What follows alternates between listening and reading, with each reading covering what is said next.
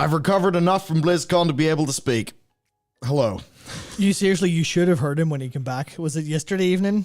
Was the first time I heard you, and you just kind of walked in and you kind of went hello or something to that effect. You should have heard me like 2 days before when I basically I was having communications issues ordering coffee the following morning.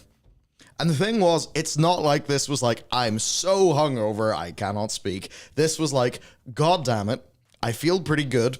My brain's going normally, but anytime I try to express what's going on inside by opening my mouth, the words don't work.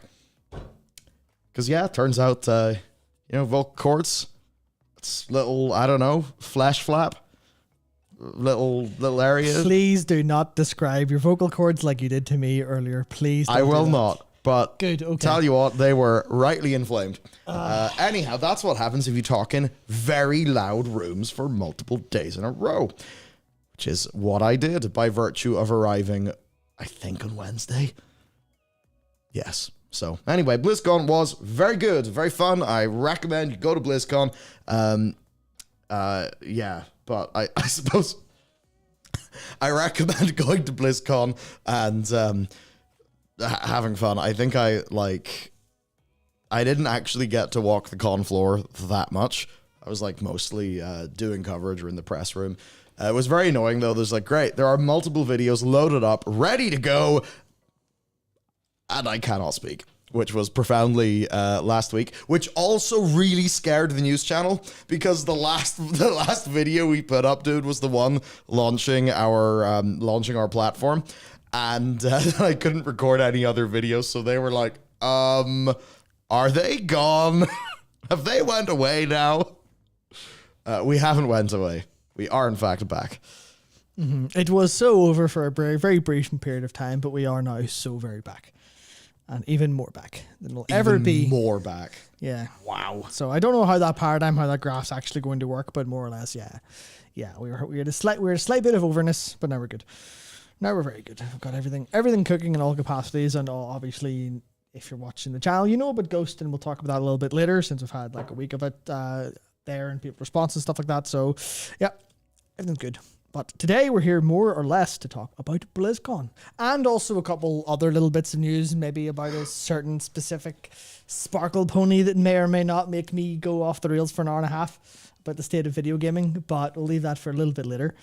We have to talk about BlizzCon and how it literally saved World of Warcraft, according to the title. Is that what the title is? Yes, that BlizzCon literally just saved World of Warcraft, which is my bet.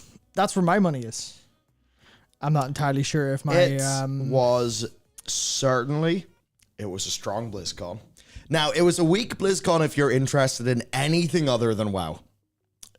And in a bunch of the pictures of me from BlizzCon, I am wearing a shirt that says Stormgate, which is the StarCraft competitor from the StarCraft team, who are now no longer the StarCraft team. Cool. Very cool. But anyway, yes. Overall, good for WoW. I want to say I kind of called it. I remember in a stream, I was just like, we're going to Marvel it. I said to I don't know if you called that. You didn't slam the money on the table, but you did bring up the idea. A few days before it happened. No, the day before it happened, I did to the Everember boys in our chat. Right. They're just fuck. I'm like, yeah, of course they're going to Marvel it, because ultimately, what is Marvel about? What is that project about? It is about selling the future, so but getting share in order for future to happen. That being said, all of the current Marvel drama, absolutely hilarious. But this whole World Soul Saga thing, ultimately, the reason why they did that is very clear, because they want to instill broad confidence, and it is, yes, we're all saying Marvel because they have Saga in the title, which, I get why they're doing it. I would rather they said trilogy, because then I think about the Lorded Ring rather than the Thanos and the Spider Boy and the Strange Doctor Man and so on and so forth, and Captain Marvel and other people coming out in the Marvels, which I think 3 people are going to watch. My God, those trailers look like the cringiest thing in the universe. It'll be very lucky if they get 3 people to see those. But I think the reason it's called a saga, I think, is because if they called it a trilogy, then it would just be, oh, here's the 3 parts that make up this World Soul saga. But obviously the point is that the saga of World of Warcraft World Soul will come to an end with it, as in it includes the previous expansions, because all of that was a kind of like set up there. I think it's like the general marvelness of it is only frustrating by comparison to Marvel. Correct. As an individual like setup of, hey, this is something we're doing, which is right here. We've got a plan. Because they could have said we've got a plan for the story, and everyone would have went, okay. Do you now? Yeah. Don't believe you. Yeah, and that's the thing where they went, okay, well, we have a plan for the story for the first time in forever. So we actually decided to make this like a visible thing. So whenever you buy the World of Warcraft video game experience, you're not going, will this last another expansion? Or, you know, is there a point to this? Well, the cockiness is gone. I think that's the big thing, because previous Blizz would never feel like they actually had to do anything extra to get people on board, right? Older Blizzard would just be kind of cocky, because in fairness, they did sort of have every reason to be, as time went on. But I think there was a level of humbleness. I think the reason they did that, it was very transparent that it was, that it was to instill confidence, I think. Madsen saying, if we do our bit, which was maybe we'll talk about that more in a little bit. There was just like a few other things, even, before the cinematic happened. Clearly you had Madsen trying to sandbag a little bit that it was a dialogue scene. Yeah. And shows an awareness. Yeah, and that's exactly what it is, because like obviously thanks for the super Debutta saying, I supered this a few weeks ago, but not been sure if Madsen was going to save Warcraft, but this Blizzcon gave me legit hope for the game. I continue to enjoy how much they copy Guild Wars 2 though. I mean, obviously that's what they do, but hope is exactly on the story front. We'll talk about that first and then talk about the game a little bit later with the deep diving in and stuff. But the story stuff that like Madsen had a hand in, you can see that like a lot of it might be kind of being, I guess, enthralled by his stage presence. I didn't mean that. Don't point to me like that. I actually mean the literal word enthralled. But that's why I pointed at you. Yeah, so he had this like enthralling stage presence. He showed up and he goes, "Here's the future," and there's a little bit of reading between the lines you have to do. But the amount of times he said things like, we still have to make it work. We still have to do our jobs. The idea of he was saying about taking things that are unfinished and finishing them. And it was like they couldn't directly literally like look at us and go, don't go well there. Just like eternity's end. Yeah, that's what this is. If eternity's end is the end of Warcraft 3, the World Soul Saga is the Frozen Throne taking us to Northrend. Oh, genius. I cannot believe Chris Madsen is doing the expansion pack to the wild ride that ended with the Shadowed Lands. Sorry. Yeah, that's basically the thing, right? Where the thing that he said about it being all the unfinished things that are coming together. Please go away, telephone. Stop making sounds. Yeah, but the new iOS sounds are really nice, though. I actually, slight sidebar, that is the most dopaminergic sound I've ever heard in my life. And every time I hear it, I literally feel happy, and I hear ghost notifications all the time. It's really spooky. Anyway, yeah, but unfinished stuff. Yeah. And drawing this to a close. It seems like having a creative director led them do something that they haven't done in a long time. Creative direction. Yeah, which is they sat down and decided, right, we're going to take time away from planning next immediate thing. And we're going to plan the very next things and the next thing and the next thing and the next thing. And we're going to draft up some sort of plan of action, some sort of storyline maybe that has is set in stone, like not super set in stone, but the fact that they're talking about making all these things going, what's the term I'm looking for? In parallel, they're developing in parallel way more than they were before. Now we've seen that go slightly badly with their patches here, but that's kind of because they're stepping on each other's toes, it seems. Whereas they're intentionally going out of their way to not do that with the World Soul Saga. So literally, Madsen going, I've spent a year planning out the game, and we're going to make the game, and the game is in 3 parts now, everyone kind of goes, yeah. So if you plan the next expansion, right? If you plan Midnight, then, and it depends on how far you work this. Do you work, like, did they work with what's next War Within, what's next Midnight, what's next The Last Titan, or if they worked back? But if you get to look at this whole thing as a whole piece, you'll get to go, okay, well, what do we need to do before Midnight? Void, Light, set that up. So what do we put in the War Within? Anduin, Moira, Zaltath. You can very clearly see how the major problem that happens of just expansion, sort of plan, maybe next thing. Do you know what the transitions between expansions would feel like? There's this type of cut, right, in Adobe Premiere Pro that tries to do some machine learning thing to smoothly transition a face from pose A to pose B. And every time you do it, if you look in the middle, it just looks like a horror smudge creature. I feel like they would always be like, we have this expansion and this expansion. Let's just smudge them together a little bit. And it kind of like, it didn't really work. It didn't really flow in the way where it felt planned. Which is kind of like, I think, what that other MMO was able to do. Mm.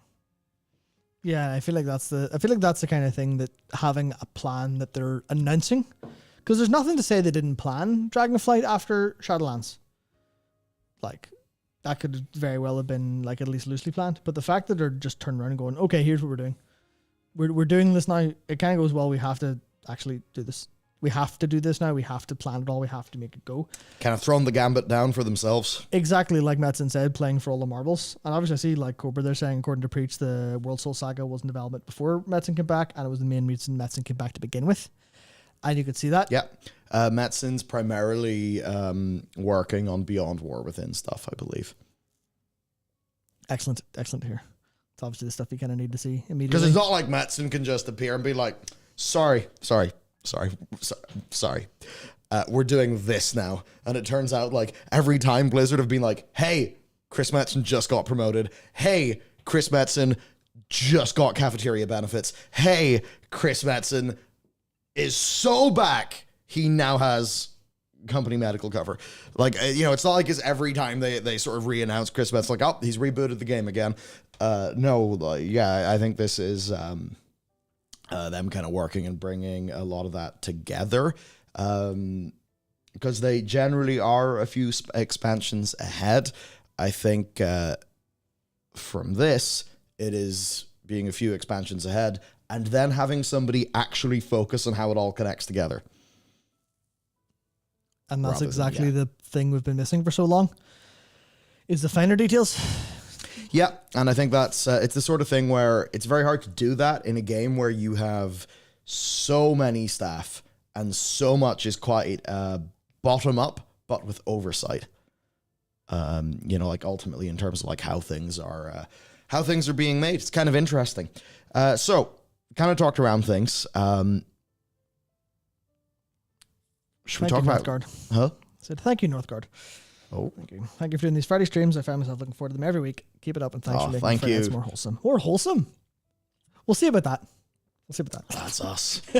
Just two happy dudes. That's the weird thing, though. I'm a bit more happy now. Mm-hmm. It was weird because like ultimately, one of the things that we've been saying for the longest time is what we will really gain from Dragonflight's the thing that comes next, and you can actually have me saying that years ago when Dragonflight was announced, because I know that just sounds like me being like, I diminish current problem because current problem exists to service future good, and I will continue hyping you up with oil of snakes. But you kind of like look, I'd say almost factually, at the feature set of Dragonflight, and it is entirely just like, we need to put a new engine in the car.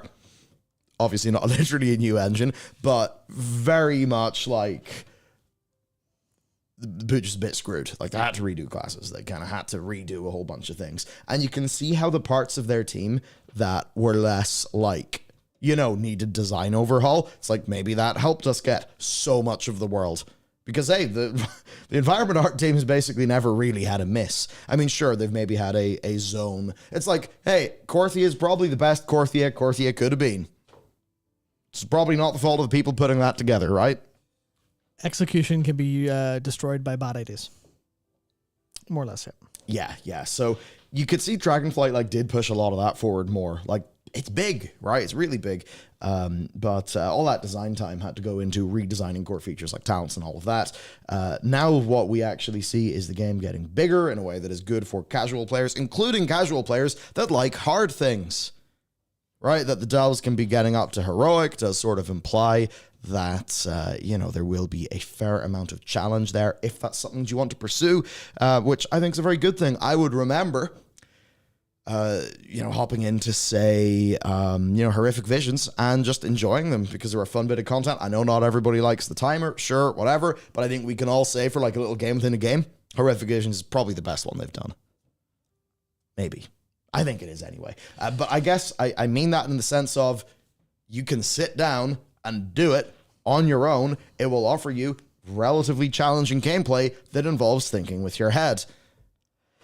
And there's not as many places you can get that other than, I don't know, trying to push the leaderboard of the Proving Ground.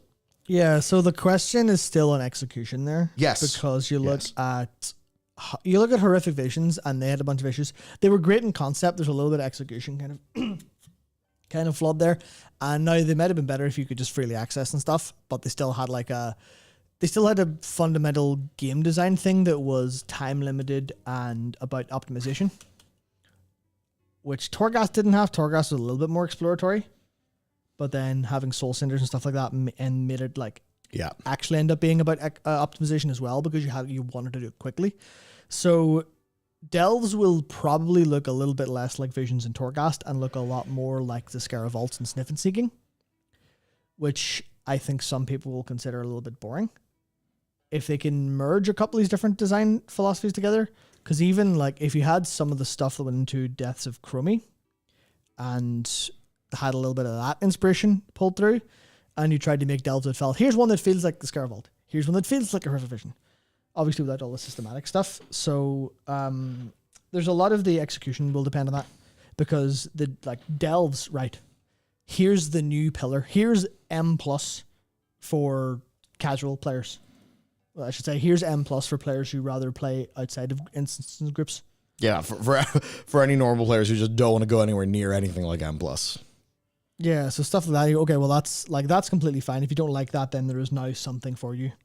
And no, Delves are not Dark Elves. Delves are a new gameplay feature coming in the next World of Warcraft expansion, The War Within.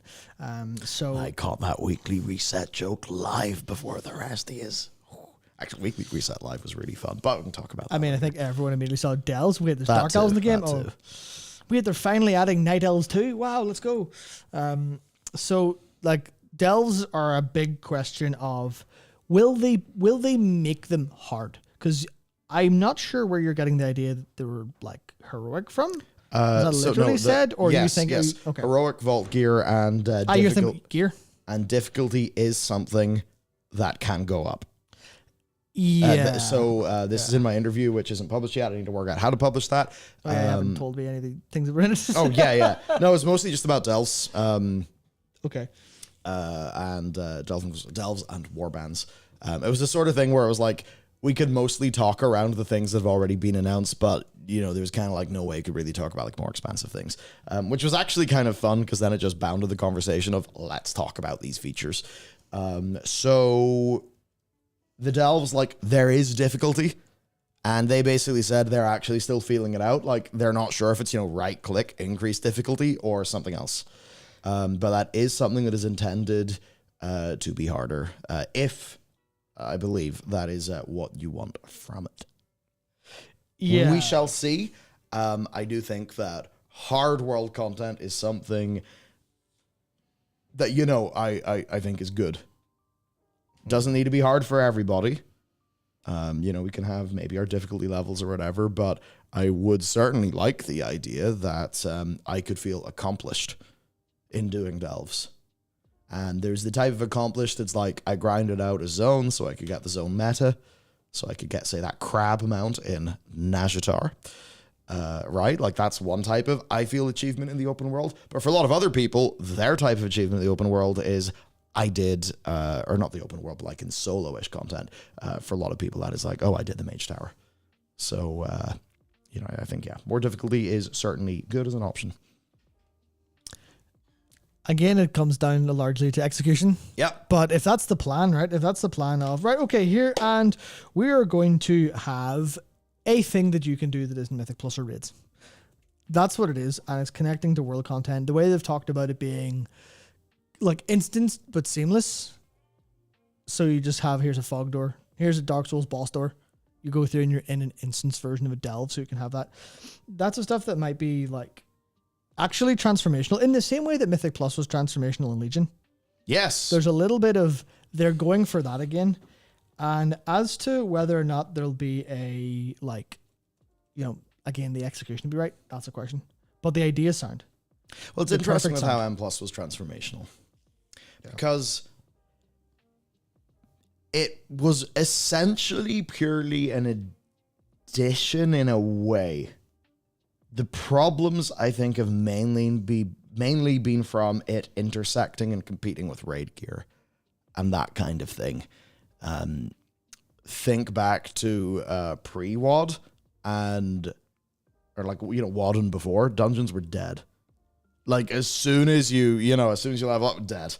Right? They became dead so quickly, unless you were farming them like back in the day for like some form of badges or whatever. But in terms of like a dungeon being hard, it was full dead. So, you know, it's like with Mythic Plus, you know, that for a lot of people, like WoW basically became a new game.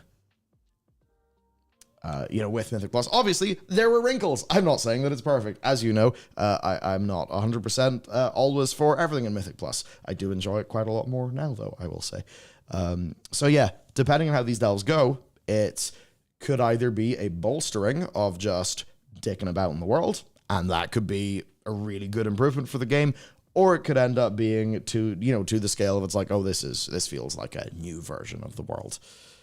We will obviously have to see. It's fundamentally it, right? They're taking another gamble and trying to recreate that success. But instead of recreating that success and going, well, we'll double down on that player grip that we figured out.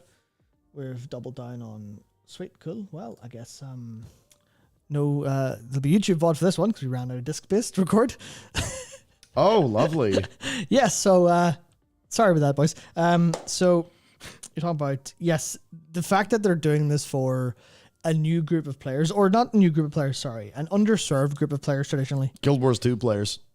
Yeah. This is great for, hey, if you're a Guild Wars 2 player, you want to play some WoW, this is great for you. Because so much of Guild Wars 2 is doing like a whole big, rotation of his own, dicking about. It's big game for the old dicking about. And this is some pretty damn good dicking about content, it seems. That's a good point, Ginger Nuts. Delves could be cool. Mob scenarios and the Withered Army training turned out great. So there's a little bit of... Your own mob scenario. That's a throwback. See, it was interesting. But again, in mob, those scenarios, that they just kind of ended up being mini, easy, shitty dungeons. Yeah. And, the way that they were repeatable wasn't, they weren't really that repeatable. Even though I think it's like those scenarios, there was a good idea in that. And that was clearly Blizzard trying to innovate. Yeah, it's kind of funny, you think about Endgame WoD, where it's like, nothing in the world, nothing to do with dungeons. But it's not raid night. Guess I'll die. Bit of an overreaction. Or guess I'll go do the legendary ring quest on another character. I loved Warlords of Draenor. You played. Yeah. That's probably my third most played expansion, which is insane. Legion was your most, right? Legion, Dragonflight, and WoD in that order. And then Wrath, and then TPC. Yep. Wow. I've had an interesting time playing World of Warcraft, let's say that. But yes. God, I'm trying to think. I think for me it's like Wrath, Mop, Legion, Dragonflight, others. But it depends. Because it's like when it was TBC or like very late vanilla TBC. For my actual account TBC, like I spent so long leveling because I had no idea what to do. In terms of raw hours, oh boy, I cranked those up with very ineffective raw hours played. Yeah, I mean, I kind of find it hard to count that because it's different, I suppose. Matt's not just built different; he's different. Yeah. I have no comeback to that one, none whatsoever. So I guess we should probably actually get dug into it. Let's get into our stream notes today instead of spending an hour rambling before we go through everything again in a more structured way as we usually do. So we do have one special thing first, though. Oh, a special! Yes, a special thing. Oh first. my god! Let me just do my due diligence and make sure that I'm not destroying the stream here. Let's see. Yes. Okay. Right. Well, that's the wrong thing entirely. That's our lore walking document. Whoops. That'll be above the weekend. Ah, yes. If you want some how the sausage is made, I'm currently swapping today's WoW video over to the, I label the thumbnail variations. I'm now on variation G. G. Started from A. Gee whiz, that's not great. But yes. So here we have, is it the OnlyFans? It's not the OnlyFans. I mean, sorry, what OnlyFans? Oh no! Yeah. Oh, the boys have prepared to ambush me in the stream. Yeah, so there's two sites, Michael Bellular Gaming, Bellular Bell, that we've discovered from the previous weekend. There is, of course, first, the happy professional Michael Bell we all know and love. And this will load eventually. Now I'm trying. See, the game for me is like while this loads. Look at that. Yeah, there we go. Oh, I was. See, at that point, I can tell. I have a feeling we were both like. Someone pointed out, like, why does Ian have a Mardi? I didn't know that was a Mardi Gras thing. To be honest, I actually don't even know what Mardi Gras is. All I know is people who. Is that not Tuesday? People who generally would be like a bit villainous and Buffy probably like it. Because I think it involves a lot of alcohol. I'm not sure. It does. It's a big party. I can't remember where. You can tell how much of yes, how cultured I am. Yeah, so there they are. They're very happy. This place looks wonderful, full of happy things. That is the Marriott. Yes, that's the professional. Now I have the other one, and he knows exactly what this is. This is his true colors. Now, is this going to be the Annie one or the Sloot one? It's probably going to be the Sloot one. It's definitely going to be one of them. Yes. Yes. Mm-hmm. That's the Sloot one. Yeah. Now, in my defense, this was day 2. I was very jet lagged. The first day, me and Jay the Bard were the last people up at the Hilton. Impressive.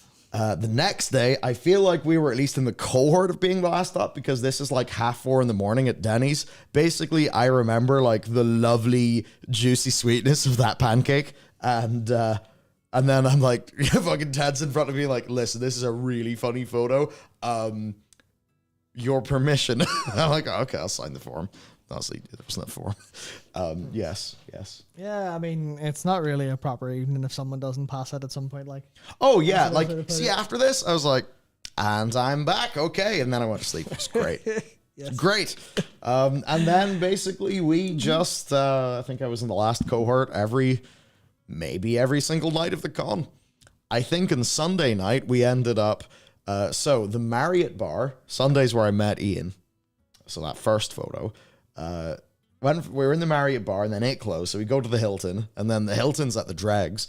But then, I don't know how this happened, but it was worked out by the collective intelligence of the group, which, there was a lot of it to go around, that the place we could go to was the 5th floor of the Hilton, which is where there is a outdoor swimming pool that obviously was locked, so that's why I'm still alive. I was wondering. Oh, yeah, I know why we got in the mood for it, because Adam, who runs Everember, who, if you watch our Clips channel, that's all them, he was like, hey, I got a hot tub that can only be used before 10 p.m. because apparently that's in like the Airbnb agreement, and if not, you get in giga trouble. So we were all just like, oh, so it was at that stage of like, let's. Okay, so we didn't go to the Hilton pool. That would have been very stupid. But we did. It was just like there was like this little like fucking underground party going on. There always is. And then, it was, I think the next 2 nights I spent with Caxman, Dunkirk, and Co. at the Marriott. And that's how my voice went. So BlizzCon, it's a time. It's actually very fun. Very fun. I have con energy where I can just have like 3 hours of sleep for like 4 nights in a row. And then, you should have seen it Tuesday. I could barely move. At Tuesday, but the thing was, it wasn't a hangover. It was just profound cosmic tiredness. I've been there, yeah.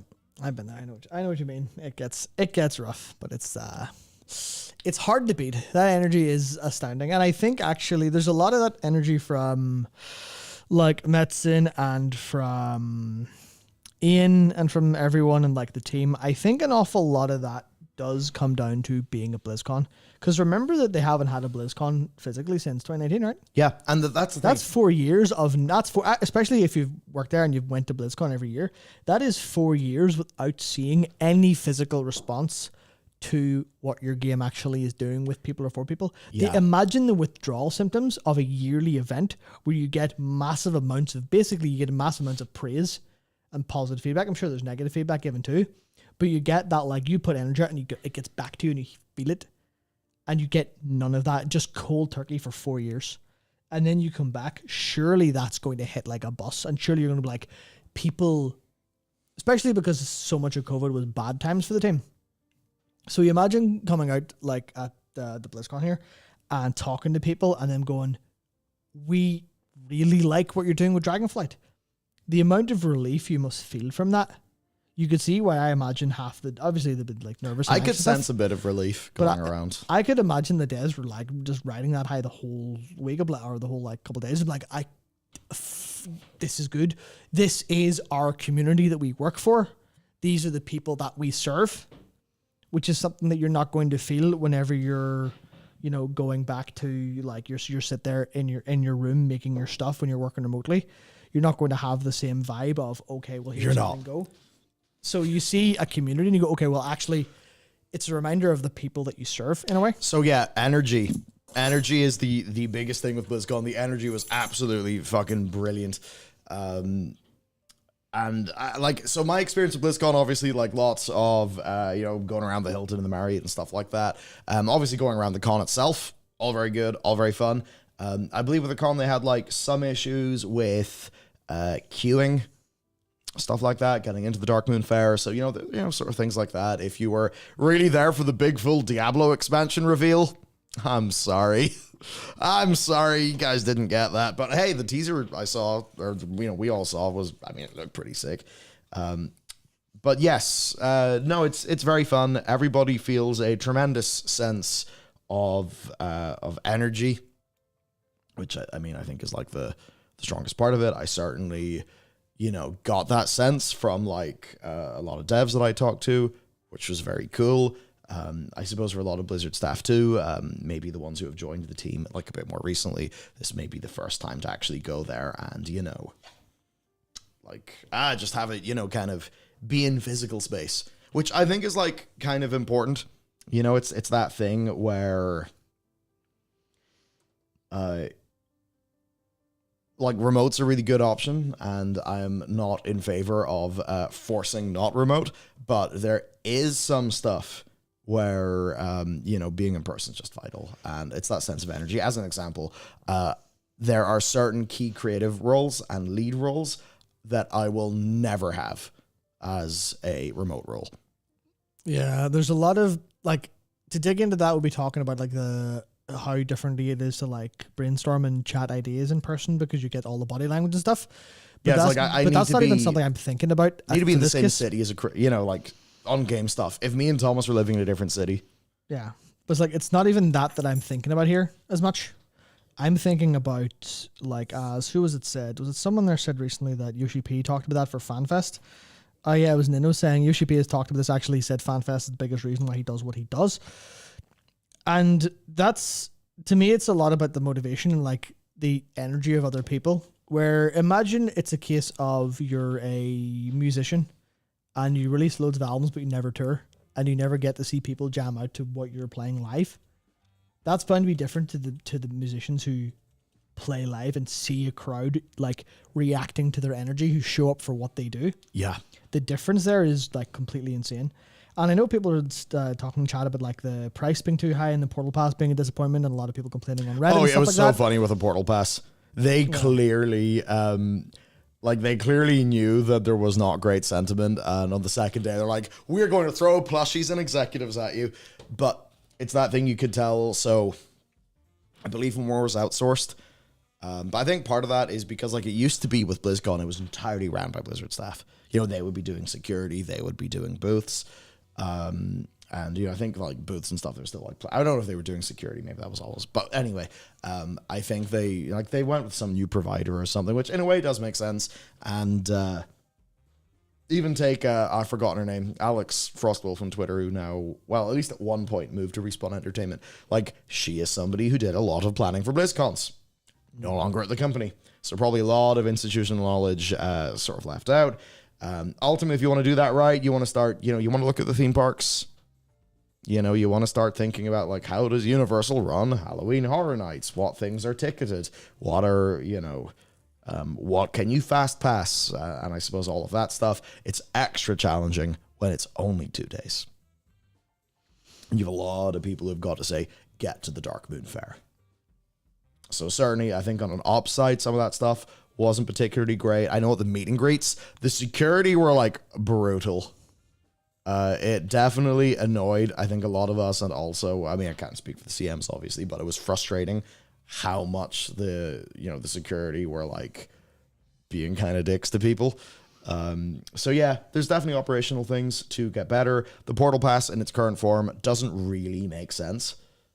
They need to work out how to do that properly. So yeah, there's, like, lots of room for improvement in the actual con. I think, as with so many cons, it's like, as an example, QCon in Belfast to me was always a bit shit, because I was with people who would just go and, do the things at the con. Like, oh, we're going to go and do the QCon pub quiz. But in reality, what would make QCon good is whatever demon shit you and your strange international group of people that sometimes appear go and do. That's what, like, it's got nothing to do with the con organizers. In a way, the whole thing's just a big old excuse for a big old bash, right? So for so many people, that's what BlizzCon is, right? It's kind of, like, rare to walk into a room where you basically get everybody.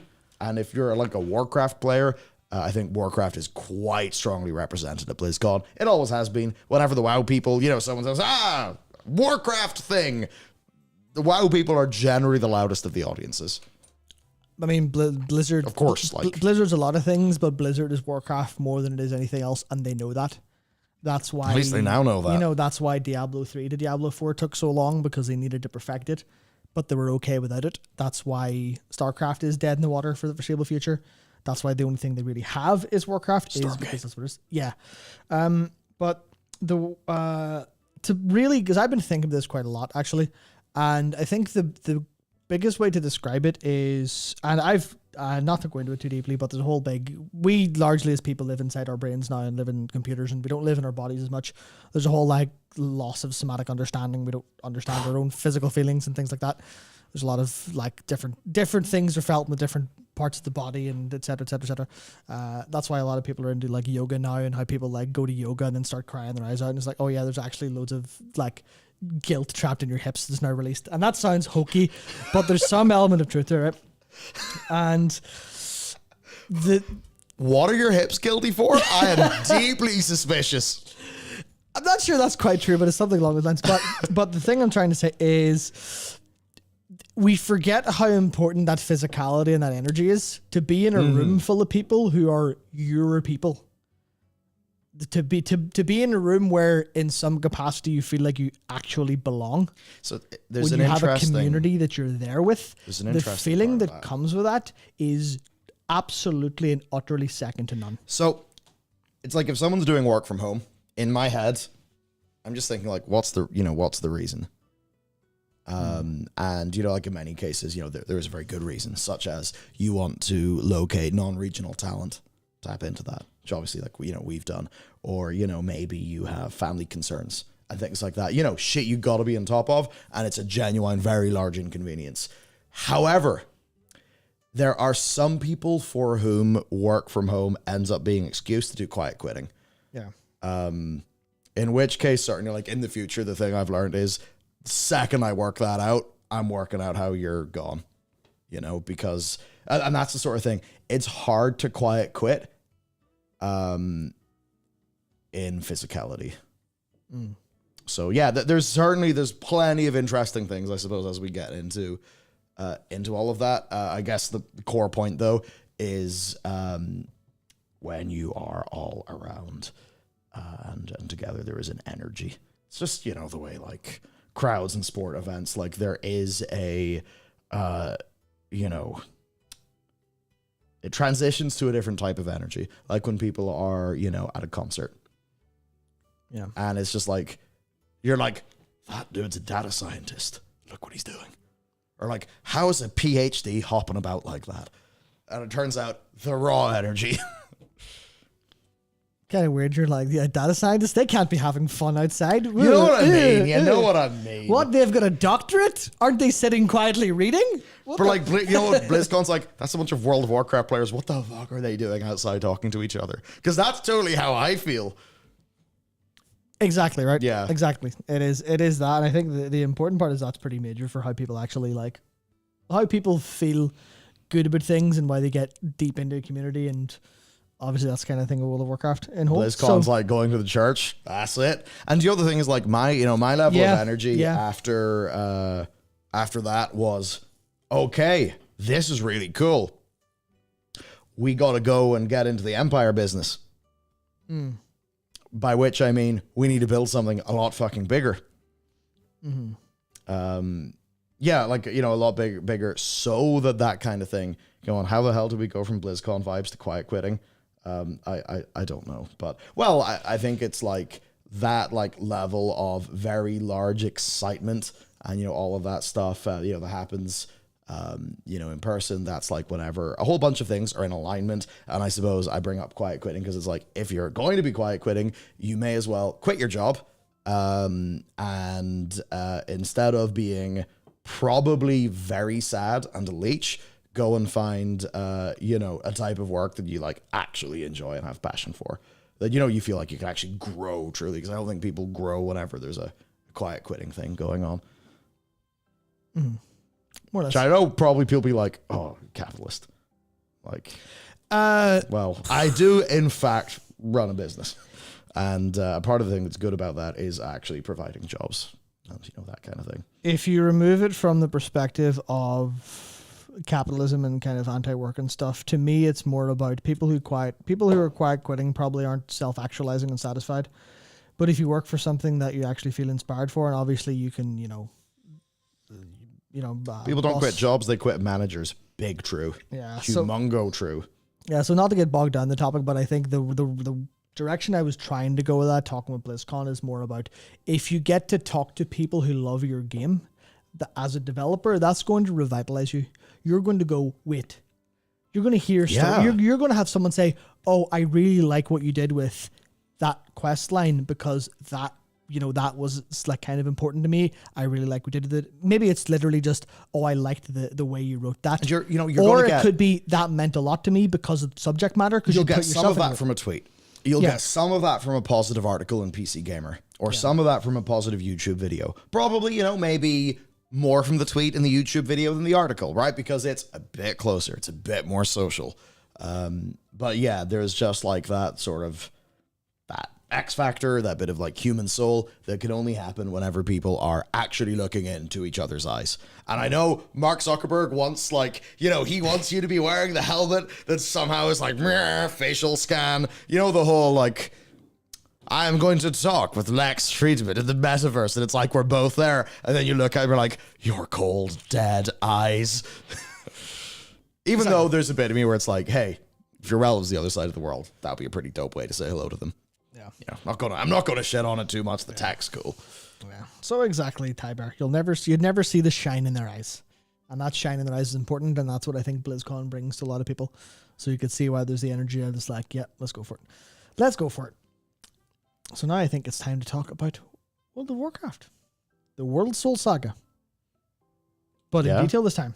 But in I thought you said bot on retail. No. I was like, wait, hang on. Do they get this for a private server as well? Oh my god, Ascension are cooking way harder than I thought. What? They definitely did. So, BlizzCon crowd awoke from a great slumber, etc., etc., etc. But yes, Metzon's epic return. Yes. So overall, then it was pretty good. I did see some criticism of this. I feel like the best way to do this would have been to do an announcement of War Within without Metzen at the start, and then to pull and one more thing, and then you wheel Chris out. But the way that they did it was basically like, hello, we're going to have a very long BlizzCon where we talk about some things. Because that was a long opening ceremony. And they talked about things. We were using a lot of words that I can't repeat on stream to describe exactly how it felt. Oh, you guys were like, it's so ogre. No, we weren't literally saying that. But it was very, what is happening here? Why is this taking so long? Why do I feel like... Yeah, literally wheel him out. Yeah, he's like, you know those things you use to move a parcel. Yeah. Why do you feel like you're taking so long to get any number of analogy?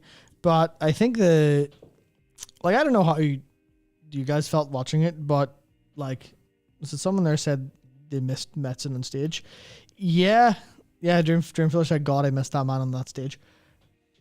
That was so different. His ability as like a storyteller and as stage presence is absolutely like, I'm not going to say it's like unparalleled, but as far as a gaming executive or something close to it goes, I don't think there's anyone in the industry who's better.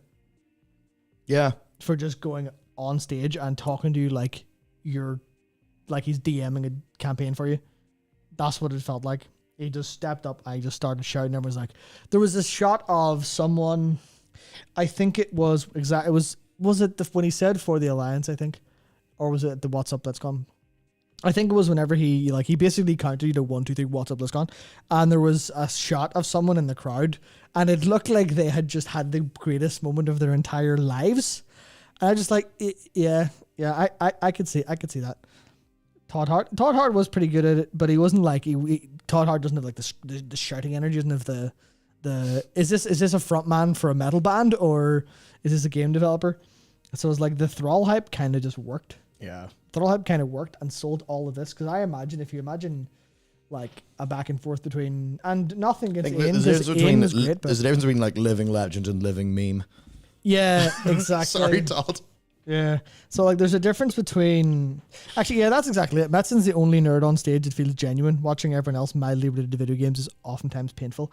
And I think in their case, it's just that's like, oh, this is different from a work presentation. And another thing, which I think a lot of people, in fairness, like, it's not something you normally think about.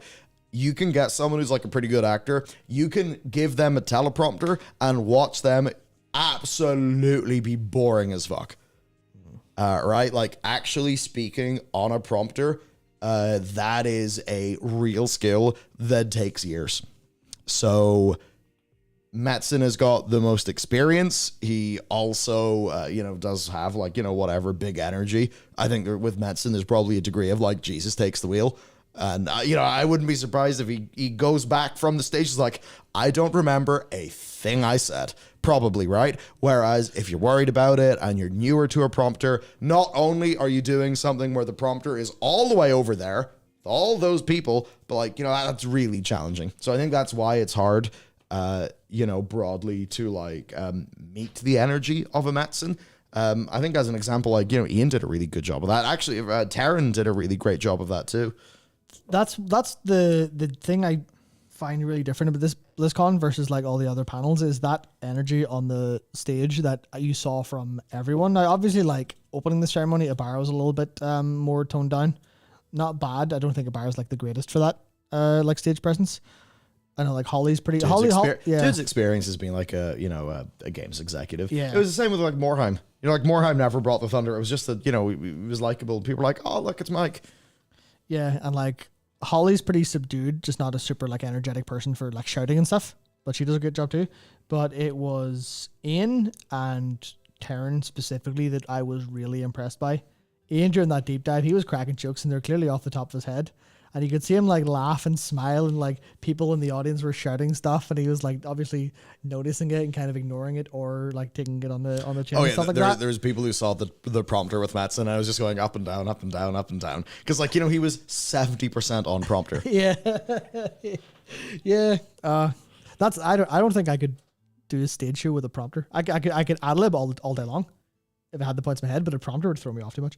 But I think like all that was really like good. But the point is that it was... He had brought some smooth energy, though. He was just like, hey, I've got a cool t-shirt and I'm going to blow your mind. Basically, yeah. Basically, yeah. So I think a lot of it is that Metzin's explaining of the World Soul Saga was different than anyone else could have done. And I think that like a world where Ian had introduced this, I don't think would have been as excited. And that's no harm to Ian. It's literally just this is big story stuff.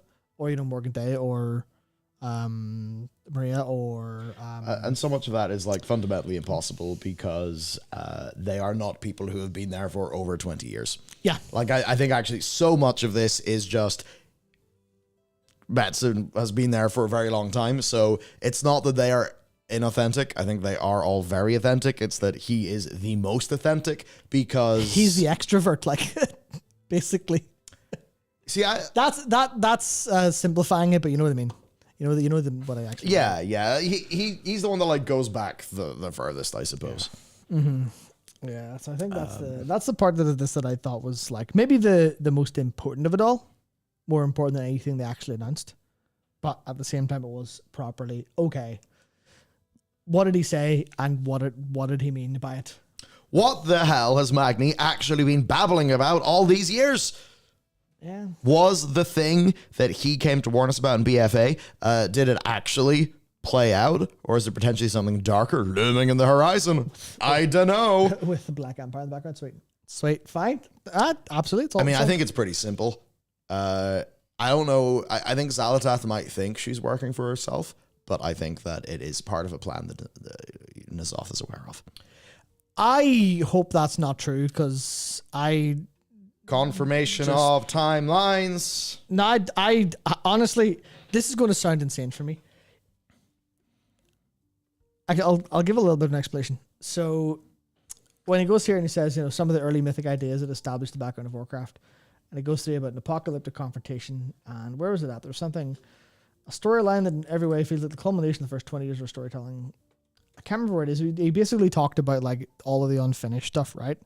So to me, seeing a wider plan, a larger plan, 3 expansions of, hey, we've got the idea, I find it so hard to care about the details now, because I'm just like, I trust him to take the wheel now.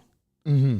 I'm like, I trust you to do something simple and like just run ahead with it, pull all these threads together in a way that's simple and understandable, because complexity is where World of Warcraft's kind of tripped up a lot of the time. They try to have too many ideas and they don't finish them all half well. Yeah. So I can So I can see the exact opposite of that being the case of what's the crack? Xalatath kills all the, gets all the blood of the old gods to revive them, but take control, and then we do something with that. Oh, great. Like just super simple obvious Give it all. Stuff. Give Xalatath all the power. Yeah. Give Yrel all the power. Then have them hook up. $1 trillion idea. All the money in the universe. Absolutely. So Scheherazade and Brandon say about the Noble, she's a fragment of Azeroth theory. I think Noble may have left that take in the oven for a few days too long. Oh, okay. Actually, it's really bad because he tweeted it too, or he DM'd me on Twitter. Was like, dude, what if it's this? And then I was like going onto the airplane. So it's as if right now on Twitter, actually, I will go and say, I was just boarding my plane. Sorry. That's insane. I love it. It does just look like he was like, hey, here's my theory. And I'm just like, my theory. I will no longer speak to you. I can't believe you said this.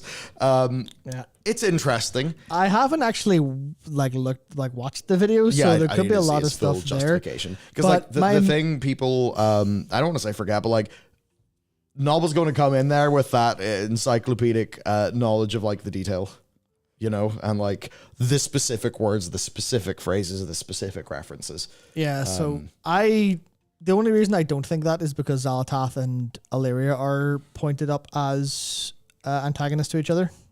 and Illyria's point being controlling the void.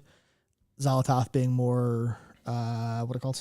More occult in nature. A little bit more of that ancient Lovecraftian kind of stuff going on. Because obviously she's got the cosmic thing going on, but like you can look from the way she is dressed and like the tattoos and stuff like that. There is very much we're going to gather blood and sacrifice stuff, and there's evolved these spiders using like dark magic. Can't wait. So there's stuff like that I think, but Illyria having the different visions implies to me that Illyria is getting visions or communication from a darker aspect of Azeroth that isn't Xal'atath. Basically, I think the void infiltration in Azeroth may have been slightly successful in the sense of building an overall balanced cosmic version of Azeroth that's all the forces combined, because she's been touched by all of them in different places. So I imagine that to be Illyria being in touch with the void side of Azeroth. So the void side of Azeroth can't be Xal'atath. That's a little bit of a side bar, but I was also thinking about it when me and Jared were recording Lore Walking yesterday. On specifically that. She looks like old Morgana from League of Legends. She does, Vinny, actually. That's a good point. That's a good point. And yeah, she's going full Dry Matriarch. Nice. So that's good. Yeah. What are you laughing at? What are you laughing at? I don't trust you. So I was like, so that's good. I'm like, he's holding something in. No, I'm not. No, I'm not. Who knows? Sometimes I just say things to buy time to think the other thing. No, I don't think again. But yeah. That's it. He means nothing by it, folks. No, I don't mean... If I mean something, I say it, okay? So, will there eventually be an apocalyptic confrontation between the forces of the light and the void? Brackets. It's going to happen. Yes, then. Sweet. There we go. Absolutely. Cheers, Chris. Yeah. And the really big question for all the marbles. What have the Titans been doing since the dawn of civilization? What is the purpose of all their cute little installations slammed into the side of the planet? Do we know everything we need to know about their real intentions for the world? This is like the bit that I want to... Okay, I'll do this quick because we'll probably do it later. And I don't want to like give everyone at Everember dementia when they try to cut this. Oh, that's what I try to with every stream. That would be it. There's a lot of people who are like, Titans are always good. Can't believe they made them bad. Number one. Wrath of the Lich King. Yeah, so that's the bit. I'm like, okay, so all the WoW boomers are here saying like the Titans were always good, and I'm thinking like, I'm also a WoW boomer. Have they forgotten Algalon? Algalon was very clear. You know the bit where Algalon's dialogue is like, I have destroyed countless civilizations, billions of trillions of lives. Like, and the way it's like, without emotion, without blah, blah, blah, blah, blah. Okay, it turns out we are just so gigapog that we, prove to him. He's like, well, shit. We made him try to do the square root of 0 and he let us live because we're so cool. But it has been canonical that the Titan forces have destroyed a lot of shit. It's very canonical that that's happened. And like, it's been like that since Wrath. They were never like our good gods that we wanted to come back because, oh, yay, they're back. It was always just a mystery of like, founders, builders. But it was never that explicit. They were mysterious. They were the creation myth. And creation myth is inherently good because creation's a good thing. Right? Because you compare it to the vast majority of religion, and it is, well, God made us, so it must be good in some capacity. Obviously, you look at the Titans in Greek myth, you look at like the gods of Olympus, and obviously they have problems too. Obviously, they have a lot of dark sides to them.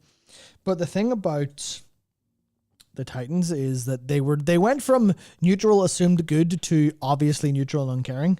And the point was that we were substantially more important than whatever occurred and gave us immortality. The whole point of Ulduar was the curse of flesh and us having mortality made us special, made us different. And that's a theme they've been running for like ever, more or less. Not always super obvious, but people were kind of stuck in the original idea that, oh yeah, well, Titan's good because they're God. And then the Legion, they were obviously allied to us in stopping Sargeras, which completely makes sense. So I think there's a little bit of that to carry on with. Famously good guys, Greek gods and Titans. Yeah, Exactly. Yeah. Famously swell, very happy. Yeah, exactly. So there's a little bit of a maybe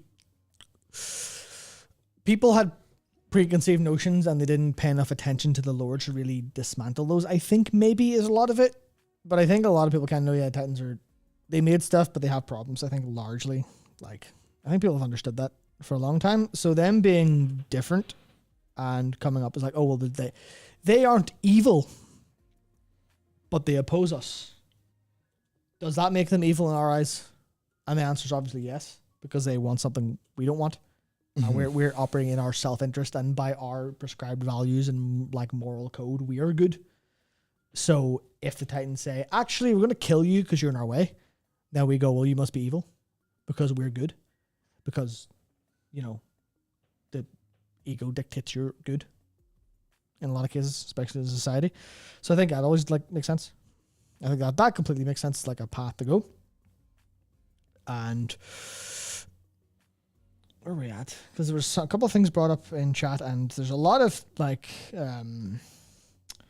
basically there's 20 billion different directions we could go with this conversation. Well, so let's knock down what he said, and I think we'll go through our topics, and then we will bring things in when it makes sense. Just so we have a sense of momentum. Ooh, continuity. Yes, a storyline that in almost every way feels like a combination of the first 20 years of storytelling, a storyline, provided we do our jobs, important bit, that will vector us into the next 20 years of adventure, and that is how they bring in World Soul Saga. Ultimately, then, that makes sense. This feels like a far more authentic thing than, say, the Eternity's End, because Eternity's End was very obviously a marketing beat that was completely preposterous.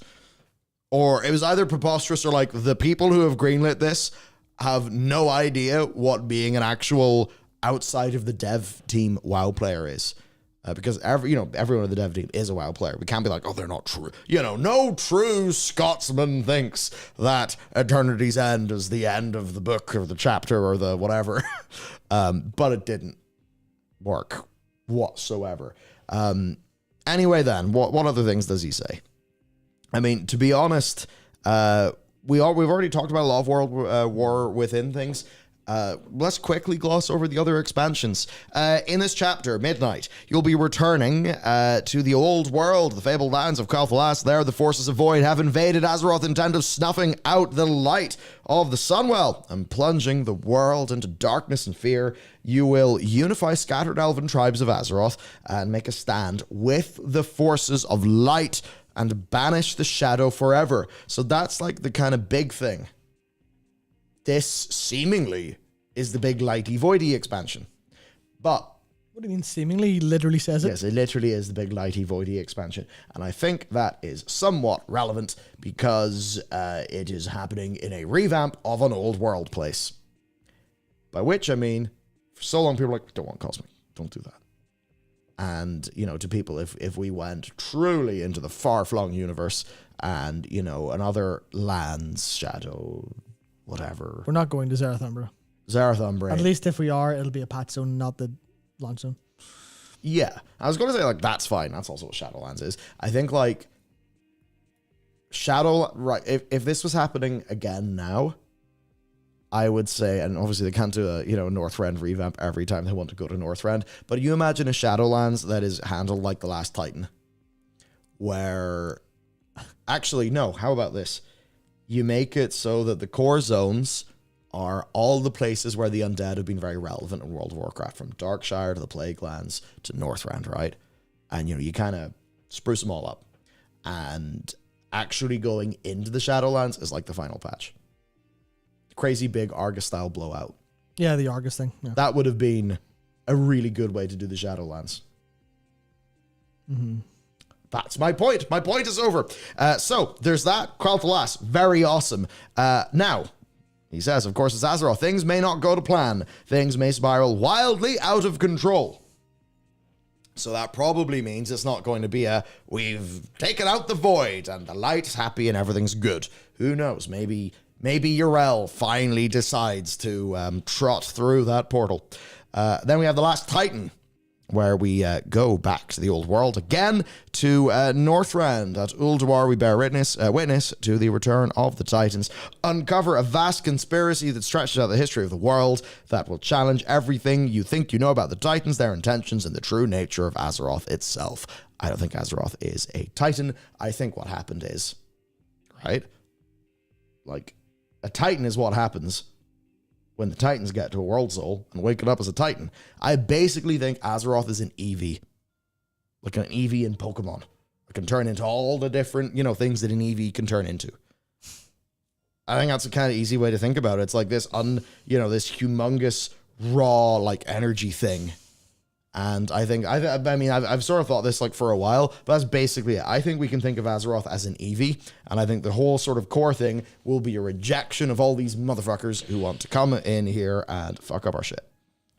Something Vaporeon reference. Anyway, I'll let that one go for people in chat. Damn, there you go. Some Rule 34 that I'm probably not aware of. Incredible. I just assumed it was Rule 34. Who knows? So... potentially, I don't think so. Never mind. Because, there's two possibilities. The possibility of Eevee being like a malleable, as Bellular walking up over the weekend, where we called her clay that could be molded. There's a possibility that she's actually the final, a first one, the last first one, a new first one, or...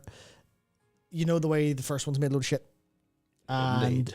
all of these different parts are around her. And there's the Zereth Umbus and the Umbra and the Mortis. And all these, I imagined it as Azeroth as the sun in the center of a cosmic solar system, where she's actually the most important and most powerful, and a combination of all of the forces together by design as to basically cosmic ley lines. She's not clay to be molded or an Eevee to be evolved. She's actually a thing that's got everything in it. Yeah. Already, by virtue of what's going on. That's what I was thinking, but fundamentally the point still stands that Azeroth is whatever the ethereal feminine voice that belongs to Azeroth is the most important thing. The most important thing of all times. Yeah. Our next thing to talk about, actually, no, it's not that. Our next thing to talk about is, I believe there are some super chats that are relevant to this topic. Let me, in fact, bring them in. Yes, right. M. Walker, do you think Metzen's return will also mean more love for his pet races like Orcs, Tauren, and Pandaren? I would say, Orcs have got a lot of love. Recently heard a Armor Quest, nailed it. Tauren, we'll have to see. I believe Bane and Maya High Mountain, that has been confirmed. That was confirmed off someone I can't remember. Yep. Pandaren, hard to say. Pandaren are quite a theme group. They've just been the Pandarans from Pandaria, and it seems like unless we go to Pandaria, we don't really see that much more of them, which I think is a shame. They should probably be a little bit more integrated in, just like the other races of the world. I definitely like to see more of them. Spot the Spy says, what's Tanuser been up to? I would imagine working on the details of loads of this stuff. Probably. Nick Wang, just curious. Thank you, everyone.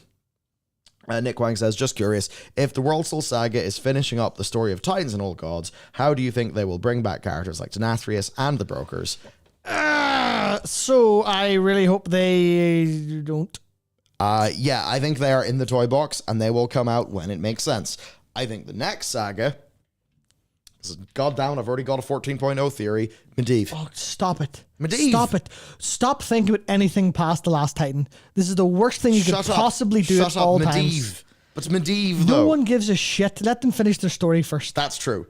I'm just fairly sure that in the same way that Khadgar appeared was like, boys, we're going to do the Legion expansion, because Medivh, flew away through his portal because apparently the Legion destroying Azeroth wasn't a big enough threat for him to bother with. I think that's when Medivh comes back as, kind of taking up the role that he played in Warcraft 3. If you want to start a new saga of Warcraft, I think that sort of callback with a classic character is absolutely the way to do it. Dark Soul 9669 super saying there is, in fact, a Druid Pandaren kit in 10.2. Nice. My 10.2 playing is going to be a little bit after stream. It's, when it's like, the people at home are busy. doing something else with other people, and then you're just like, is this a chance to log in, do the intro quest, and then go home? Yes, it is. So that's what I'll be doing. Doing 10-2. I am actually pretty much unspoiled. I watched the cinematic and I have thoughts on it that I will not share until later. Ooh, do that tomorrow. Or not tomorrow. Do Tomorrow, that please. next week. Because that's the funny thing. The build of 10-2 at BlizzCon technically did have Chapter 5. So like, I flew across the world to bring you the scoop on Chapter 5 of the campaign. Perfect. I did not.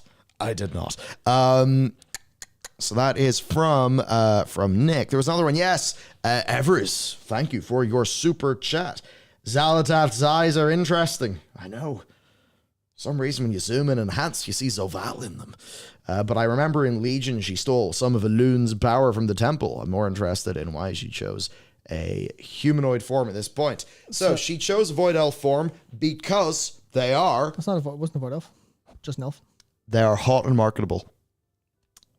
I rest my case. Also, that was the one nearby. That was the fresh corpse, to be more literal. It's a high elf, yeah. It's just an undead voidy one. Because yeah, but from Blizzard's perspective, they're like, hang on a second. People are really down for our big marketable elf characters. It's a pity we screwed up the last one and then sent her to the void.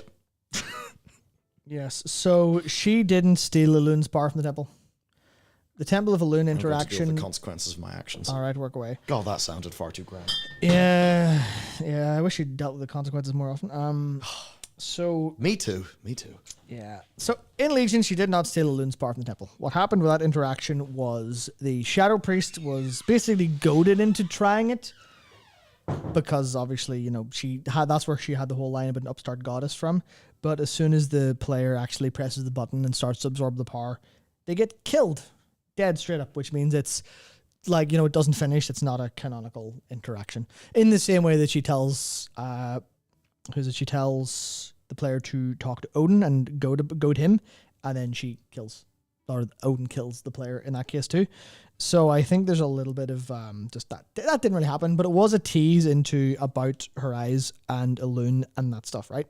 Because how they weave Elun into this is still a little bit concerning for me personally, because I really want a brilliant story with Elun. I really want them to respect, the story of Anju and Musha. I really want that to be, because that's the kind of mythos that I really love playing World of Warcraft, and I love the character of Elun, and I kind of hate what they've done with the Night Elves, largely speaking. But I think it might be a little bit of a reach to look at because obviously her eyes are very clearly like lunar eclipses. I'm not sure if that's just they went with the design, because that's the only part of her design that matches in capacity. Everything else is different. Everything else is, more occult, more old goddish, with down to the tattoos, down to like the chains, the way she wears everything. There's a lot of that stuff that I think is very clearly not connected. They will connect it in some capacity, but I think they probably know to be more reasonable about it and keep her at arm's length, especially because of the response to Shadowlands and how they'll feed back and keep away from that. Yeah, Victor, Mythos should be left as it is. Just Mythos and hints of it in the lore. Just hint. I think that's what they'll do best at. So I think Elun will probably... I'm hoping this is the case, especially if Met's in control. So if you're watching this, Chris, please just keep Elun as a mystery box in the sky that's cool and interesting.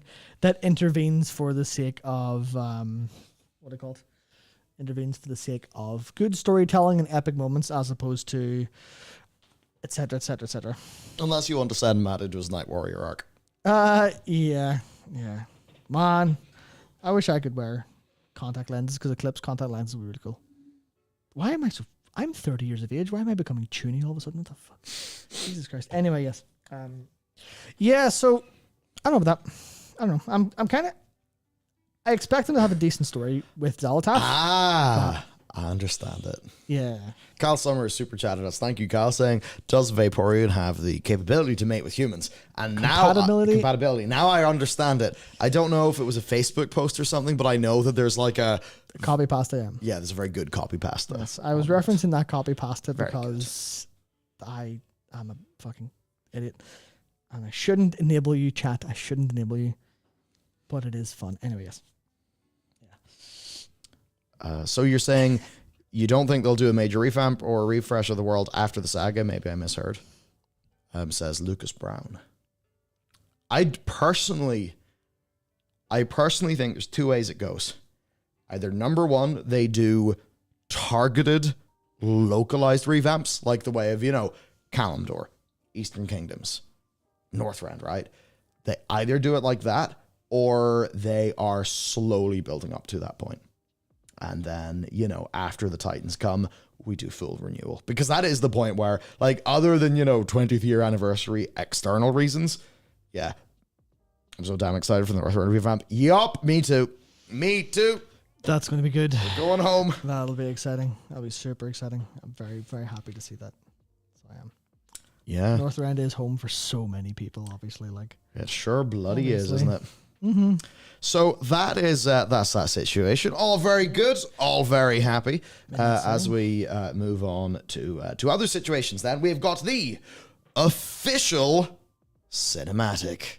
Actually, before we go on with that, I'm going to rewind a little bit and talk about something interesting with The Last Titan. Do we have the logo here? We do have it here, right? It's at the very top. Oh no. Does that logo look familiar to you in any capacity? Kind of reminds me of Game of Thrones because of the big spinning round thing. Yeah, where else have you seen big spinny round things? I don't know. Recently. The end of a raid recently. The end of a raid. Oh.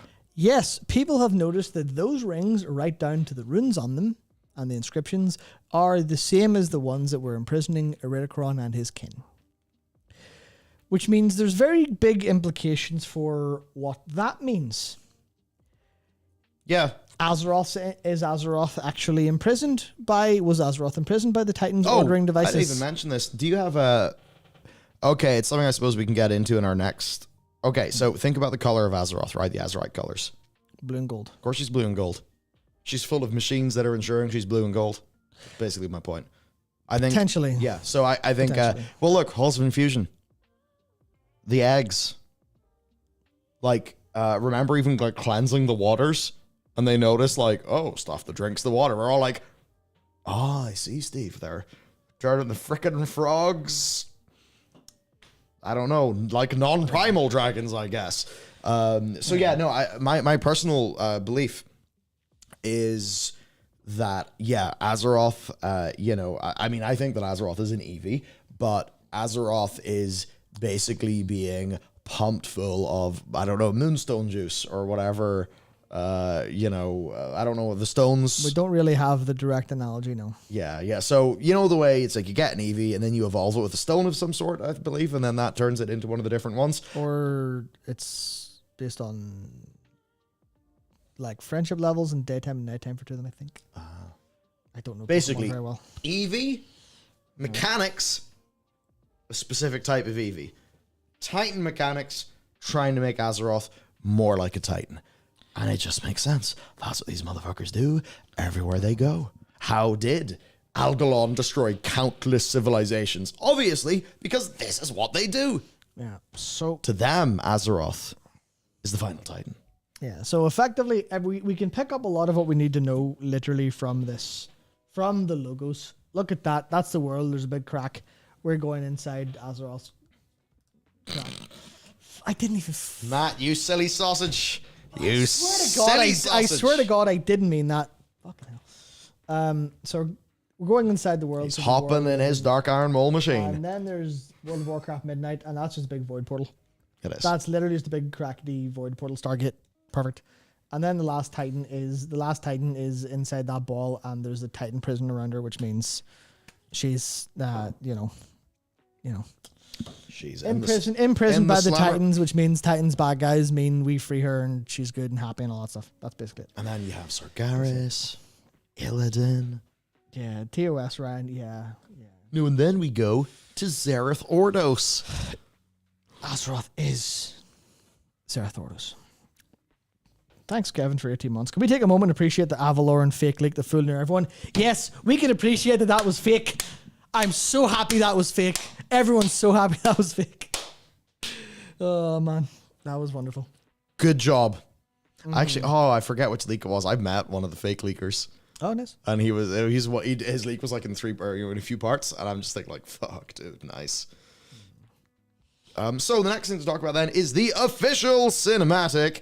With Sure you've all seen. yes, I hope which you've I'm all seen. Sure, everyone has seen. And I can't bring it up because the mouse just died. So Very. we will have delay tactics for a very brief period of time while I charge this because Johnny Ive is his name. Johnny Ive. Johnny Ive is a fucking idiot and designed this horrible piece of nightmare. See, that's the thing. You know, everyone's like, oh, but look at Johnny Ive. He follows your man, Dieter Rams. And you're like, no, Dieter Rams was saying, like, stuff's got to be simple and intuitive to use.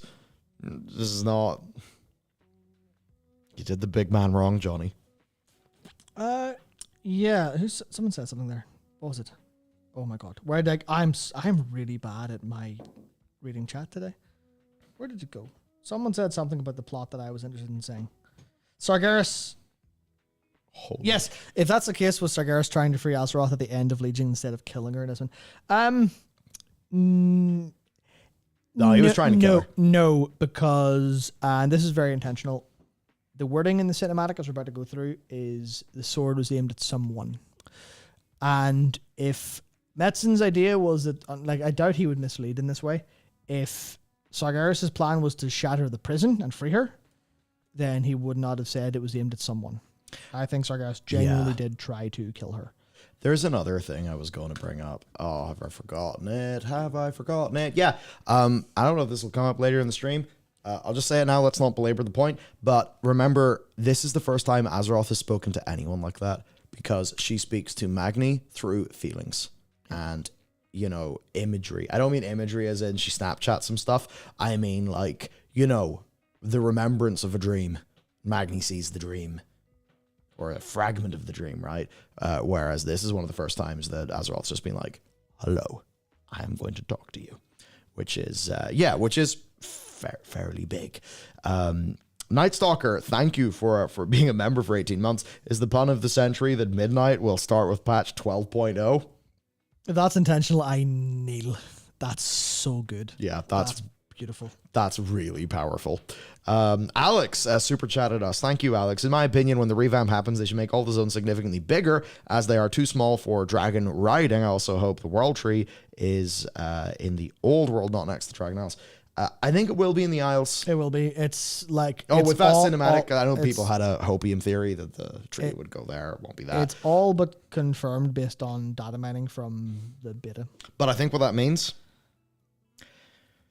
Whenever this project of, you know, New Quel'Thalas, New North, whenever that project happens, I think that at some point we'll have to come to Northern Kalimdor. Yeah. Almost certainly. Let me check my notes really quickly. Alex also said they should make the zone significantly bigger as they are too small for dragon riding.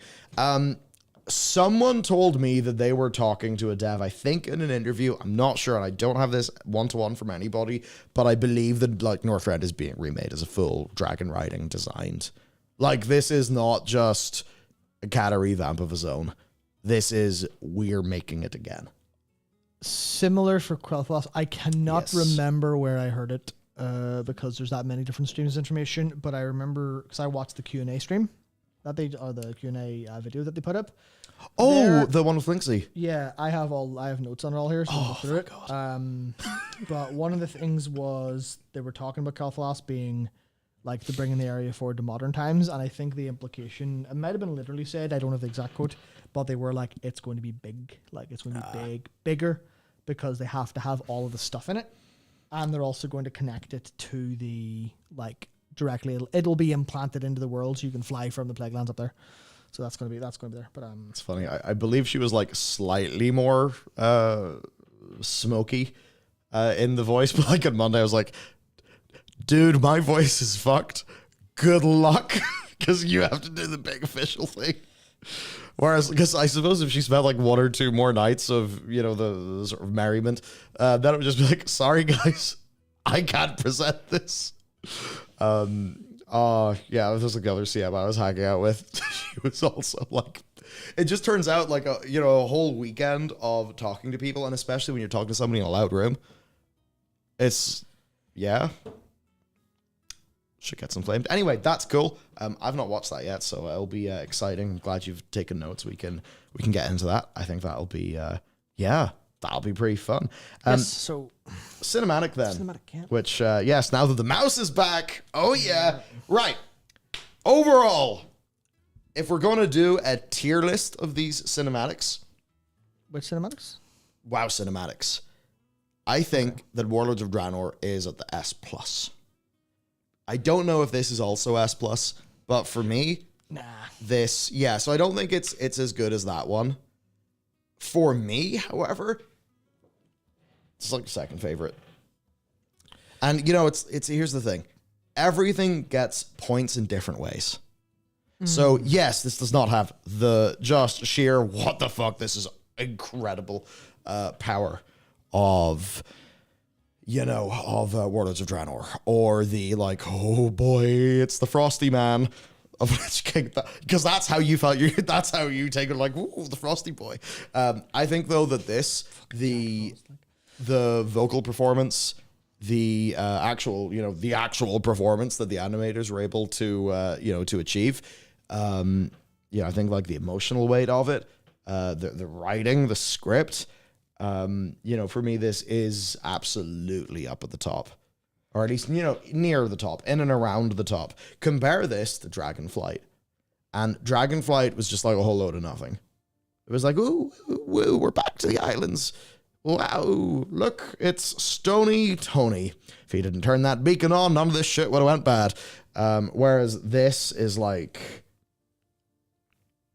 I mean, it's just like incredible character scene.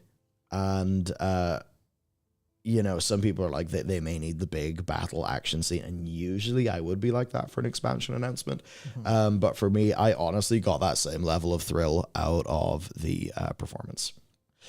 Right, yeah. So that's where there's a couple things. I think before we actually go through it, I'll just address them, because I think everyone's seen it, everyone's watched it, everyone has their opinions on it, obviously. Yeah. Also watched the 4K version on a large OLED. And you're like, why am I only able to watch this in YouTube 4K? I want, why, like Blizzard, just give me the 50 gig, give me the ProRes, bro. Just give me, like, here's a 300 gigabyte raw file of our cinematic in lossless quality. That would be nice. Yeah, I just want to zoom in each individual beard hair just to see how good are those textures. That is too expensive these days, unfortunately. Yes. I was about to literally go off on the most unbelievable, unrelated tangent about the internet and AI and data. So I'm just going to put the flag down and say I did not do that today. Please be proud of me. A couple different things about this, right? Anduin's a pussy. That's one concern that people have. See, there's no. Let me list them. Let me list them. Sorry, just you can understand how you're like. Yeah, I know. That's why I'm listing them, so we don't get it off. And problem number one that I've seen people posit is Anduin's a crying pussy boy. That's a concern. There's another one which is where's the action, and there's the other which is this it? So is this it? No. Metzen very specifically tempered expectations by talking about how there's going to be big action, blah blah blah blah blah. But sometimes to like sell an idea, to lead things, you have to have the quiet, emotional, contemplative bit. So that's clearly what happened first, right? Point two valid. Point one, go acquire emotional intelligence, please. Yeah. So point two on the actiony bit is the case of yes, but action without context is kind of pointless, and they're doing the right job to establish the context for any action that they do bring. Yeah. which is interesting because you can't have it doesn't hype people up. This doesn't hype people up, but it does get them emotionally invested. Get you to If they're care. there. That's the theory anyway. And obviously with point one about Anduin being sad, there's some people who don't get it. But we'll talk about that. We'll talk about that. I'm gonna bring in a Marvel very quickly. Very quickly. Robert Downey Jr., really exquisite actor, actually, when he's bringing his A game. Sorry, you've seen Oppenheimer? Holy shit. Started off with that, the Iron Man movie. And not all the Iron Man movies were great. Hello, Iron Man 2. But there were bits like the whole New York thing. Tony Stark has the large trauma after the New York thing in the Avengers. And for a lot of people, that ends up being that little root heart thing, of that franchise that they really cared about.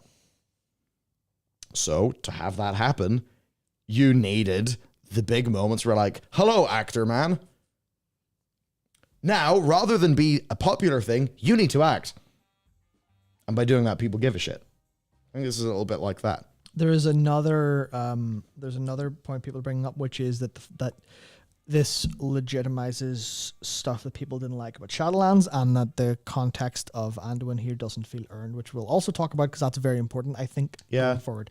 So to talk about the lack of action, it didn't have any action because they're going to contextualize the actual setup first, and we can't have action without the context of who we're fighting, which I'm sure we'll learn towards the end of, I was about to say the end of Shadowlands. No, we won't, because that was a long time ago. We'll learn towards the end of, Dragonflight, because we have, as was revealed today in the Q&A, there are 3 more updates coming to Dragonflight.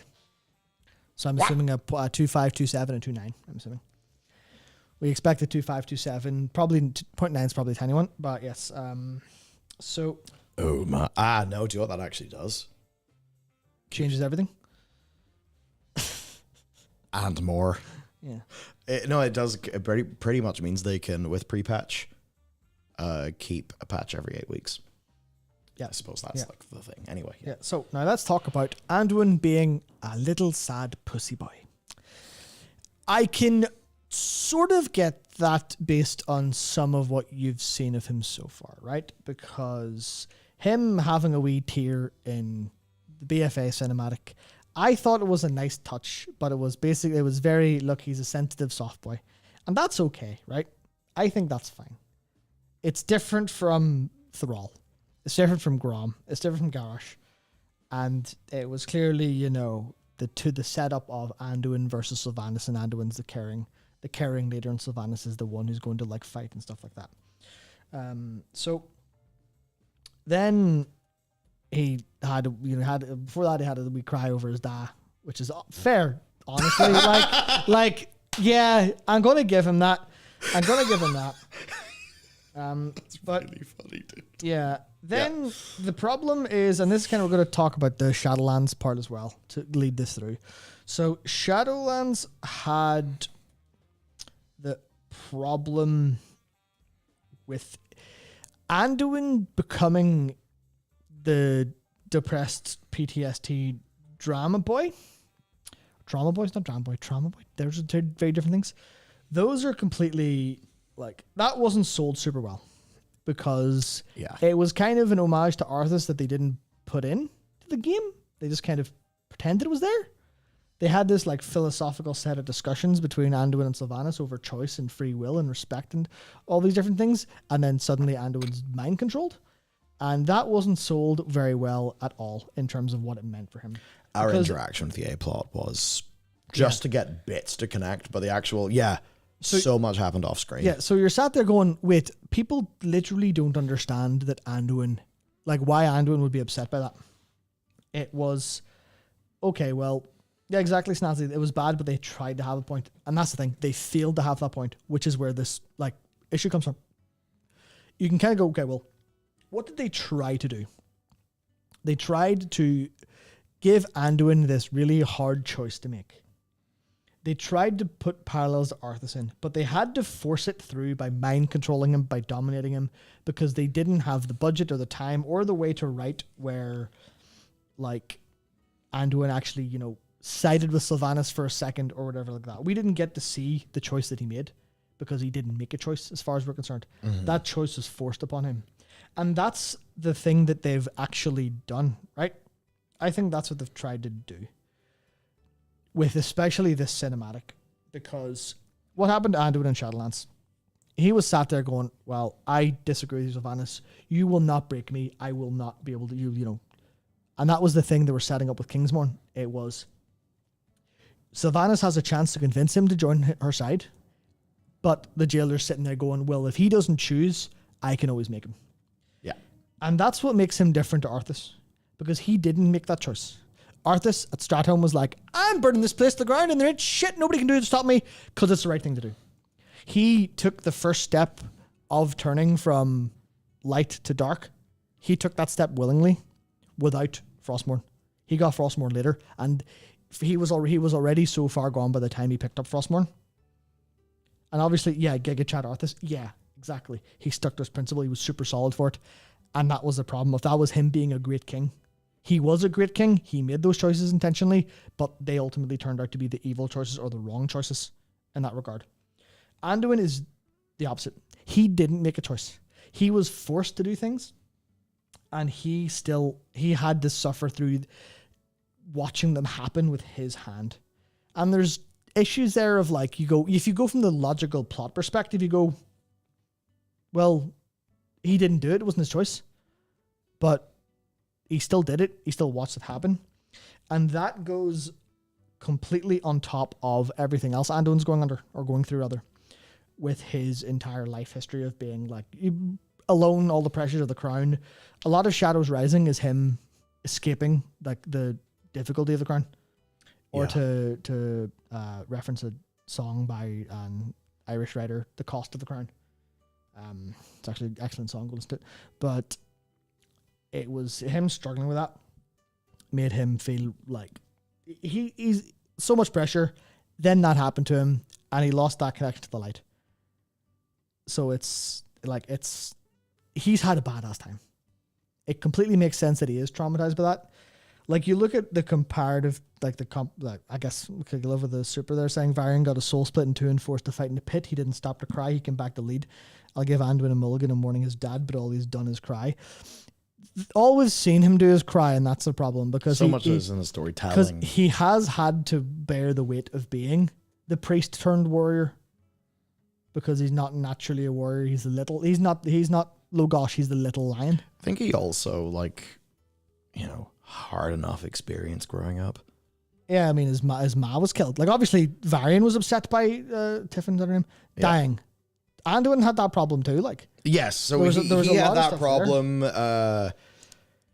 He had pretty messed up time as a kid. When he's like a teenager, he's getting almost killed by Garrosh, the very large, dangerous orc. People forget the Mists of Pandaria arc he went under, where he actually was kind of a badass for being like 12 or whatever. That was actually the thing. Anduin, properly badassed up in Mob. Mm-hmm. I think it's just, it's the telling we needed to see Anduin actually doing things more. Because if you're going to write that character authentically, right, so you have a good degree of internal consistency. He has led thousands of people to their deaths, right? Many thousands more on his orders. He's had internal political divisions with, Tyrande getting very angry and running away to Darkshore, against his commands. He's probably had, I don't want to say imposter syndrome, but he's had a little bit of that, because he also looks at his dad and he's like, he was really cool. Yeah, the entire point of all of his interactions with his dad in books and stories is that he does not feel like he's capable of living up to that, even though he did do that very well for a lot of points. And even the fact that Sylvanas and the jailer needed to resort to Kingsmorn is a show of just how strong he is. Yes. Literally, they needed to resort to the nuclear codes for him, because he was not willing to change. He was stronger than Arthas on a principled level, and in that sense. Even while being covered in the domination runes and with Kingsmorn, which had Arthas' soul in it, he does he drops the compass. Yeah, because that's the thing. The compass is basically basically everything that he can muster. where he drops the compass, and then that is how eventually we sort of work things out and, kind of do end up like freeing him. But yeah, that's the compass that is dropped before he walks into the portal at the end of 9-1. Yeah. So it's just that I think what people are struggling with is the story that got us to this place, let's be real, was shit.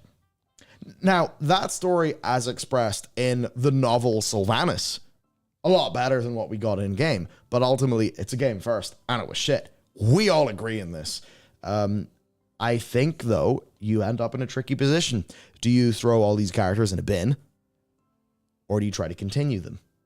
For Anduin, they've been like, well, no, we're going to keep Anduin in the game. They can't not acknowledge what has happened, and it's too much to retcon. So then all you can do is execute your next steps so well that, that people eventually get on board.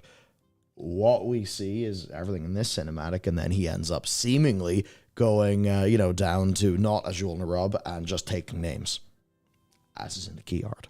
Yeah, and that's exactly the thing where this is him at the midpoint of his journey. This is him in like the to be as cliche as possible, like it's darkest before the dawn for Anduin here. This is him like brutally traumatized. This is him not believing in himself because he lost the light, which was always what was there for him. He always had that external guide, but now he doesn't, which means what's going to guide him? His own instinct, his own gut, and his friends, of course. But that's the thing where Thrall didn't tell him what to do. Thrall stood there and went, he had whatever's left of Charlemagne sticking into the leather harness on his chest, and Thrall didn't move because he trusted him. And that's the point. I've seen people talk about this in the sense of like, and obviously I'm not in any capacity qualified to talk about this. I'm literally just regurgitating something I saw people talk about in regards to like PTSD. And apparently one of the things best to do for people who are like in severe trauma in the sense of self-doubt and things like that is literally just trust them with and show them like an external, not tell them what to do, not tell them what not to do, but literally go, listen, it's all you and you can do it. Kind of is one of the better things there. So that's the case where they have him down here, which means he goes to Hollowfall and he sees a light crystal and he sees these humans and he sees the Arathi and pretty close to the Arathi himself. Turalyon pretty close to the Arathi, being the last known descendant of the Arathi bloodline being Anduin Lothar, who was the person Turalyon was most loyal to before he went through the portal, before he died, and then he went for the light. And then you look at what happens to the Hollowfall crystal, which is, the light turns off and has a night cycle. What do those humans do without the light? They hide inside. They cower in fear of the dark. What's Anduin doing? Exactly that. Just more internal than external. So how does that... How are they going to tell that story? How are they going to bring like Illyria through that? How are they going to bring Illyria and Turalyon? How are they going to have Moira, who's the balance between light and shadow? How are they going to have that in there with Anduin? What's she going to talk to him about on screen or off screen or in a fucking book? So there's potential for him to go from that to actually, like I think it was Dragonite saying, that you hope he finds his masculinity. Look at him. That's literally the point. The point that we see is he's fucked. He's down. He's in the dumps. He doesn't trust himself. Like, who sees he's got a terrible haircut. He's clearly cut his own hair with Charlemagne, and God knows how he didn't decapitate himself. He's doing the Arthas pose, which means Arthas pose cool, but also he's the Arthas that is. He's the other Arthas. He's that gone a different way, and that's everything they tried to set up with him. He's afraid as the blonde king. He is afraid that within him is the capacity to be that guy. He realizes that. Yeah. He sees, I could be. But the thing is, he'll then realize the point is that you have that capacity. You have great power. Mm-hmm. Do you go in the bad way, or do you go in the good way? Because the power itself is just its potential. It's neutral. So what he has is a lack of faith in who he is in wielding the power that he has. That's why he can no longer summon the light. And at some point, he'll either get the ability to summon back the light, or, because obviously what's the light? The light doesn't, you don't have favor with the light by doing the right thing. You have, like, by doing the right thing the light wants. You have favor with the light by doing what you believe is right. Yeah. So it's like not having the access to the light is just the most brazen analogy or allegory for having self-doubt. So obviously the point will be he'll have that. He'll to like some capacity of introducing the void. Obviously the Halifal crystal's there too. Moira's there too. Thrall being here, just going, I do whatever I trust you, dude. It's like everyone's saying that this isn't in the game, or there's a whole load of like different problems with storytelling. Absolutely. Absolutely. There's absolutely no doubt that they scuffed so much of this so far. You can't just be like, didn't happen. Yeah. So what they are doing, and this is why I roughly trust them, is you can kind of read this as they're making the best of what they have and have a plan to go forward. Yeah, because like they kept on not delivering, not showing. Well, the first, like the step to making that right is to just turn up and start delivering. I feel like this is turning up and starting to deliver. It's the intention anyway, and I think largely performance-wise and with how it's written, it is really apparent to me that what's going to happen in the War Within is Anduin's going to win the War Within. Do you get it? Anduin's going to win the War Within, and he's going to become his true self. Oh my god, it's just like the battle for Azeroth. Yeah. N'Zoth's going to be inside Anduin all along. I can't wait. I'm sorry. So, like, that's the thing where, like, you're right that there's a load of problems here. You're right that there's a whole load of awful things, but this is the starting point. The story's not done yet. This is them establishing this guy is self-doubt incarnate. He's a king who doesn't feel he can lead. That's it. Isn't it a horrible idea to show the cinematic when people connected to Shadowlands? Ultimately, they needed, like, strong moment with Thrall, going to be good for actually getting the people you can get back. I think ultimately they were like, no, this is worth that risk. I would be suspicious about anything near there, but I think that in the earnestness and execution of this, I do believe it was worth the risk. Ultimately, you can overcome a hard challenge with a lot of power, and I think this shows up and brings a lot of power. They did not try to hide it, which inspires confidence in me. Yeah, because if you're always sort of pussyfooting about it, then, you know, it's like a dog that senses someone's scared, and the dog's like, well, you're not trustworthy. I am now suspicious and worried. You know what dogs get when somebody's weird about a dog? The dog's then weird about the person. Dogs are insane, like, vibe readers. Big vibe. They are perfect for that. And I think dogs would be very sad about Anduin. And then the expansion, they'll be very happy about him, basically. There you go. So yeah, that's ultimately, I think, what this is. Because this was written by Metzen, right? A part of this is Christy Golden said to a fan at BlizzCon in a casual conversation that that's why pitbulls go after toddlers. Jesus.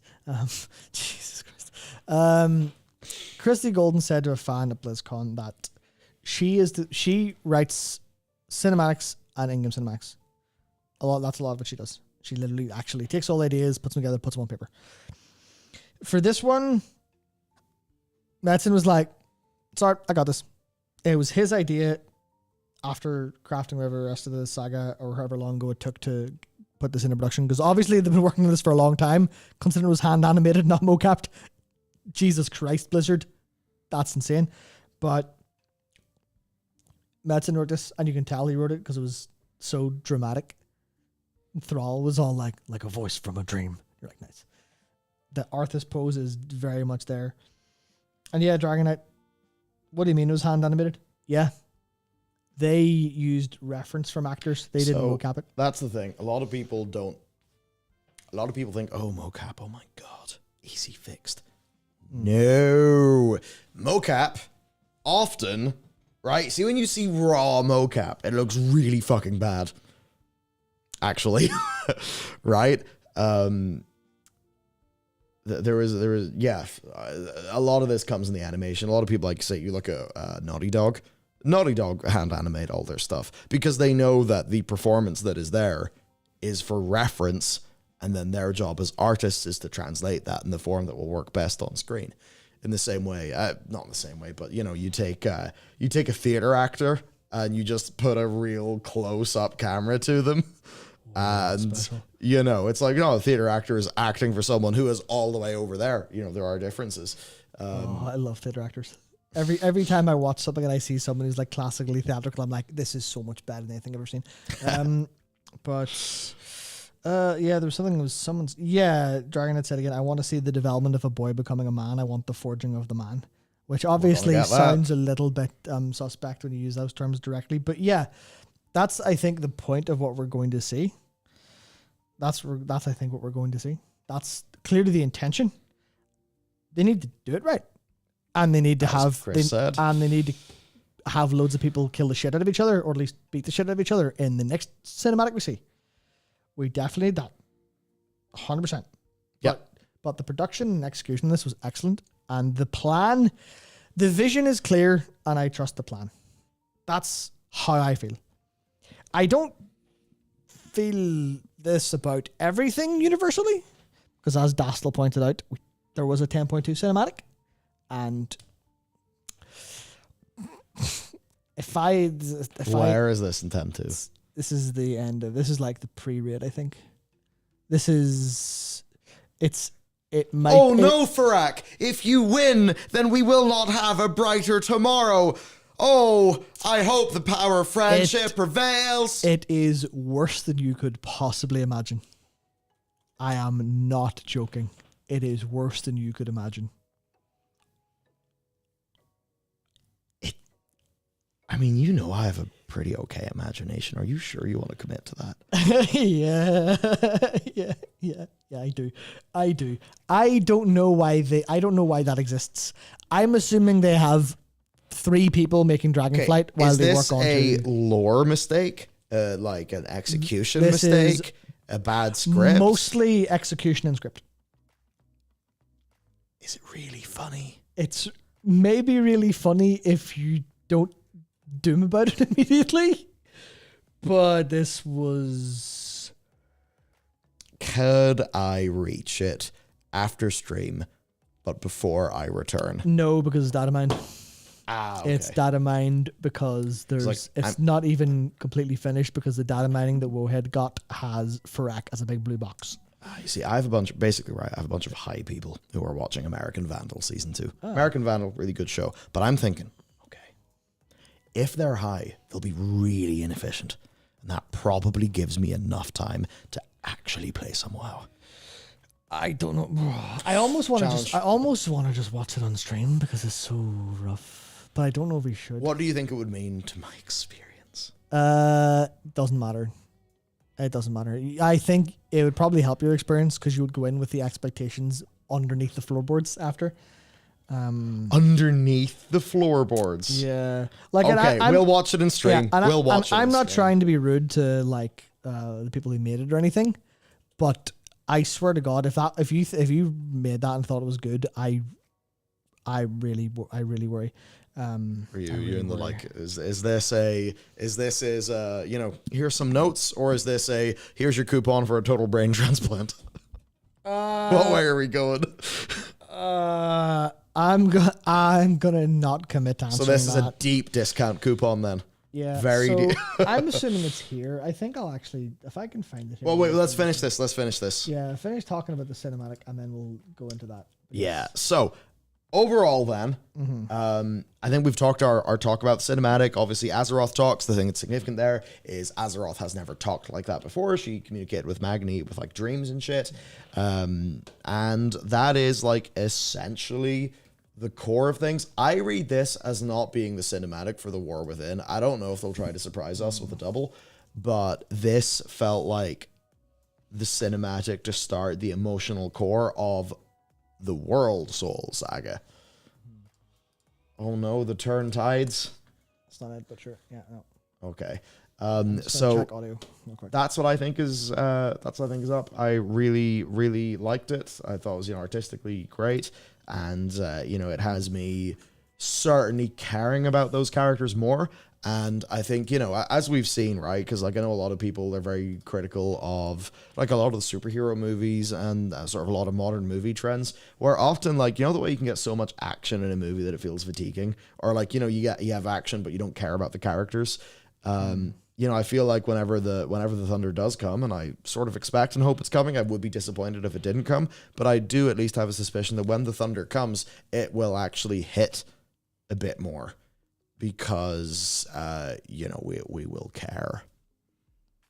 I think that's important. So in a way, this is almost rehabilitating the character of Anduin after he was, he was taken an arc that could have been really good if it was told. And it was like told in fragments. But again, this is the thing that I always say.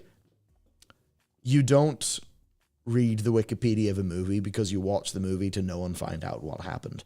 You go to a movie because you want the experience of the film, the experience of the art, not just knowing what it is and what it is about. And I think that's the challenging thing. We are people who know what Anduin's story is and is about, who have also been able to empathize or, connect emotionally with the cinematic, which is why we like it. But the problem is his story that came before this was just us knowing things, not really us experiencing them much, other than, some strong moments in those Sylvanas Anduin cinematics that were like well written or well voiced. Mm-hmm. The tide. Indeed. What happens, Matt? The tide turns. Give me one moment while I make sure we have Is audio. it for over? Is it, are we ferracked? What does that mean? We must. That sounds like we do have audio. So I'm going to let this play for a couple of seconds. If you could tell me... You just put the audio up full? What? Oh, no, you're never right. Yeah, I'm going to ask for audio levels real quick. This seems okay. Well done, champion. Now we must. Is that good? We will have a good, incredible... Wait 20 seconds for the Yeah, stream. so a tiny bit loud, but that was before I dropped it down a little bit. And there's a good little loud, fine, loud cringe time. Okay. And fine. I really hate this. So, fine, good. Okay. Okay, I'll drop it a Drop that little bit more, and then we'll, It's fine. we'll It'll go be fine for through. stream, and if it needs Yeah. boosted, the boys can boost it in post. Yeah, and also it's on a separate... Is it on a separate recording stream, is it? The power of friendship, let's go. No. It is on a separate stream, so clip will be fine. Okay, hit this to me in the full screen. Yeah. Getting immersed. Do we have Getting this? immersed. We do, right. Hello? Alt tab work? Thank you. We'll go to the start out. And, hang on, pause. How do we enter this? So I assume I have no idea. Oh. Because it's not, we don't have the chapter available yet. Okay, so this is chapter 5. Yeah. Which is to be... Michael just loves Marvel movies, right? Yeah. And YouTube, I would really appreciate if you do not run ads right at this very second. Thank you. Okay, let's get them. So... Oh yeah, YouTube has a pop-up saying, we will play ads in, and then does a countdown. If we don't notice the countdown because we're talking to each other or looking at chat, the ad will happen. Yes. It's quite frustrating. Yes. So, this is the whole point of the story in 10-2, generally speaking, is Frax attacking the tree, and we're fighting him. Okay. Oh, Steve, nice. So, Stacking the tree. So, here we go. Oh! Well done, champion. Hang on. I'm sorry. I have problems. Oh yeah, we're going to put up that quality, boy. I have problems. Oh, small triangle goes. Well done, champion. Now we must.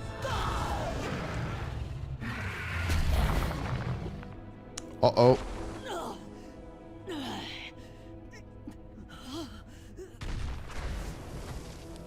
Does sound like, Randy when he's like, son. Your reign is finished, Alexstrasza. Oh no. You once This is fought gonna for be an ideal, Varrock. Now, you merely seek power. Yes. And you are in my way. Amir Drasil will never be yours. Your obsession will destroy you. Oh, this is your end, Alexstrasza. The Dragon Queen dies There we go. alone. I am not alone. What?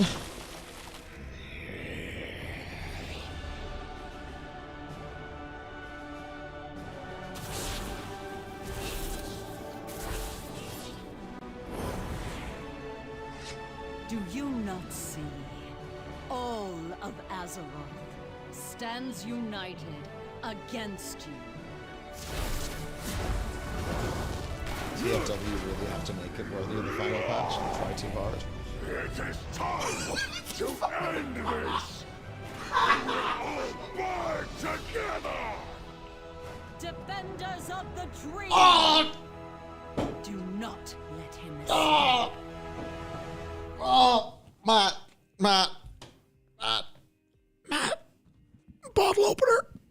You still have my bottle opener. What? Oh, fuck You didn't give me no. my keys back. Oh, yeah, there it is.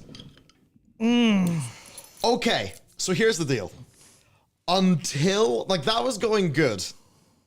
It then very suddenly was not going good. That was a significant turn in quality. And I think a lot of that. Okay.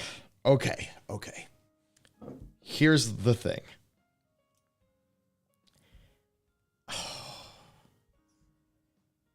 I can immediately see how this would have been good. Because the way you do this is you have our characters be like, this is a trap we're going to spring. We're going to spring a trap. So Alexstrasza goes and, is the bait or whatever. And then she shows a degree of bravery in being the bait. Then you get him in, and then, maybe you have 3 lines of dialogue too many. We're like, come on, Frack, you really should have just killed her now if you were actually like that. The bit that didn't work here, right, was the orchestral swell. The orchestral swell didn't help. Guys, you can't just be like, and now we're going to play the theme. Doesn't work. No. You can't do that. It's pretty embarrassing, So I think the problem there is just how freaking goofy it is. But again, this is probably made by, and I don't want to... Okay. The Endgame, Avengers The Endgame portal scene is the most embarrassing thing I've ever watched. I see that, I'm like, I cannot believe adults watch this. If this was a Saturday morning cartoon, I would still think this is very cringe. The whole, let's slowly have the heroes appear in a humongous CGI fuckfest in a rubbish-looking battlefield that looks awful and fake, and be like, it's the music, It's the music! It's certainly a far cry from when the Winged Hussars arrive. It's not quite the idea of the cavalry over the hill in your final moment or in your most dire need. It's none of that, right? Yes, your Rohirrim situation works in context. The Rohirrim situation, Matt hasn't seen Return of the King. And also, all you nice friends at BlizzCon that I met who haven't seen Lord of the Rings. Come on, man, you're all playing WoW. How are you playing WoW and haven't seen the Lord of the Rings? It's insane. Anyway. I think that okay. So when something's a good idea, but it's stilted, and it doesn't come across well. I think that the plan here is basically fine. However, the subtext is that she has friends, and that's why we win. And that is the core point. So I have questions here. How did she know that they were there? and going to save her ass. Because the very start of this cinematic, right, is she gets wrecked. You know, the champion! Heal the wounds! Okay, so... Why'd you go back to her? Anyway, no. This wasn't intentional. I don't... Like, this is the problem did she with just let herself lacking... get... Yeah, we lacking don't have the context. Yeah, so that might be like... it might be conceptually a little bit better because it was like kind of planned and stuff. But even... And this is the problem of having stuff data mined where it just ruins all context. There's a world where this could have not been quite as annoying. Yeah. But, It's like, is Lillian there just to be there? yeah, so... Because this opening bit is fine. Oh, it's great. Outside of the dialogue being a bit stiff and the dialogue's a bit stiff. generic, Amurgisil will never be yours. Okay, That kind of sucks. As is tradition. If he just started swinging at her and she was dodging because he's Farak and he's lost his mind, he's like, I'm going to kill you. What you should do here is some menace. Like Jon Snow and the big white walker man in the Hard Home episode where he just is like, I can't do this. I can't do this. I'm nothing without my internal monologue. Book Jon. Good. Show Jon. Less good, but anyway. Yes, what if you're right? And you know that, like, you know, very, like, this is hardcore and cool music that they tried to play when Sylvanas was just having fun with Bolvar. Ah, yes. Right? You do some dread music and, you know, maybe she gets out of that. Maybe you show her failing to go back into her dragon form to escape. And maybe she's like actually vulnerable. Even he just goes, there's a ring of shadow flame, you're trapped. Anything like that. Or that, yeah. I think the bit about this that is challenging, and I don't know if because like from what I understand, like, I mean, I thought Infinity War was, all things considered, good. Because in fairness to them, very hard thing to pull off. You know, something that's that long with that many characters, like, respect. And Endgame actually did have many really good moments, you know, and Robert Downey Jr. being good at doing an act certainly helps. But probably the worst part of Infinity War is like the big portal scene, because it's just so embarrassing and like I got the point of the portal scene, but it just feels, you know what, it just feels like you've just got all the things that I know and put them in a big CGI scene. Nothing looks real, you know, and you have a situation where, like, what is this battle? This battle is just fucking CGI doohickeys, you know? Like, the worst of just, because the thing that everyone clowns in the superhero movies for is, like, they need their big CGI shit show at the end. And usually it's like, oh my God, this is a Marvel movie that had, like, a good bit at the end, not a bad bit. You know the way those movies are generally, like, the end is kind of the weaker part? Yeah, because they do all the setup and then they have the climax and then they draw it out for 30 minutes and you're like, why? Or if it's like, fucking remember, what was it called? Black Panther. Oh, fuck, that was... God, the end... For everything that movie did right, it shot itself. It really shot itself at the end, didn't it? Yeah. So I keep it rolling there. Just obviously with the dialogue off. Because... So yeah, Alex Straza... And obviously I get like I don't know budget concerns, but he's just standing there pointing and going... I mean, I'm okay with that. I'm okay with all that. The bit that gets me is just how bad smug. Alex Straza's... I am not alone. I would say performance, but performance is actor plus director. Yeah.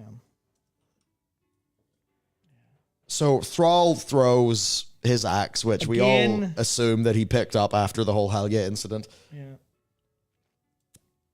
But like, that's fine. But the thing is, like, is this her purposefully getting caught? Because she's in a lot of pain, and she turns to the player.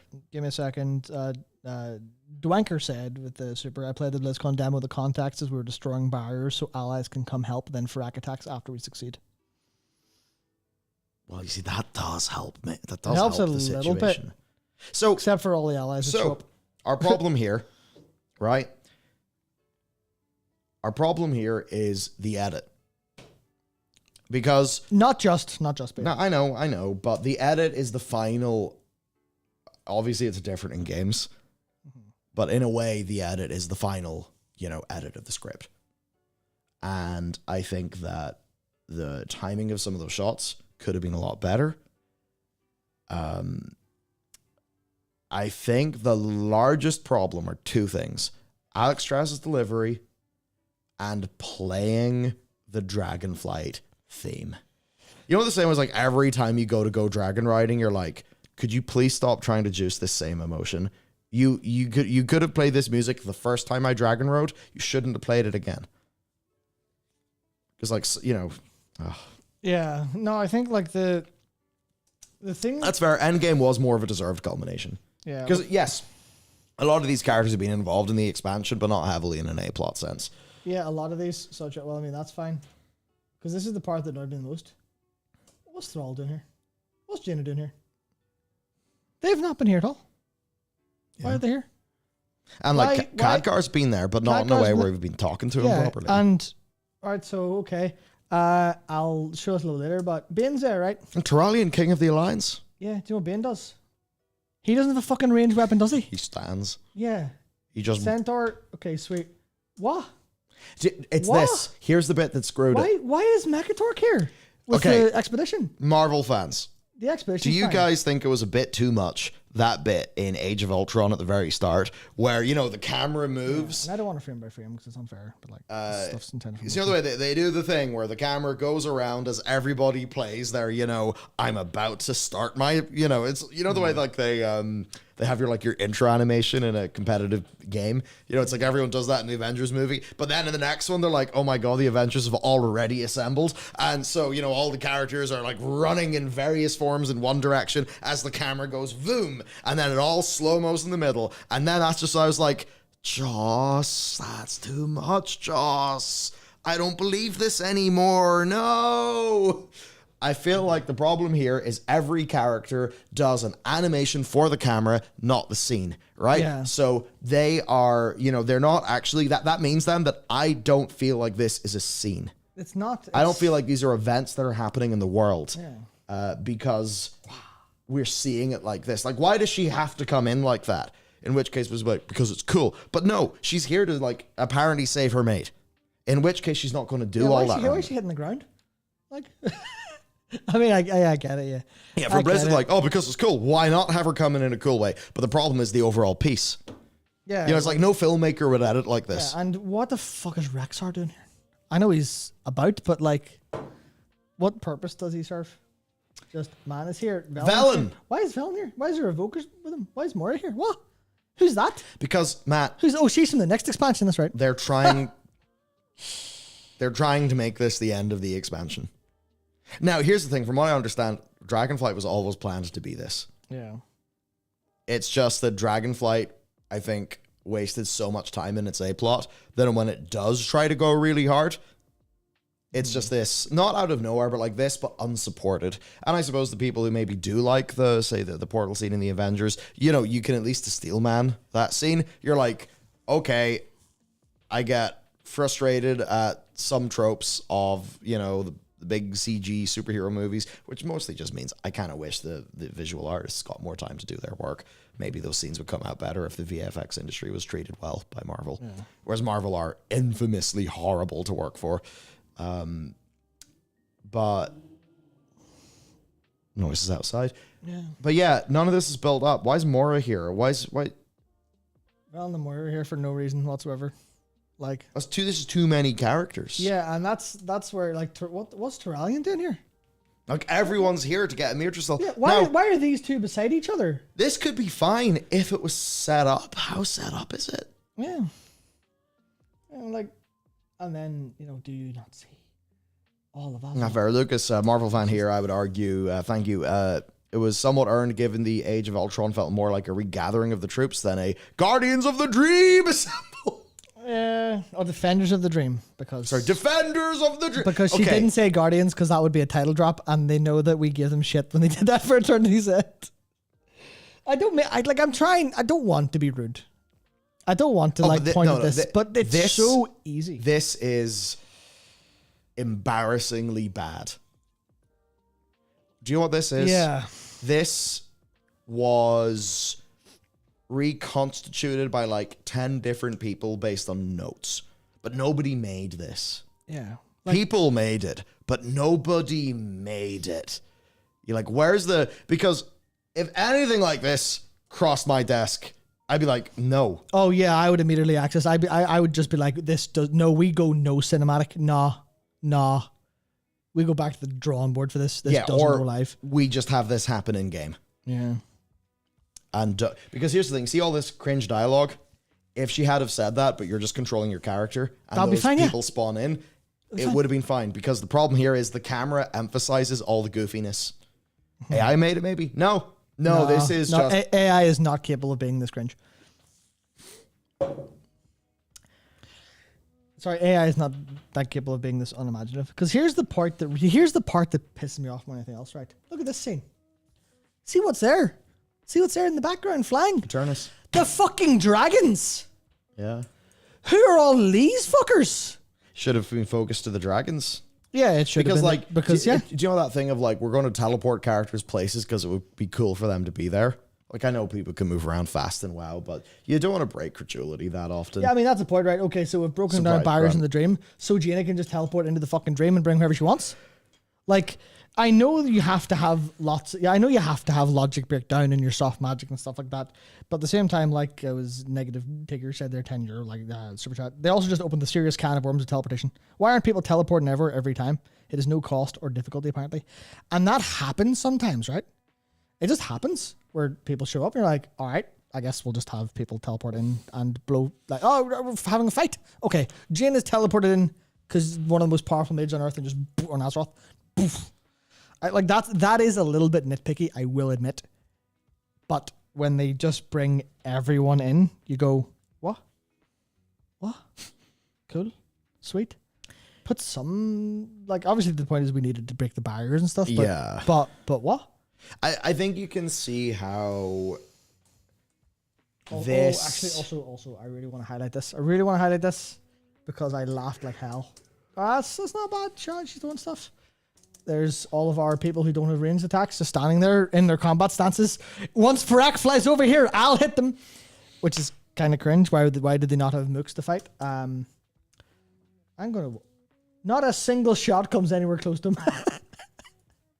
Not a single shot comes anywhere close to him. You all missed. Yeah. No one has got hit cap. We ain't even talking about like Farak's below or, you know, whatever. This isn't like Farak's defense rating is high. These aren't parries. This is you all missed. Yeah, and like I get that you can't have, like, maybe you didn't have the ability or the time to animate them all hitting and him blocking it as he jumps. But why do it if you're not going to, if this is the end result? An orange circle around him. Yeah. Orange circle done. Yeah, that's it. Yeah, Shadow Flame Shield. Yeah, that's exactly all it needs. Instead of Stormtrooper aim. Like, him going, I'm outnumbered, I guess I'll go somewhere else, makes sense. And like the thing about this that doesn't make any sense. Like, is Alex Strasser just gonna kneel down there and be like, I have friends? And you're like, these friends have 2 seconds to act. And hey, it's a good thing that of all those characters, Thrall has hit cap and was not, you know, the Thrall was able to hit Farak's axe with his axe from that range when apparently magic users cannot even do a yeet. And it's like this, I don't, you're like, oh, this is nitpicky. No, it's like if all these things make sense and it's watertight. The problem is it's not watertight. And I actually do think that our media should be watertight. You know, like as we have moved into, like, I suppose the Marvel and DC slop really started to happen. Because you know the way it's like the Marvel stuff seemed to be quite carefully considered. And then it seems to have been less and less carefully considered over time. Or even all the people who, you know, the Star Wars TV, so much. Like, I watched some of that Obi-Wan show. Awful. Like, actually, how the hell did you manage to... Like, Andor was good. But, like, other than that, I think Ahsoka people have liked too. But, like, you know, they just had some, like, real... Or even the most recent Mandalorian. I think Mandalorian's just been all over the place. And, you know, you're just like... How do you make these mistakes? Yeah, but you know where it's like fandom has allowed for slop to be okay. Whereas like back when you weren't able to rely on IP, you had to make a watertight movie. Like, you only get Die Hard if you're making a fucking watertight movie. You know what I mean? Whereas, like, this is just low standards. But obviously, patch a ship date. Patch a ship date cannot change. And here's the thing. So many people internally at Blizzard probably think this is embarrassing shite and wish it didn't come out like this. But the problem is... that better be true. Oh, better be Swear true. to God. It almost certainly is. No, it almost certainly is. Yeah, I completely trust that. I completely trust that because it's just so... It's a shame is what it is more than anything else. Like, I really... Like, I would... There's... it's the same thing that happens to me every single time something like this happens. I can see something that's way easier, way handier that you just do and it's perfectly fine. Like... Why did they have this idea of we'll get everybody in and we'll teleport all the people in Just a really easy and we'll have them all throw stuff? Why is this not as simple as Farak hits Alexstrasza, takes a couple swings, she's almost about to get hit, but Veranoth steps in at the end and goes, no. And then there's a bit of a 2v1 between them and that's it. You will not kill my roommate. Would have been far better. Yeah, or even like or the player goes, the other dragons. Alexstrasza's just like, I will hold off Farak because I'm the big dragon. Could you please open those portals? I won't last long. Player does that. It's all, quite motivated by the player action, and it doesn't feel like you're relying on a bunch of weird circumstance, like the timing of the script. Because you see, when all the stuff lines up that conveniently, it feels forced. And that's why this doesn't work, because it feels really forced. Yeah, because there's like no context in this cinematic for why it's taken to this very last second. Bro, this is hilarious. This is objectively really funny. Yeah. Like Defenders of the Dream! Yeah, like that. I don't understand why they would put that dialogue in. I don't understand, because I mean, unless it's an attempt, they maybe think they think they have keynote potential for this and they don't. Because there's a world where, that line lands, but it's not this world. It's not in what they've done here. But who says Defenders of the Dream? Yeah. I mean, it could be worse. But it could be worse. All of that character, because the entire of her character is motherfuckers don't talk like that. Yeah, she could have waited until he was away and then said, and all of Azeroth were the defenders of the dream all along. But like, there's a version of this where you go and it is. I thought it was Guardians. That's the patch name. They didn't title drop because the title drop would be laughed at harder or something. As it was. But in Zerath Mortis. yes. Are you still as confident they will nail Anduin's story down in game? Now, this is where we get into an interesting question regarding this. Like, can you believe that this and the Anduin cinematic are from the same company? And that's a problem where... And now, this isn't actually fair because I know it's been a little bit debunked, but a lot of people played Dark Souls, went, this shit's horrible, and then played it again in 5 years, went, this shit's the best game I've ever played in my life. Oh my God. And then they played Dark Souls 2. And everyone said, Dark Souls 2's dog shit. B team, B team, B team. While A team were off on Bloodborne. And there's a little bit of like, there's clearly some vibes of who's working on The War Within, who's working on Midnight, because there are devs working on Midnight already, like features and stuff, and who's working on this. And it feels to me like there's like one person did this over the course of a week. Just 100-hour week and did this. And that's not true enough there because there's a lot of work involved. But this was a script, and then there was the sessions with the actors, to nail all the stuff, and then it comes together. But that's basically the point. When it all feels like it's bits done in isolation by different people with their own sphere of responsibility, like where it is kind of like a production team or just quite bottom up, and like, I've done my bit, I've done my bit, I've done my bit, I've done my bit, and someone's like, all right, I'll put it together in the engine. It's bad. Yeah. Unlike something where it's like, where's the written by Kojima director? Say that Kojima also is sometimes a man for cringe dialogue. It's just that sometimes he completely horseshoes it and, makes holy shit, let's go. His cringe dialogue lands 9 times out of 10. That is his rare and special power. It's like you look at Metal Gear Solid 2 and you look at the entire dialogue about Vamp, and you're sat there going, right, here's Vamp. And he drinks blood, and I think he's Romanian, or something from some Eastern Europe place. And he, obviously he's a vampire. And then it talks about like how he was trapped in a church and he was like, he had to drink his parents' blood to survive, or his family's blood or something. Then he, all this crime, all this evil life, and he's the villain, and goes, I guess that's why it's called Vamp then. And then without batting a fucking eyelid, I think it's Blitzcon says, no, he's called Vamp because he's bisexual. And you're like, what do you mean? That's ridiculous. He's clearly a vampire. And everyone goes, no, that's great, actually. That's really funny. And that's dumb as hell, but like, it just kind of works where the whole thing works because of a variety of reasons. But over here, you're like, none of this lands at all. And it's not for the lack of trying. It's just that I don't know why they go. But she's like, I conveniently planned to say that I'm not alone right in time for all of my allies from across the whole world to appear.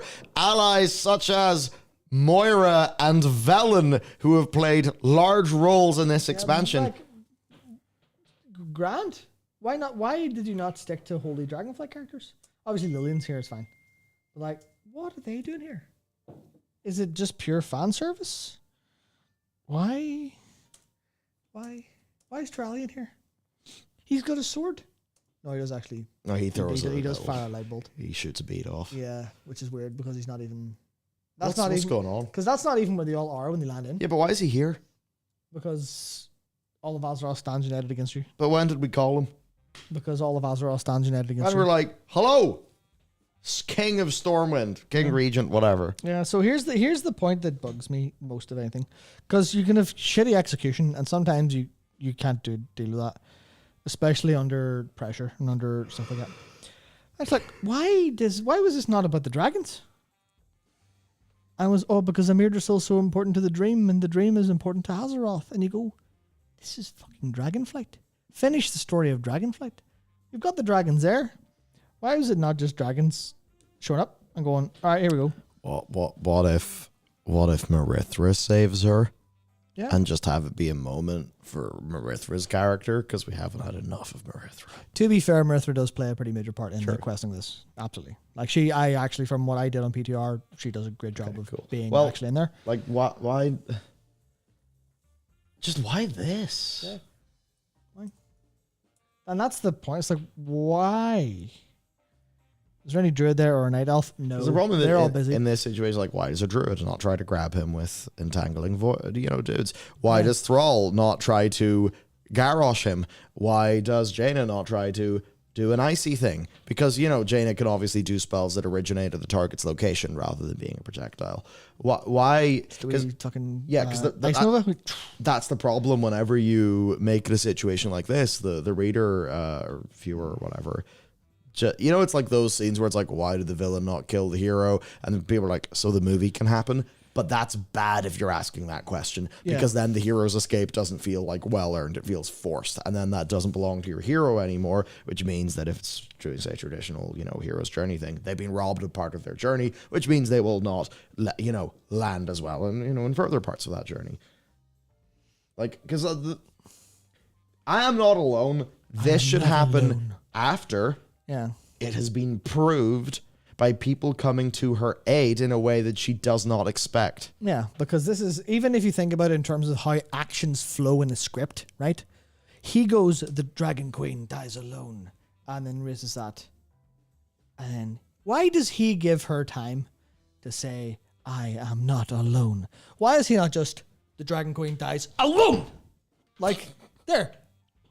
And then, between that cut of him raising it, you hear the sound effect. Maybe you hear maybe you see one of the slices from the Maiev Night Elf thing cinematic, one of those Legion ones, and then you hear a clink, and it's something stopped it, and God knows what it is, but it's something else. Maybe it's another dragon's claw. Maybe it is literally like, maybe the axe blocks it. Anything else, but it's just literally anything except he doesn't even get to swing at her. Yeah, because any of those things, like, why is she in visage mode? Or like, everyone's like, so she can act and talk and you can understand. But like, why does she not stay as a dragon? She's a dragon. Yeah. I think it's cool my dragons are dragons. Because they gave him the axe and the axe is cool, so he has to use the axe. Yeah, so certainly I am surprised that was as weakly put together as you said. For sure. That's really pretty childish, pretty basic. This is, this is like first year. This is like a first year animation error of like, the basics of like, because not only is this the execution that's bad, it's also the idea. And that's the part that bugs me. That's the worrying part, because the ideas are easy. Under what duress was this made? And this is where I'm going to take a little away from, they're shit at their job, and into a more, what circumstances are they under that this is why they do this? Yeah, why is the rough cut the thing that came out? Yeah, why is the mediocre idea and the poor execution what was released? What's wrong with production that the people who are making this are either incapable, which I'm assuming they're not, because I think most people are capable of substantially better, or at least I'd like to hope so. Under what circumstances this was happening? Matt, in the same week that they're at BlizzCon saying, no. here's the beautiful future of World of Warcraft, trust the vision, trust the plan, which scared. I still do. Yeah. No, I still company's trust too that. big. Company's too big. Patch comes out 7th of November, remember? And so for them, it's going to be, this bit isn't ready. Our release date's the 7th. What do we do? And then, because everyone probably knows this is weak at the company. Like, everyone who's not deluded is going to know that this is a pretty weak final product. But also likely know that if they had another few weeks, they could iterate. And, because you take an internal feedback session, everything we said should have been caught when this was story. Anyway, everything that we've said, probably did come up in an internal feedback or whatever. Caught 9 months ago. And But then the problem is the producer's like, sorry, we don't have time. Yeah. You're all allocated for this thing next week. There's just not time. Mm-hmm. In which case, do you delay the patch so that this can be good? Because then you have, I don't know, a team of 20 people or 10 people have just delayed a team of 100. These are not real numbers. These are illustrative numbers. What do you do in that case when everything else is ready to go, but the cinematic probably needs some work? Mm-hmm. Which is to say, production hard. Production very hard. It is very hard. Artists are not known for giving great time predictions anywhere. But the problem is, well, yeah, I mean, we all know what the friggin' problem is. We just watched it. That's that. I don't know if there's anything else to say. I don't like the word product. It's a game. It's supposed to be a game, not a simple production of some random economic instrument. Product alienates the thing that's being made from why it's being made. Yeah, Nick? Same. Do you want to take that thought any further, or should we talk about the War Within more? Let's talk about the War Within. Okay, let's do that. But Let's do that. yeah, you're right. But then the thing is, it takes time and money to make the art. And, it's inherently connected. Yeah, it's like, it's probably ideal if we have artists that can actually, pay for a team and be successful in their own lifetime instead of just, dying alone and miserably and then being picked up. Yeah, there is just a natural market forces towards art as it exists. Yeah. Which we can't really get away with. Unless you play independent games, which are driven only by the suffering of poor people. I mean, you're right. Yeah, absolutely. You're right. If your team is going to be earning as much as Californian game developers, delaying something by 10 people delaying a team of 100 by 2 weeks, very expensive. It's almost as if hyper expensive and art should never really be in the same sentence and things should be inherently limited. Let's not think about that. You are right, Elijah. It is explainable as how did this happen? Excuse or shut up and take it. Definitely, you're right. Okay, well, that was an interesting diversion. Glad you enjoyed it. So our next thing to talk about then, don't use the scroll wheel, you'll have a heart attack. We do have Illyria and so on and so forth, our in-game trailer. I just want to highlight, people, that it is currently 9:30. Stream for 2.5 hours. We are here.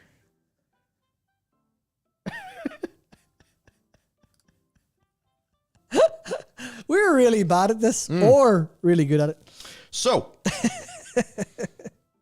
Illyria, my visions are not the same as others. She is seeing strange things. What does that mean? Of course, you should remember whenever we killed N'Zoth, Illyria said the new voices had joined the chorus, which is interesting. She says, no radiance, no song, just the shadow, taunting me from below. And I suppose if we look at these frames, whenever shadow is spoken, look who it is. It's going to use the M word. No, it's Zalatath. It's Zalatath. It is Zalatath. So she's having her fun visions. There's Zalatath. Zalatath is very cool. Oh, wait, hang on. Are these... Is the two of these what is said when she says, or what is shown when she says just the shadow? Just because this is abridged. Okay. And then, yeah, we have these very nice shots of Zalatath at the end, looking very compelling. I think she will be a villain, but I do think that there will be many wrinkles to that. And our battle lies deep within. Deep within the war within. So what do the runes mean? They don't mean anything because a character designer designed them and thought they looked cool as hell. And they're probably based off a very similar, a decent like visual language, but not actually meaning anything specific. Unless they mean something specific in the artist point of view, and we shouldn't have to worry about that too much. And I'm sorry I was very slow. I was trying to make a joke about something eclipse and staring into eyes, but I didn't get it in time. Sad. I have to go on Twitter and see. So whenever you look into her eyes, do you see anything interesting? Some people can talk about loon-related things. I do think that it is just a ghoul voidy. Sorry, what are we talking about? Zalatath's eyes, when you look into them. Yeah. He's gone. This is a bit. Please understand. Oh, is it? This is a bit. Please understand. So yeah, the two of them as somewhat antagonists. I suppose Locust Walker will be back in the game. That'll be pretty cool. Mm-hmm. That'll be good.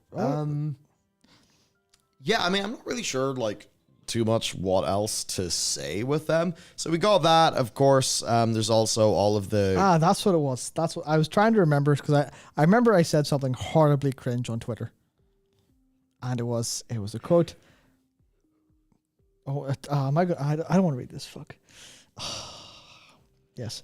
I was very much taking the piss, right? For context. It was... Taliesin tweeted, said... this image and said, I love her, I need her, I'm so glad I play priest. And I immediately responded, I'm going to dream about those eyes. And then someone said that like purple black holes and damn it looks awesome as Desker. And I immediately went like, cool. And then open quotes, when I gaze into your eyes, time itself seems to slow to a crawl and eternity just for us. End quote. I like it, but I don't think it'd work on her. Cringe. Yep. Throw me over the mouse. So what are we talking about again? It's all that yet. Throw me the mouse of control. Yes. So, Zalatath, she's back. I think we've already kind of like talked about her and stuff. Though, we take a look at our concept art, key stuff for our characters. We've got the art of the War Within, where we do have our little trio, our trio of characters fighting Nerubians, which is all pretty cool. I'm very happy to be fighting Nerubians. Frankly, I think this art looks pretty sick. This is the key art for our expansion. And yes, there is Illyria, who will be,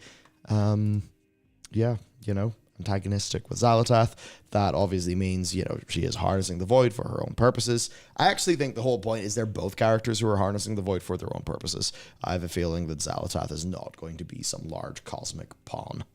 Nope. Yep, little bit of some just very, very nice key art for our different main characters. Some concept art from Illyria that is like a little bit different when you look at her portrayal up here. I believe the hair is slightly different. It's in a braid. But yes, so there you go. New look for that character. Here's a look at Zalatath. I love that outfit so much. Really nice, like I suppose a ref sheet, you would say. Yeah. Gorgeous outfit, fantastic. This is absolutely peak character design. I am very, very happy. We've got our Evolved Nerubians. People bring up Ben 10 with that. I don't really know what any of that means. I know Ben 10 exists, but that's pretty much it. Looks like a Ben 10 alien, yeah. So I suppose we got them. We have Nerubians as we've known them before. We have the Wax Golem, which many people I know have made jokes about. So there's that. There's him. We've got the Earthen, our new allied race. Not the most hype thing in the universe, but hey, it's a thing to, give a whole bunch of people who are interested in that fantasy the things that they want. So that's all well and good. Storm Griffin looks pretty sick. We have Azkahet, which is our new Nerubian place, which is looking pretty damn fantastic. Here's the Isles of Dorne, where we are the city of Dornigal. Dornigal, yeah. Dornigal. Yeah, that's brilliant. Is this got anything to do with a certain county in Ireland anyway? Or anything to do with many different streets in Belfast. Yeah. I do think this art's really nice though. And certainly beautiful, yeah. there's an area there where they've clearly just been like, yeah, this bit's a throwback to Loch Modan. I appreciate that throwback to Loch Modan. Mm-hmm. So that's a very nice piece of art. Here is the Ringing Deeps, where I suppose big dwarvy mine things are going on. They're doing the Titan's work down there. Yep, which I'm all very for. We've got Harrowfall. So this, right, you've got Arathi humans, Arathi, whatever. Arathi? Arathi, right. We have Arathi humans. Remember, Arathi of the Lich King. Arathi humans who are from across the sea. Yes. Which means Avalorn, right? Avalorn humans? No, were they not? Are they from actual Arathi? Yeah, they're people who were in Arathi and came here. So yeah, we have Arathi humans who have been locked down below. Their version of the sun is this big crystal, where again we're like, what's up with this crystal? Initially, How'd that get there? Yeah, initially I was like, oh whoa, the tip of the sword. Fucking stupid, I know, even though it kind of looks like that. I mean, it's not stupid. It kind of, there's a big sword in your underground. Yeah, so it makes sense. The question is, where does this come from? Is this a natural part of Azeroth? Did this fall down to the world at some point?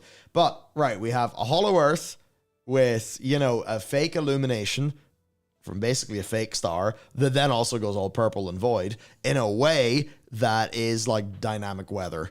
It mimics the day-night cycle. Yeah, so cool. For them.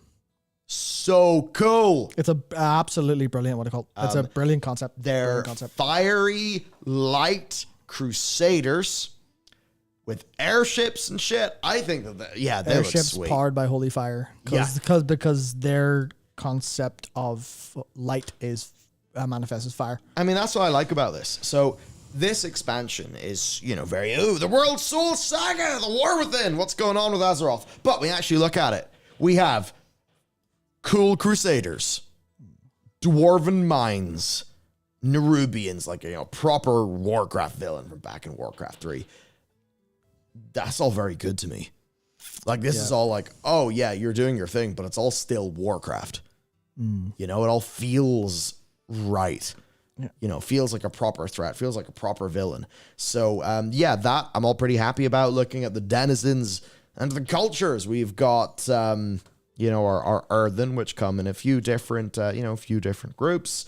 They can have gems and stuff. So we got that for them. Of course, they are an allied race. We'll be able to play. Here are the Arathi. Unrelenting struggle. Nice. That's good. Yeah, so I think, come on, look at their armor. It's really cool. Beautiful. So yes, their struggles. They've established a home away from home, an enormous cavern bordered by an endless underground sea full of terrifying creatures. Watery monstrosities are nothing compared to the threat below. The constant swarm of Nerubians that they've got to hold back. These bastions of light against the darkness are far from home and limited in number. I think that is sick. And then, of course, big Nerubian survivors of the Black Empire rejected their former masters, developed their own culture in the deep darkness of Khazalgar, the last of their kingdom. Xalatath made a bargain with their queen, who seeks a renewed future and glory for her people, extremely capable, devious adversaries who have been honing their skills with the constant assault in the Arathi. Arathi. Yes, I'm keeping it right. Their dark bargain. Love a good bargain. Right, domination. Home bargains is Altath. I'd watch that. Sorry, not domination. Domination. Yes, good. I need better glasses. Thicker ones, You probably. need better eyes, mate. Domination hasn't come fast enough for the Queen as the Arathi Arathi have managed to hold against the onslaught. The deal with the Harbinger includes assistance for our troops through dark alchemical processes. Saltath provided the knowledge required to evolve chosen Nerubians into paragons of their race, enhancing their viciousness. The Nerubian Queen has embraced the modifications with enthusiasm, eagerly offering her army to achieve the Harbinger schemes. Bloody modification. Let's go. Evil body mods. So overall, I think these are all feeling Warcraft, just Warcraft as hell. They're very good, yeah. Which I'm really happy about. Taking a look then through our different zones, Isle of Dorn. You know, obviously here you can see Loch Modan, I think, quite clearly. So I think that's all quite nice. We do get, though, to our more sort of stormy, icy places. Stormwatch. In Stormwatch. And, you know, sort of like dwarven kind of forge-looking stuff. I'm just going to call it Donegal, by the way. Where's it? I'll just call it Donegal as well. Yeah. Here we go. County Donegal. Mm-hmm. We go to the Ringing Deeps. We can do a whole bit. We can go to Donegal and film a skit in the mountain. Yeah. Yeah, so this is all, you know, dwarven mine things. I like the different split between the earth and being like machine seekers and stuff is adorable. Yeah. I very like that. I think that is all pretty cool. Harrowfall, that's the zone that I am very down for. Here we can actually see it with its... sure of a shot of it being all voidy to be... It's a big thing. Yeah, no, it's looking... Yeah, that is the most gorgeous concept of... it's the sun. What happens when the sun goes dark? Yeah. That's peak. Like. And Azkahet, of course. Look, Ankahet, the Old Kingdom. Really cool dungeon. Just change the An to Aj and off we go. Done. Yeah, like sort of. art was fantastic for it. So there you go. I think these are actually looking like a really nice complement of zones that feel decently, sure. No, actually they feel well diversified from what we've had recently in Dragonflight. It's like I find it difficult to care about Dorn mostly, but I guess you can't have 4 insane places. Yeah. Okay. Let's talk about the design of World of Warcraft moving forward. Is it going to be bad or not? We would hope certainly not bad. Here's the guiding philosophies, right? Basically that they have a focus on evergreen features. This is what we need because what was WoW doing? It was throwing shit in the bin all the time. So this is, you know, it's good for what we want. Something for everybody. If you're a hardcore raider, PvP or collector, just with a ton of vaults, they want you to have something to do and they want to respect your time. All of that seems pretty good. Let's then move that into the actual features. Delves. So these are an outdoor pillar of end game content that you'll be able to do. What they basically are, right? So it is based on joining the Dragon Scale expedition in their search for lost treasures across Khazalgar. You'll unravel mysteries and that kind of thing. It's an evergreen feature, a permanent addition to World of Warcraft, integrated into the outdoor world experience as a new pillar of the game alongside Dungeon Raid and PvP. They view this as being similar to when World Quests were added back in Legion, you know, where this is like another step forward in what they're doing, providing an opportunity for seasonal content and rewards like cosmetics, mounts, titles, achievements, etc., and allows for an outdoor world row in the Great Vault. The gameplay, 10 to 15 minute long adventures for 1 to 5 players. These are solo if you want, they are group if you want, they are role agnostic. You will seamlessly enter them from the open world with no loading screen. And, you know, based on the lessons they have learned from Torghast and Soul Cinders, they're not going to be doing that kind of thing again. You got 13 delves available at launch through a variety of environments. There's a large treasure room at the end of each one full of treasure chests. Some of those will require keys to open. Resplendent chests will require special keys, which can be obtained from delves, outdoor gameplay, and weekly quests. And before the final treasure room can be opened, you need to either kill a boss or solve some puzzles, and they will have several difficulty tiers. Yes, the important part of those keys specifically is that they're going to be the basically control valve for getting access to gear in the same way that you get gear from, you know, raids in a limited capacity. In the same way you, at the moment, you can't gear up by just spamming like world events and you only get weekly stuff. That'll be a pretty like normal, natural way of, you can do these delves as much as you want, but if you bring keys, you get to get the big gear and you can only do that so much each week. So yeah, you could literally, the point is you can play them. You can play these all day long if you want. Yeah. That's the point. Yeah, so, I mean, overall, pretty happy. You then have a seasonal companion. These were described to me in an interview as being, like, fairly smart as far as NPCs go, where, you know, they're like, here, is Bran Bronzebeard. We don't want him to be a big dumbass. So they'll help you out. You'll be able to have customizable talents, mechanics, abilities with him to pick and suit and complement your play style. So again, like for the single player experience, I think this is really good. Sort of thing that World of Warcraft needs, and this elevates it. I just think I was going to talk about Duty Finder and stuff. I'm not going to bother doing that. So these will be seasonal. You'll get different characters as time goes on, and I do believe they have cool plans to kind of roll those characters back into the future. Yep, because like the ability of literally here's Bran talking to you about some exposition as you go through is very similar to the variant dungeons in FF14, where you go, well, I just get to hang out with someone and they tell me a story as we go. But it seems like Let's as go. a piece of content, it's fairly different. Oh yeah. I'm literally making one small connection of exposition. I'm saying that because I've seen loads of people just they're just stolen variant dungeons, and they stole the idea of an NPC walking with you and talking. Never happened in a game before. I believe that actually completely fresh. Yeah, yeah, which is good. Like, it depends on how heavy they go on that. I'm actually really excited for the idea of a character having loads of dialogue and you just talk to them as you go through, because there you go, you get some character, some flavor with people. Depends on how hard they go with characters. I'd be disappointed if it was like one per season and that's it. I would love it to be as little them. Is it literally one per season? Yeah, and then there's a different character. Yeah, so one of the ways that they shake things up, change them up. I would have liked that to be, but that's because there's so many characters in World of Warcraft, right? Yeah, that's the problem. I'm just like, can I have a delve with like all of them, please? Can I just have a million of them? Eventually. Yeah. Yes. No, we shall see. So, Razzletime said, by the way, on Zal, those are Shathyar. Shathyar? So, yeah. Bok, thank you for the super chat as well. Yep. To go through what this will actually be like then, you casually journey across the Isle of Dorne. You come across a fogged entryway to a structure. You venture inside, seamlessly entering the delve from the outdoor world. You'll find a group of expedition scouts inside the entrance to the delve, joined by Bran for Season 1. They've came to this place after hearing reports of great secrets, treasures, and powerful relics. However, they've been unable to proceed further into the vault because of unnatural, disturbing darkness. Fortunately, they have a relic in their possession, an enchanted candle that can light the way through. Think of the light mechanic from Vault of the Wardens in Legion, where it felt like some dark, scary place, but you had a beacon in the darkness. However, the light source has a limited fuel, so they dare not proceed on their own in case it was to run out and they would be trapped. You, however, can lead the expedition. Being the champion you are, wielding the light source that will gradually get smaller as time goes on. So that seems pretty cool. On your journey, you'll come across a variety of kobolds, some of which may not look familiar, more jacked ones you've seen before. You can take candles from these kobolds to refuel your own light source.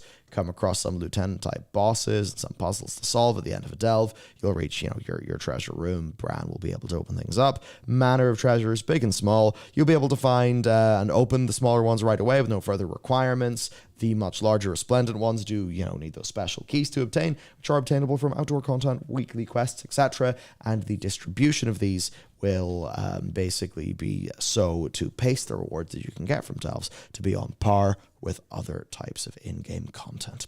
If you return to the same delve location a different day, you may encounter different events and enemies in between.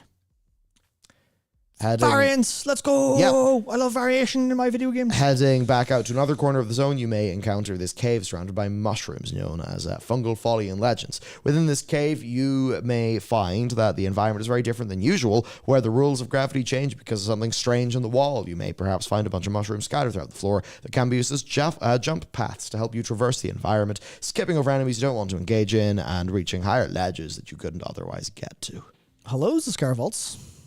Yeah, they're just playing around, having fun. Yep. Got a bunch of different locations for them. They are in the Great Vault. There's also seasonal rewards like this big customizable mount here. Sort of like a little flying ship mount. You can get, different engines, different wings, different front cones. Drill, hang on, I'm sold. And then some pretty neat cosmetics as well, with mushroom hats, candle hats, and sort of big fish hats. Yeah, so Cesar, that's how your name is. This is probably since I play world content only. Why I'm excited. Yeah. You see, what they're doing with this is they've decided you are a player that they value now. I've liquided too much. you're a player that they value now. You're a player that they haven't valued anywhere near enough recently. And when they when they have tried to value you, they valued you in a way that's pretty, I guess, shallow, and haven't given you the respect that you would enjoy doing things for more than cosmetics, or that you would enjoy having a deep and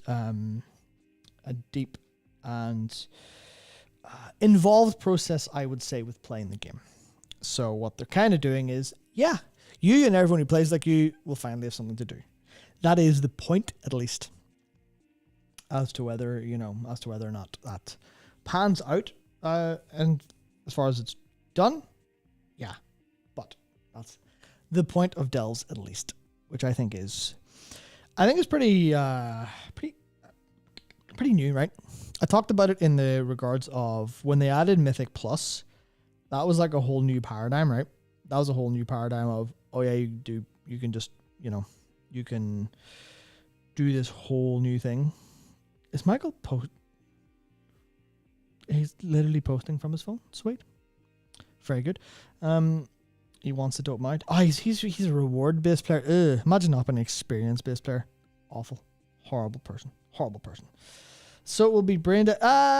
Yeah, I mean, it kind of, they said there'd be multiple difficulty tiers, and it's kind of the problem. Oh, it was you, Nikki? Okay, never mind. That's fine. Okay.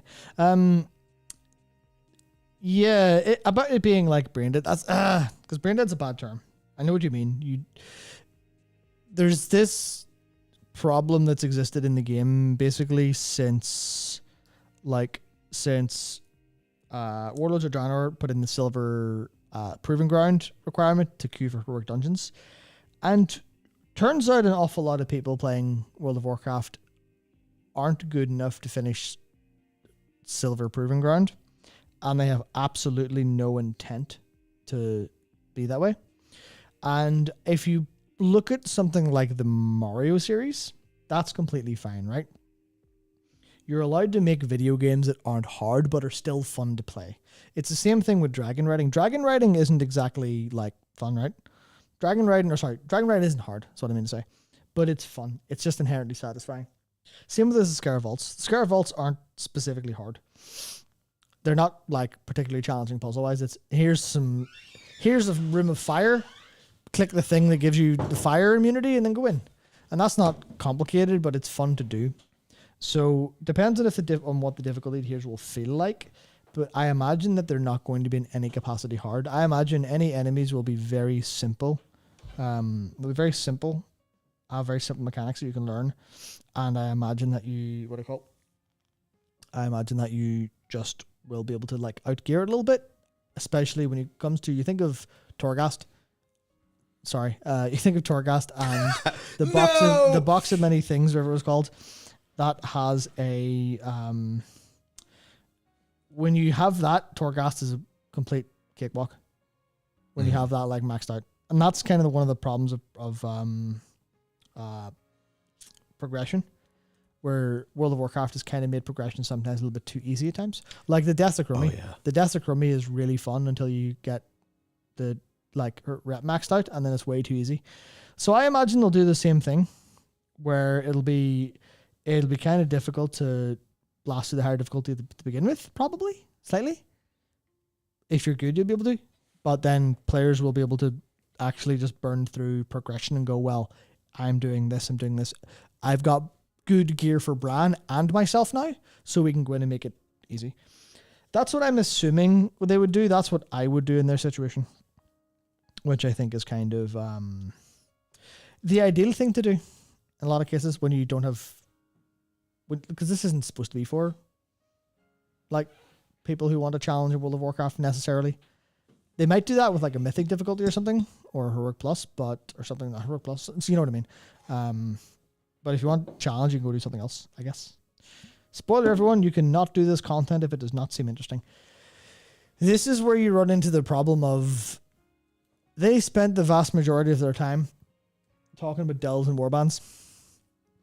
They spent almost no time talking about dungeons and raids. Yeah. And why is that? Because We're growing the World of Warcraft for once. There's new things to talk about. Can you imagine? You know all the fucking memes, right? All the shit people were saying back and with, you know, the Avalorn leak. Everyone's like, my reaction to this WoW expansion is 4 zones and 8 dungeons. Because it was just like, expected. Actually, in so many BlizzCons, the dungeons and raids, they're like, yeah, we have them.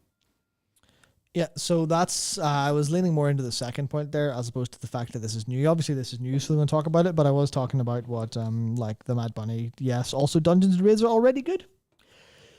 They don't need to sell people on Dungeons and Raids because they're the things that people show up and play. Now, obviously, the execution of how they design their dungeons and stuff, but that's all the minuscule execution. They don't need to dedicate 20 minutes to a panel to say, we have looked at feedback from dungeons and we're going to do better this time. Because that takes 10 seconds to say. The delves need explained because they're new. Yeah. But Dungeons and Raids are a standard point of the game. So they're going to focus. They're going to talk about that whenever they can show them to you and have people play them in alpha and beta. Basically. More or less. I mean, there's someone else said. Yes, Scott just said there's plenty of people who do want a challenge but just can't commit to a guild schedule. That's where there's a problem of Bingo. Horrific visions. You need more content, and delves might be targeted towards some of those people with certain parts of like the harder difficulties. I'm not sure if that'll be the case, but them, like, it probably makes the most possible sense for them to turn around and say, this is for world content players who don't do anything hard because they want to relax and play World of Warcraft. Yeah. Because people who don't want to relax playing World of Warcraft, people who want to have a horrible time playing World of Warcraft, you can do that already. Which obviously I say that silence my phone.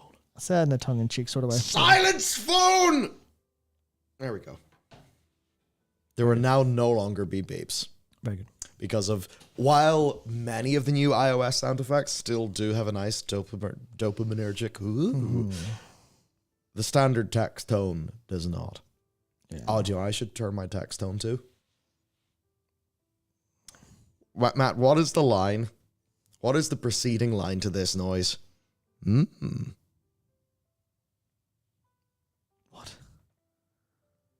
What? Daddy taught me. Oh, I really wasn't. Oh, do you know the best part? There was so many possible things, and that was like my second thought, but I didn't want to commit to it. Who was it with? I think it was with the crowd in the Hilton at 5 a.m. Whoever it was, they did not know about that. You're spreading the gospel then? I got to spread the gospel, and then I got to spread International Wrestling Festival. Very good. Very good. Oh, nice. That's good. That's good. I'm doing the work for you, Matt. I'm helping. Mm-hmm. What do you mean for me? Well, I don't know. I feel like the more Gachamuchi spreads, the more powerful you get somehow. That's going to give people a very different opinion to me. But no. Oh yeah, I suppose it will. Yeah. So, Matt, we've delved into a delve. Ha! Let's talk about warbands! Oh, sorry. So here's the thing. Anytime I just put any gas through this thing, as I said, those flaps, they be inflamed. Flamey flaps. So then, time to use the, yes, very good. Warbands, a deeper look. You're driving, by the way, if you forgot. Oh yeah, I forgot that I'm driving. Well, maybe you shouldn't be. Oh no, I got this. We're gonna go slick. One thing though, I have awful eye vision. You do, yeah. Yes. So let's. I do need to get a new prescription. All right. Let's see. Will you be able to do this without disconnecting? And I also don't have these anymore because I look at the size as Ray-Ban. Now I only got Ray-Bans because Glasses USA sent them to me for free. But it's like. Right, if you're wearing some nice fancy brand thing, but the other things on your body are just total fucking default, then you don't want to be like that person who's like, I can't dress myself, but look at these $5,000 sneakers I'm wearing. Speaking of which, dude, I was just having a coffee trying to revive myself, as you do. There was a marketing convention in the Marriott after BlizzCon. I saw a bunch of bros, right? A bunch of mid-30s, late 30s. Talking about so I took my kid to SneakerCon.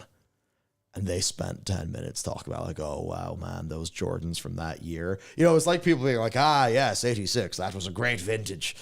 But they were talking about sneakers. $5,000. Anyway, very surreal because to me, the only way that sneakers exist are laughing at Jeff Keighley and the Andrew Callahan video on SneakerCon. And I went to America and I found some sneakerheads in real life. I was just like, damn. I've seen you guys on the internet. Now I'm here in real life. But anyway, Warbands, a deeper look. Work away. Everything's a cat wide. But There we go. Done. I think it's very, very meaningful that they are doing this in a way that is immediately grounded in physical space. Yeah, as And- opposed to purely systemic. It Yeah. has a thing. Because number one, emotionally, that's important. Very much. Very important. Presentation actually does matter. Number two, though, I feel like this is them just, they didn't have to do it like this. They think it's cool. But also, I have a feeling they maybe will want to do more in the future. Maybe. Be it different environments you could unlock. Be it eventually, perhaps, one's abode. Their garrison. Warband garrison, I don't know. But anyway, you've got these ideas with like some achievements being shared across a warband. So what's big to me here is that there is a narrative framing behind this, and that matters because the legacy system in Star Wars Old Republic is the legacy system. It's like a family thing. This is warband. It's not account-wide everything. And that means that it is more than just convenience or branding of convenience. I mean, initially it's mostly the branding of convenience, but why brand that? Number one, because it makes sense to brand it. Come on, it's why Apple are like, this is the A14 Bionic or the Pro Display XDR Fusion Max or, some stupid shit. It's like everyone brands shit. Like, so yeah, it is that. Gillette Turbo. Gillette Turbo Ball Destroyer Max. I don't think we're using the same razors. Well, Matt, I'm glad you said that because I only shave using Manscaped. No, they're not sponsoring. I'm fucking with you. But hey, come on back, guys. We'll take your money. It's desperation. It's all right. If I wear enough Iced Tea aesthetic shirts, I'll get them to sponsor. Also, can you imagine like all your different character names here? It's gonna be very funny. It's actually fine. It's actually fine for me because I name my characters properly. Unlike Bell Priest. I'm just thinking about a certain cabinet, but anyway, we can talk about that later. Right. Okay. Okay. I get you. Lamau. Anyway, the framing of this in physical space is important. I think as time goes on, we will see more things be rolled into the concept of a warband. Whenever I was talking to the principal designer of this, he was basically saying like, oh no, this is moving forward. This is how we are seeing things is warbands, more so than characters. So that's why I start thinking about, the warband farm, the warband retirement home, the war, whatever it is. Nice. You can brand a lot of features now under warband. And I think that'll be really good. Because you have been warbanned from World of Warcraft. Do you know what I think is a really good, a major point though?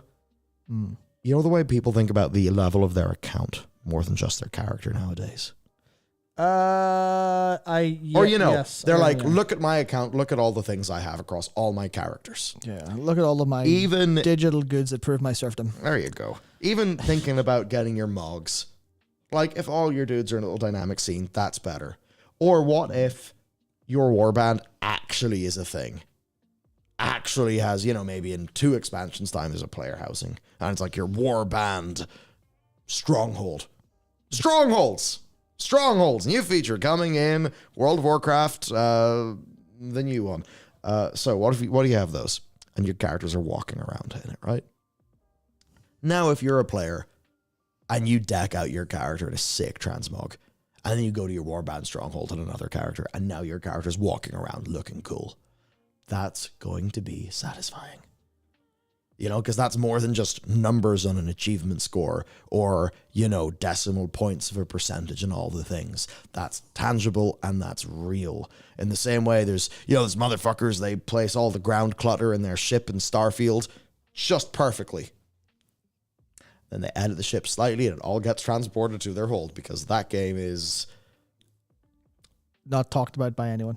I really need to watch the Seth review. That'd be good. So, how do I put this? I had a way to describe it, and then it all went wrong because I forgot.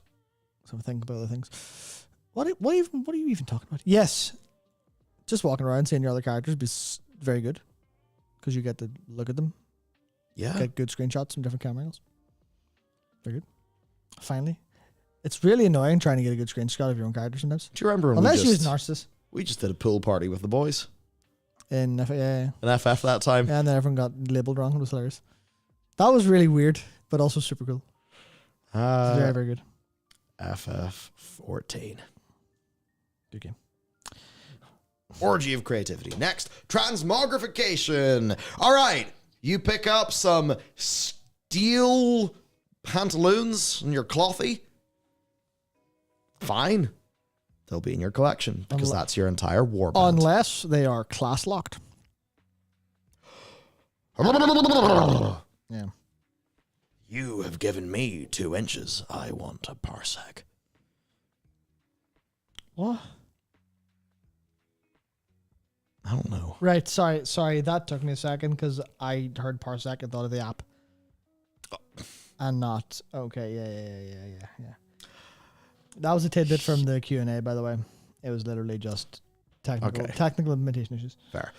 But basically, this is really good. I mean, think about all your characters and all your Mog wardrobes. Think about what your Mog wardrobe would look like if this rule set was implemented. It would be a lot better than it is right now. So, I think that's really, really good. So that's that. Great QL, yeah. Next, reputations. Account done. Now, all reps and renowns from the War Within will be shared across your whole account. They want it to be retroactive. Drive it here. Oh, yes. Shit. Right, we got all that. We talked about background. What are they? We got our splash screen that we were looking at. Transmog, yep, all very good. Reputations. These are account bound. They will backport this eventually. 2 other things, starting with Dragonflight. Don't know why I said it like that, but very good. One moment. Cesard says, say you could get different backgrounds. Another thing they brought up in the Q&A. Where is it at? It's here somewhere. There's one cool backdrop for warbands at launch. They're looking to customization. They're thinking about it, and they will build on it. Good. So not at launch, but throughout the War Within. At the latest midnight, there'll be customization for that background because that's the thing they want to think about. Yeah. It's like, hey, I'm a Discord Nitro subscriber. My app icon is a different color. Which is like not particularly cool, but I even though this is like, hey bro, do you want to customize your login screen? It's like, well, actually no, that login screen reflects all of my achievements. That's actually really cool, even though it's not like literal gameplay. At the end of the day, the game is more than its mechanics. Boss room backdrops for ahead of the curve, like sweet. That's another thing. So one of the things I've been talking about for all of these years with player housing is one of the problems in a game is like you only have so many buckets of rewards, and like they're really like, oh shit, what are we're going to give the players gardening tools. That's how desperate we are, and like that's fine for a very niche transmog, but they're getting pretty desperate. Warband tab arts, that would be nice. Player gets to customize the tab art. Anyway, achievements, way more account wide. They'll be account wide by default. I'm stupid. The only time they won't be account wide is if, it's something that really is for a character.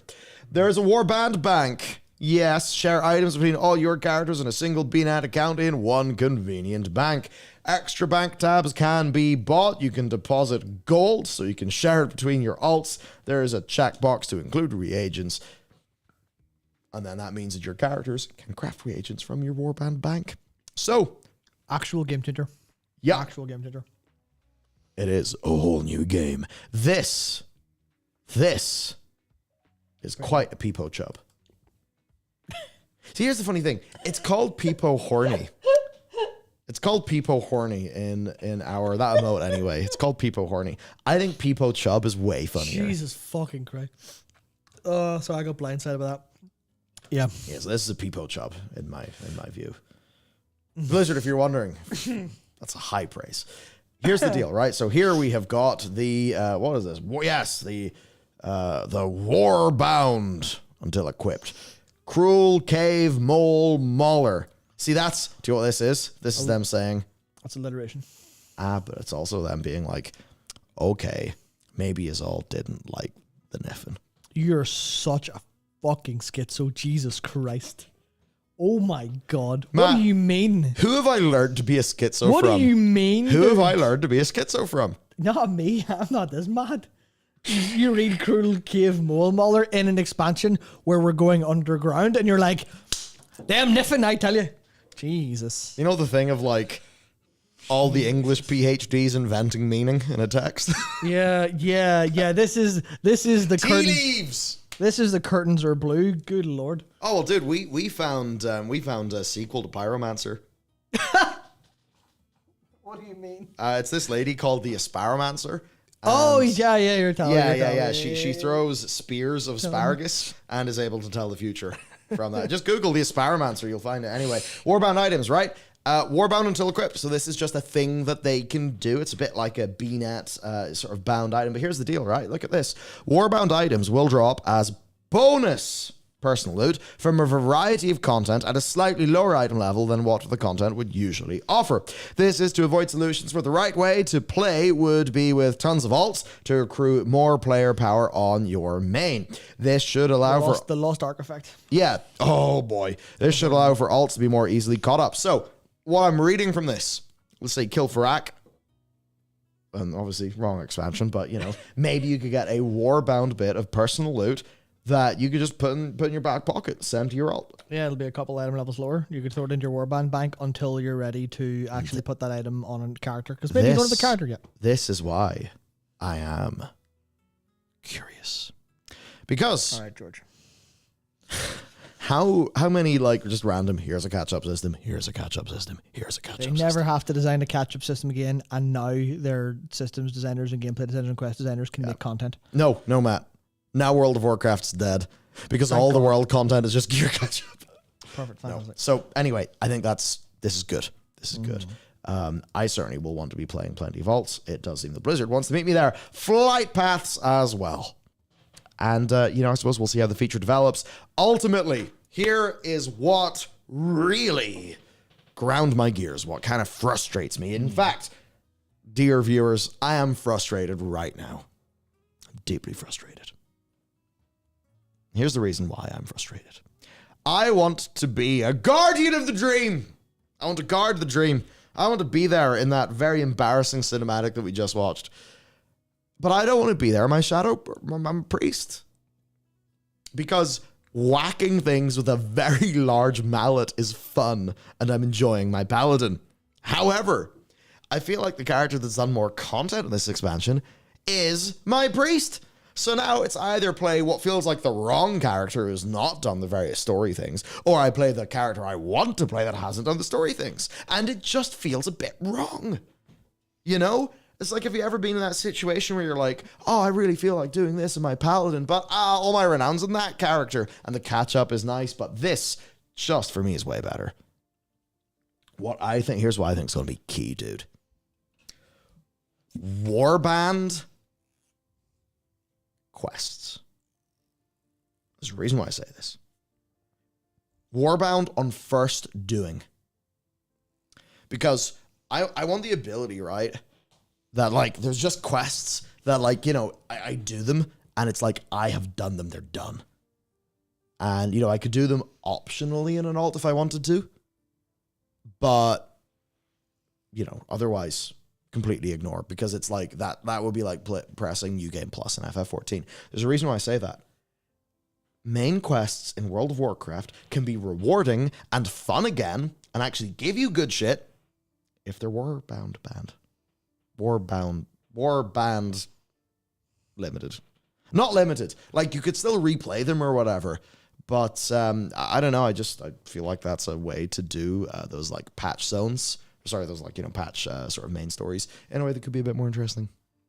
Which is to say, solve some of their, the infinite problem of like, what does Blizzard have to do? They always have to do a skip. Try to make the quest progress be account-wide, and rather than put a skip in all the time, all you would have to do is have a facility to, replay the MSQ if you want.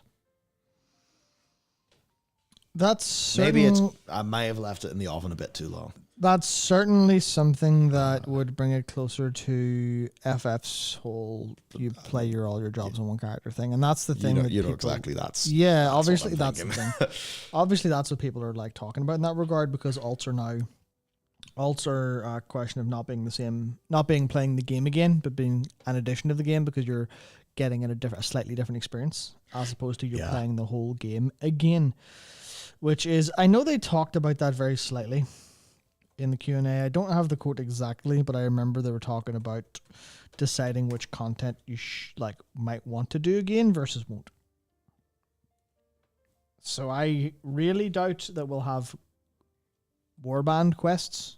Oh, I doubt it completely. But I imagine that it is something they would like to have in a later patch, or knowing the magnitude of that from a tech perspective, I would imagine that to be a Midnight or Last Titan thing, which is a long way away, but it's still like, in the terms of experience in the game, it'll be a thing you can probably do at some point before too long, which is a hell of a lot better than you log into an alt and your entire map is exclamation marks and you log out immediately and don't play the game for another 6 weeks, which I think is an experience far too many people have. Yeah. More or less. Just warbands are an excellent philosophy change for the game. So, will the Brawn companion system be able to be used on your warband eventually, I wonder? Hard to know exactly what you mean, but your progress with your delves and your companion and all that will be shared. So you don't need to re-gear Bran on every character. Mm-hmm. You only have to do it once. More or less. And that's it. You just have to play the game. Just play the game, and then it goes, well, you don't have to they said pretty explicitly they don't want you to redo content you don't want to do. Yeah. So it's how much they can actually do that is the technical perspective, because that's the one thing a lot about the warband stuff that they talked about is literally it is just tech, right? It is just, will they have it ready because they have to break apart World of Warcraft? Because this is a fundamental change to how the game has been structured on in a data perspective, and it's just challenging. Obviously, they've been doing an awful lot with that recently, with a whole bunch of different things going to current ride and changing and chopping and etc. But yeah, they do have to figure that out. Yeah, and it's just a case of how much engineer time do we have, and it's obviously the answer is always not enough. Always future proofing as well. That's it, Wick. They're future proofing. They are future proofing. That is what they are trying to do, very intentionally, as opposed to trying to get the next thing done and move on, which is excellent. Absolutely excellent. It'd be cool to use a character in your warband rather than Brawn. Having one of your other characters come with you is a good part that could be played with that eventually. You could be what's it called? I think that's one of the things people asked about a lot, right? Is there a chance where you'll be able to have your your character's AI with you eventually? Because obviously you've got them there. And it's what if you just play the game with your here's an example. You're playing a druid healer and you have a paladin tank. And you want to do a delve or something. Just bring your own paladin tank and you can heal it. That would be interesting. The downside for Blizzard is they will, narratively and all that, want to have the, what we've sort of already talked about be worked into their seasonal model. Yeah. Even though it's that would be cool. Yeah, maybe not in Delves, but in some maybe a different mode. The bodyguard system. That was the thing. The bodyguard system was actually pretty cool in Warlords of Draenor, because those bodyguard characters actually had a little bit of story, and as you did the story, they gained more abilities. It was all pretty cool. So there's that going on. Where are we next? Hero talents. Right, these could be very cool. Basically, you have 3 hero talents per class. All right, triangle. So you have Prot, Fury, Arms, Colossus, Mountain Vein, Slayer. You can see that each hero spec connects to 2.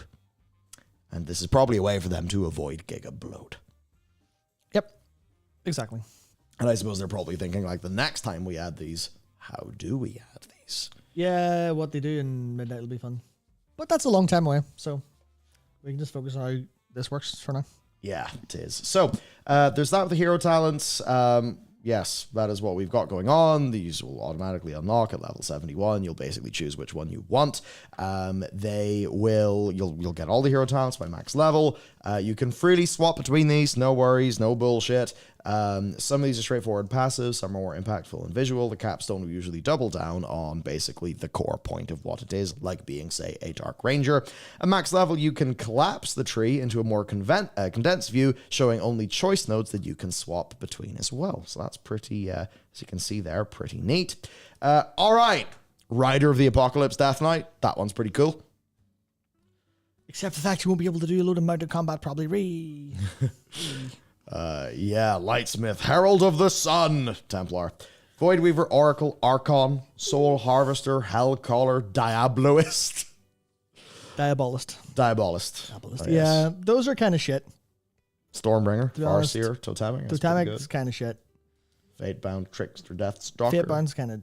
I mean, that's the thing. They're open to feedback. There'll be a lot of feedback coming through because some of these are very clearly we have no idea what we're doing. Herald of the Sun. Like, the Druid ones are free as hell. The Death Knight one's free as hell. Sentinel or Hunter pack leader's a bit... Conduit of the Celestials is maybe a bit weird. But, like, the mage ones, everyone's like, what? Sun Fury, Frostfire, Spellsinger. Those are a bit... I'm a Frostfire Frost Mage. I'm a Sun Fury... Well, probably not. Yeah. Yeah, there's some of them are a little bit weak, like Warlocks as well. Soul Harvester's fine, but the rest are a bit meh, which is kind of frustrating. Hello, Morgan Day. Something Morgan Knight. Yeah. Yeah. Slightly different. That's all it needs to be. All it needs to be is slightly different. Everything goes sweet. Yeah, I think what's good here is this allows them to, in a manageable way in terms of like bloat, scale, all of that stuff, add this shit to the game. So I think that is pretty good. As an example, the Loon's chosen its final node, the Eternal Moon. And I'll do Boundless Moon Knight first. So Boundless Moonlight does this. Right. Fury of the Loon now ends with a flash of energy, blasting nearby enemies with astral magic. Full Moon. Full Moon calls down 2 crescent moons that deal astral damage and generates 3 astral power. Lunar Beam now causes you to leech life equal to 10% of all damage dealt to enemies within the beam. You can then see how the Eternal Moon then basically further powers those up. So yeah, you're basically just choosing a direction, playing around with it, doing some choice nodes. Giving a little bit more power, yes, some customization, some theming, and in a way where they don't just have to add a new row of talents every expansion until we, of course, have another problem with talent bloat and then have to re-squeeze the whole thing again. Yeah. Thanks for the super, Misty. Oh, thank you. I'm really excited for the new stuff coming in. I swear to God, I saw TWW and I immediately tried to say the Wind Waker. And that's the different game entirely, and probably a much better one. The War Within, especially the combat stuff, it's just that I have to wait a year for any of that. It's the reason I don't play as many alts I'd like to. Yeah, that's the thing with every expansion announcement. And it's been the way since I remember playing World of Warcraft. You're like, man, the game's going to be so much better in a year. I kind of don't want to play it now. Which isn't really true, because I'm enjoying it okay. But I'm just like, yeah. You're completely right. You're like, wow, playing an alt for the rest of Dragonflight is going to suck. Yeah. Because you're going to be thinking, it's going to be so much better soon. Which kind of is a good thing and a bad thing. There's ups and downs to it both times. Indeed. So that is Hero Talents. Deeper look. To me, all looking pretty good. Earthens, we don't need to go through those. Other features, I mean... Dynamic flight, you can fly now. There you go. You can choose now. Cross-realm guilds. That's good. Good. That's very Improved spell book. Pretty. New game. Yeah. New game. Pre-order it right now. In-game lore codex. Oh. Never. Not Oh. happening ever. I love it though. Well, where did this come from? It's an idea. Oh, Ian did a tweet. Yeah. There we go. Hmm. New battleground. Yeah, new battleground, which is planned to be 10v10, but if RBG solo queue works, they'll do that. Yep. Which is great. PvP gear. You get more conquest points. You buy your gear with conquest points. There is no bullshit. Yep. Happy. Mm-hmm. Okay. Interview dump. Yeah, the elite specializations from Guild Wars 2. I'm hoping they could end up adding more as time goes on. Yeah. Yeah, that's the thing. They might add, I imagine they could expand this horizontally as time goes on, but I guess people will probably want things to be exciting. So, hard to know. I think they'll probably have ideas for it. I'm just going to see how it pans out at the minute. Because I suppose you're in that problem where you always want to make it bigger and better.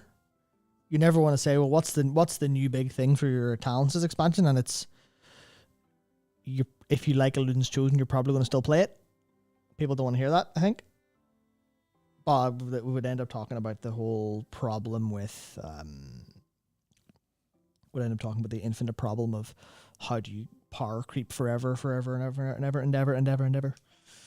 Which I think is the problem that they've been fighting with, so. It's just how it be sometimes. How it be, unfortunately. I wish I had time to play more Guild Wars 2. So I only ever played a little bit of it. Because it'd be nice to have that frame of reference. It's good. The preach videos on are probably a good place to grab for that. That's my problem. I should probably watch a lot more videos about video games. Instead of having the really weird conception that I don't understand them unless I play them myself. Yeah. Which I think is true. But it's also very limiting. Because That's not fully true, is the point, I think. yeah, but I do not have infinite time.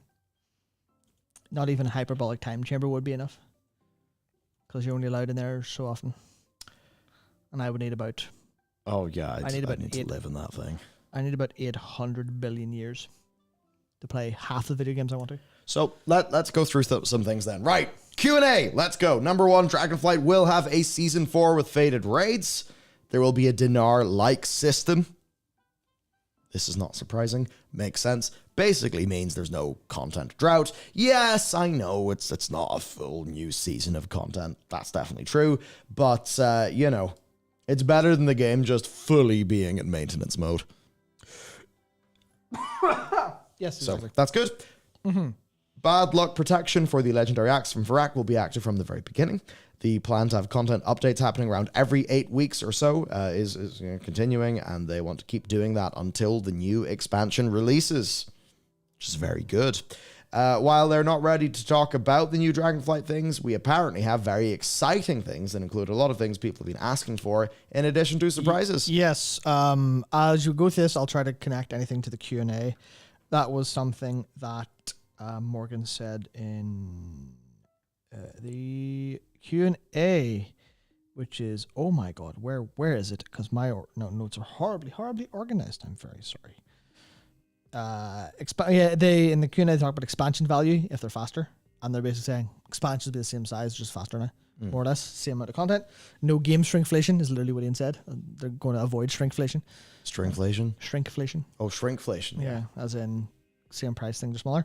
Same amount of content, just faster because of parallel development. Season 4 of Dragonflight has, quote, awesome surprises and, quote, unique experiences. Cool. Mm-hmm. Yeah, I think a lot of people would be happy enough. Wouldn't be excited, but they'd be okay to continue if it was what we had in Dragonflight. This time, though, they've had 2 years to plan it. So they probably have plans. In fact, we know they've had plans. They said they wanted more stuff for world content, as an example. Okay, let us continue. We should expect a fresh coat of paint in specific areas. Older versions not completely removed yet, like with Kurumi Time. So much story left to tell. They can't wait to show us. World Soul Saga will be coming quicker. Okay, we sort of know that. Each expansion will be a full expansion, full suite of zones. Yep, That's pretty much what we know. Story and zones in Midnight are already underway right now. The team is very good at working on multiple things simultaneously. They've built a pipeline to be able to work on multiple expansions in parallel. The early roadmap is very successful. They want to continue it, but the scope of those tends to be limited to roughly a year at a time. So no roadmaps. Yeah, we don't want to be like, and here's the 2025 roadmap. Features in Midnight are expected to blow players' socks off. Player housing? No, you can't just say that. Blow people's socks off. What does that mean? Where's I my mean, socks? do you want to Google it? Like, no. That said, there was which one was it? I can't remember. There's one of the was it System Designer? Featured? I don't remember. But there was someone on Twitter was talking about how they wrapped up a last bit of their part on the War Within recently, and they're straight on to like new feature dev in Midnight. And I'm like, that's some parallelized ass development. Like expansions out in like almost a year. So let's get the next one started. Like that's aggressive, but it's kind of sick actually. If they are fully going for like a big feature. Big feature. Yeah, no, sick. So that's all very good. Oh man, I have a lot of admin emails to do. Cool. Right, so there's that. Okay, good. I want my socks to be blown off. Each expansion will lead to the next, each being a chapter, arc, of an overall story, similar to what happened between Warlords and Legion, but the story beats are going to carry through a lot harder. That's good. That's what I want. War Within lore. Arathi. Arathi humans are a splintered tribe from the original Arathi tribe from back in the day, before they split into the 7 human kingdoms that we would come to know. There's a group their group that left spawned their own kingdom across the sea. They received a vision about a falling star that took them to Harrowfall. Falling star. Vision about the falling star. That's cool. Power, strength, and power and speed. Are you okay? Well, you made noises too. Yeah, my noises were completely incoherent as opposed to just words. Falling. I like this. I think I might have a fondness or a fascination for mythos. They are big uber paladins. Yeah. Crystal's not the tip. Same. Yeah. Of course it isn't. That would be insane. That would be insane. Also would have seen it. No plans for more support specs. Augmentation Evoker failed experiment. They're never doing it again. The designer doesn't work there anymore. Remember, Preacher's like, this is the future of WoW combat. Ghost Crawler. Yeah. Delves will have a seasonal currency to avoid player burnout with a mix of reward types. The lucrative ones will have some limitations on how often you can get them. Infinitely repeatable, no lockouts. However, yes, limited big giga loot per week. Warbands, account-wide achievements will be largely by default, famed gladiator character specific. There will still be a loss when converting currency between characters, but it will be much easier with warbands. Understandable, but Mythic Plus. With the Mythic Plus rotation changing every season, the need for seasonal affixes has diminished. They're open to community feedback. Less emphasis on affixes, more on the dungeons. No plans for additional cosmetic rewards for Mythic Plus, which is kind of unfortunate. They want to add something, though, similar to a vicious PvP mount from M+, that more requires time investment rather than pure rating. Gearing, they want to continue exploring catch-up mechanisms for loot, that sort of thing, to counteract RNG. The dinar system in Shadowlands Season 4 may have been too generous. I didn't really play it. No, everyone says the opposite. Everyone says the opposite. Have fun. Let people have fun. It's the end of the thing. They must be having numbers. It's what do you call it, right? It's the week before Christmas at school. No one gives a shit about learning. Just make them have fun. Let them have the exception, right? It's the same thing with what do you call them? Everything go boom boom, BFA, and corruptions. Corruptions were great because they were a break from tradition. They were a break from the norm. Yeah. So if you schedule in or program in a break from the norm, then people will have that release valve and go, yeah, we can just wreck the place, yeah. So, nothing to say about Archaeology Revamp. There's stuff in the works. Yeah, elaborated on that in the Q&A. Basically saying that if it is to come back, it'll come back and it'll be very different from the triangulation because they know that was super, super boring. There was something else that Morgan said in that, let me just find it here. 1027? No. No 13. No indication. Okay, no. No indication whatsoever. But Morgan said there was something coming in Dragonflight, which is called the Azerothian Archives, which is a feature that is lore focused. Cool.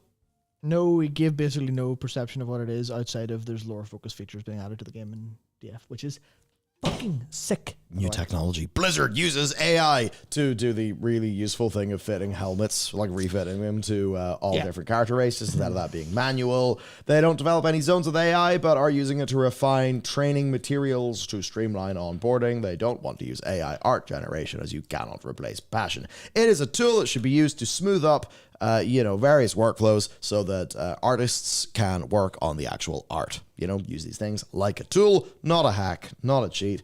Actually, it does seem good that seems to be broadly the way they want to do it. New technology. The crystal that illuminates the whole zone works off some new tech that allows them to dynamically change the lighting of the zone, which helps progress the narrative. So the engineers have cooked up something with the light.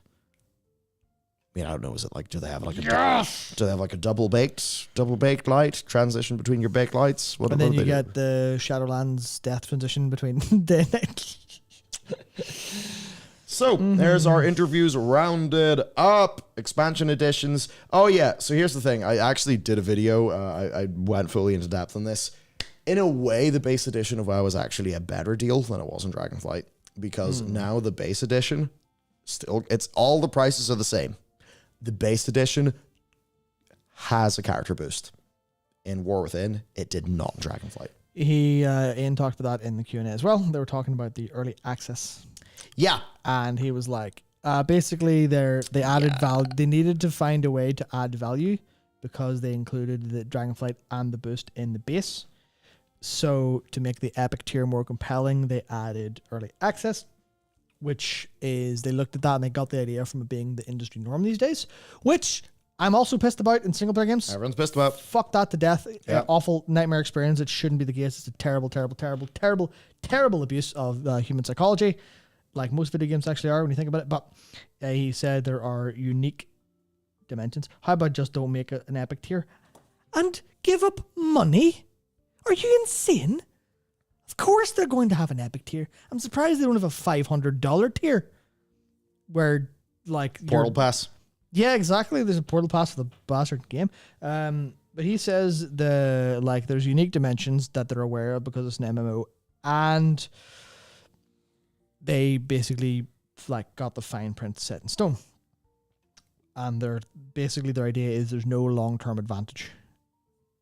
Because in the same way they lock all of the weekly progression to the weekly reset after anyway, it's basically that. It's just, you can level for 3 days, do some professions, but you can't actually make any meaningful progress in that sense. Yeah. Which is, obviously the 3 days means you're going to have, there's a whole load of way it's quite literally you get the game earlier, and that itself is a substantial advantage in a bunch of ways. But I think it's horrible, but it's in the same way that you go, well, what can you literally do? Because people pay for early access, and you can be, I don't know what to call it. How do I put the analogy together? You can be a rock against the tide, but anyone who's in anything that's not a rock will get washed away. Just you'll be standing there in the fucking ocean going, where's all my mates gone? Effectively. And that's the problem. Yeah, make money from materials. Yeah, exactly. That's the part where it's annoying. Just like, look at that. I paid extra money, so I have an advantage in the profession economy. That sucks really bad. But it's clearly something they're happy to do with it. They're happy to just accept that. Don't like it. Yeah, that's the thing. Even the rock will be ground to sand eventually. Yeah. A big enough one can try not to be. But yes, it's just early access is a bad thing for video games because you're just getting false value. Yeah. It's because it downgrades everyone else to not having the true launch day. But it's free money, so they're not going to say no. Promise I'll give everybody a discount on my mats. Well, you're one of the good ones. You're one of the good ones, and it's not. And you won't. You know you won't. You'll just cancel scan like everyone else. What is the Grand Game Awards? What are you talking about? We've been nominated against The Park Beyond, The Settlers' New Allies, City Skylines 2, The Veil Beyond, and Pikmin 4 Nice. in the best sim/strategy game. Sick. Fantastic. Crazy. Yeah, the face is not early access. That's everyone getting late access. Yep. Framing. Look at that. Look at that. It is, hello, you have all been downgraded. Right. Midnight. Not yet. Not yet, but There's 75 minutes till midnight. we'll be returning to Quelled the Lass. Yes, this Gonzalez. will be a whole expansion. Here, actually, thanks, Rin, for the visuals. This is very useful. All right, zones. What could they be? Friends are here, thanks. 1, 2, 3. Oh, zone Into the 4. goop. Into Nice. the goop. So who knows what they'll do with the zones? They could, beef and bulk this out. So, we can think about that. The Last Titan obviously has got Northrend, which we do not need a graph for. I don't know. It's been How long- do you it's been a feel long about, time since about Wrath. this as future content? I don't really feel anything, to be honest, because it's future content and my brain's full of the war within. Fair. I'm That's the mostly kind of like where that. like I'm kind of going. I'm very specifically trying to. I just think those are both cool zones, so that's why I Yeah, personally- like I'm happy, right? I'm happy, but I'm not thinking about it, and that's a little bit of a different, a slight different modality in how I'm thinking after this, which is like I said earlier in the stream. It's big details I'm happy with. Yeah.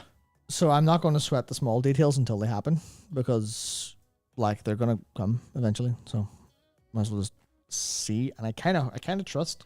Whereas, like, even for the narrative execution for the rest of Dragonflight, I'm kind of worried about a lot. So I'm kind of going to mull that over and think about it, loads, especially after watching that cinematic earlier. So it is a little bit of a weird time to go. Yeah, we know there's going to be two other expansions after the War Within. Cool, I guess. And they're going to be slightly faster, so cool, I guess. It's just like, it's such a different, I guess such a different modality of thought of like, what do you mean there's like a future that I can think about as opposed to only have baseless speculation? Because it is, like, from the lore perspective, right, it's interesting. From the lore perspective of drawing stuff together, like, you could talk about The Last Titan all day long with Amanthul, with time, with all the potentiality there. Why would it be set in Northrend? That's fascinating. There's a lot of, like, why Ulduar specifically? Is it because they like Ulduar?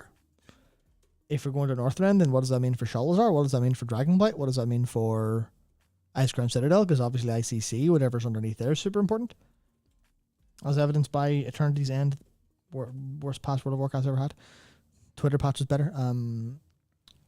So there's a lot of lore stuff there. At Midnight, you could talk about the Void and talk about Xal'atath and Ashara and like Illyria all day, even though we don't know. We could obviously like draw things together from, as we do with most speculation, as we see the dots and we can draw the trend line going forward.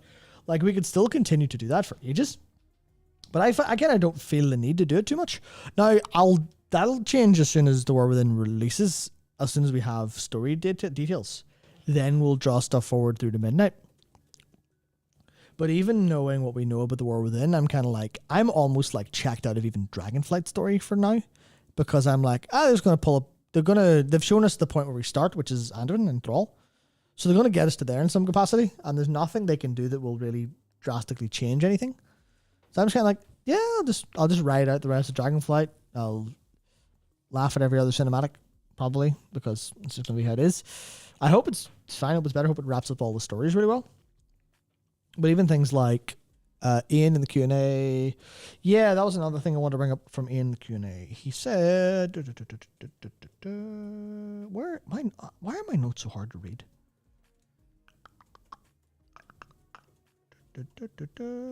Where was this at? Oh my god. No time travel. That's what it was. People submitted questions because they assumed that with Quel'Tha Lass it was time travel back. Because Metzen said back to the old world, I think. Yeah. And the combination of back and old, people went time travel, which understandable because there's a lot of hints at the past to be important. But he says that was like a misunderstanding. There's no time travel. Calphus upgrade will be bringing the area forward to modern times, including all the updates expected to the world, stuff like that.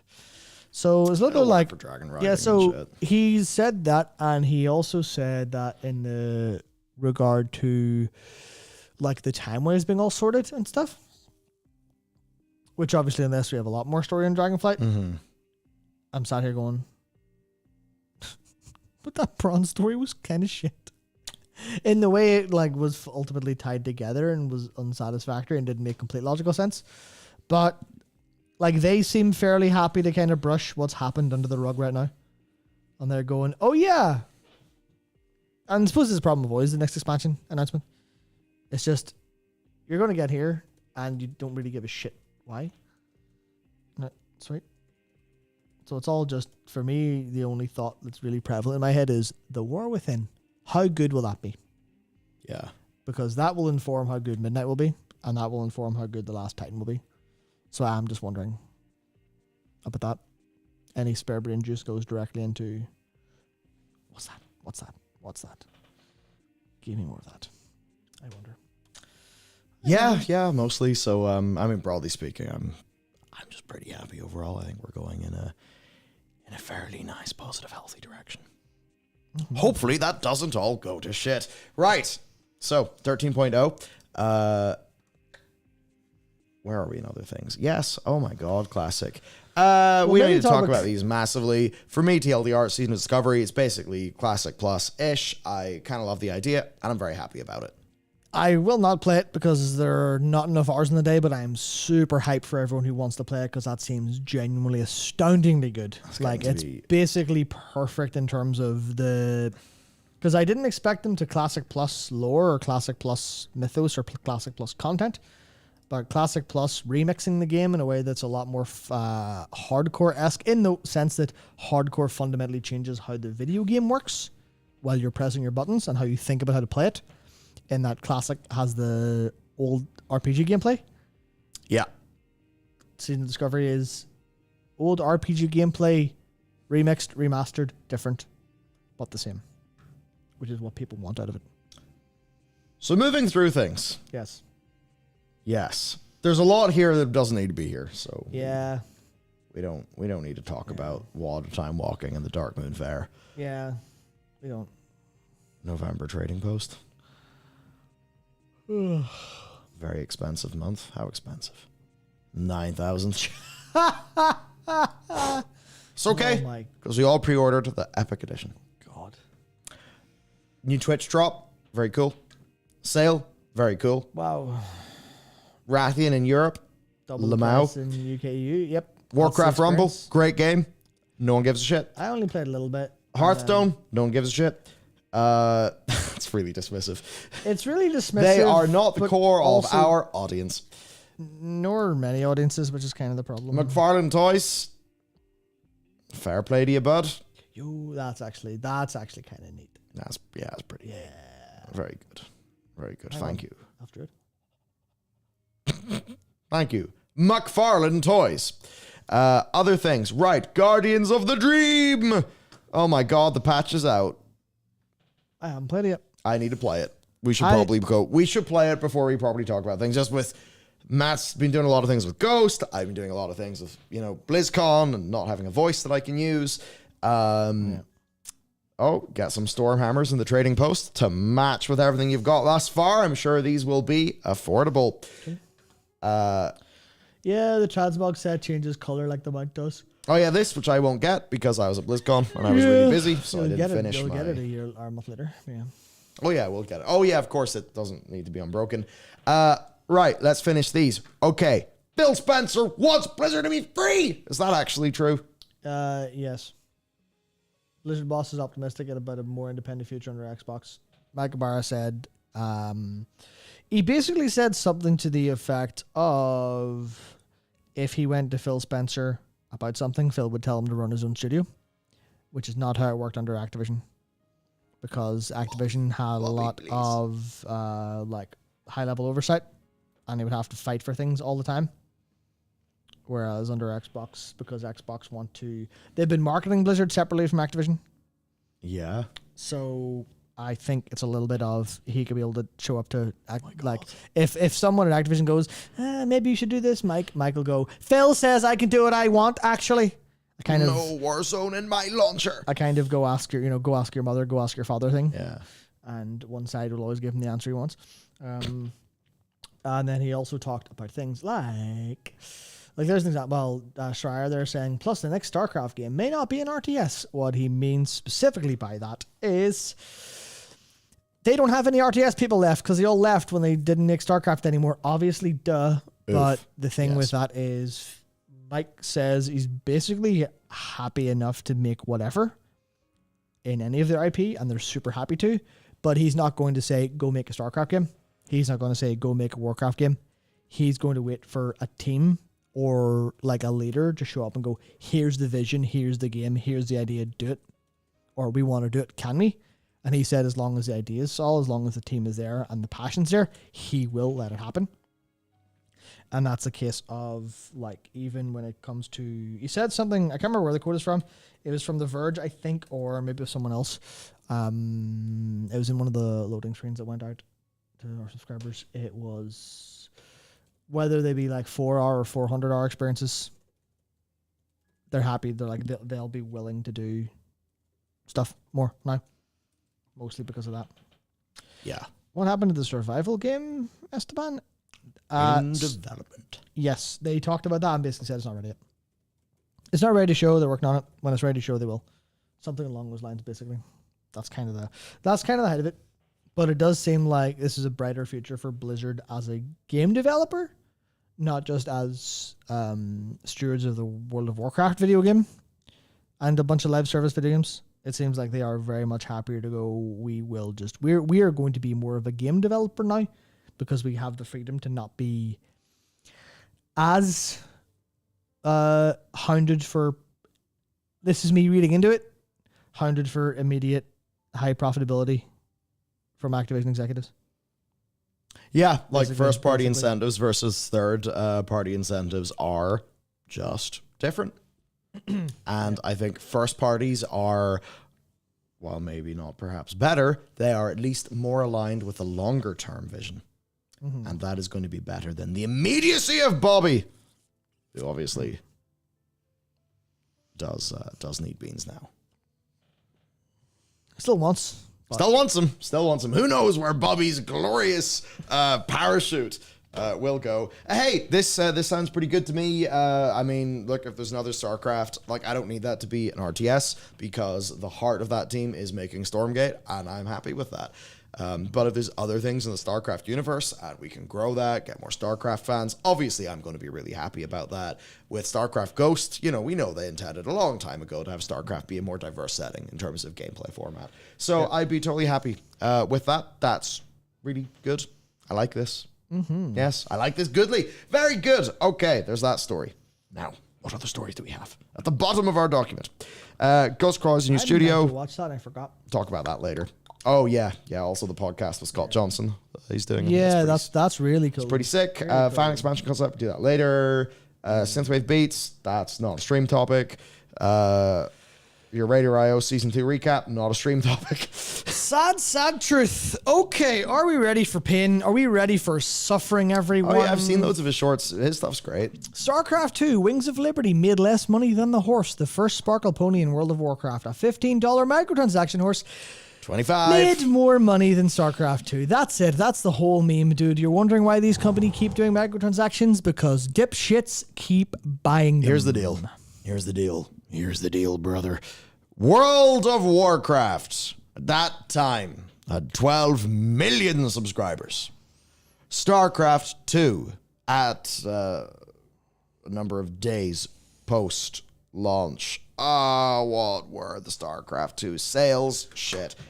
This is in someone else's coverage of this story. Let me bring it up. Fairly sure I tweeted about it because we can actually do some napkin maths based on this StarCraft. You can do the maths and then I'll talk about the principles involved. Wings of Liberty. Wall. StarCraft 2, Warrior of Light. 1.5 million copies in its first 2 days. That's $60 game. No, I can't remember what it was. wouldn't have cost that. I can't remember. Yeah. What was the original RRB? $49.99. Maybe it was $60. Anyway, it crossed 6 million sales 2 years later. Now, let us think about this. World of Warcraft has 12 million subscribers. Ned Soccer says that MMO Champion once did an API crawl in the Armory and gathered that most store mounts at that time had sold between 1.5 and 3 million times. You're a repository of knowledge. Hell yeah. He knows shit. Mm-hmm. He knows shit. Dude knows his stuff. Yeah. I imagine you've forgotten more about World of Warcraft than I've ever known. Whoa. That's a pretty mind-blowing way to put it, bro. So, okay. I don't know why I said bro.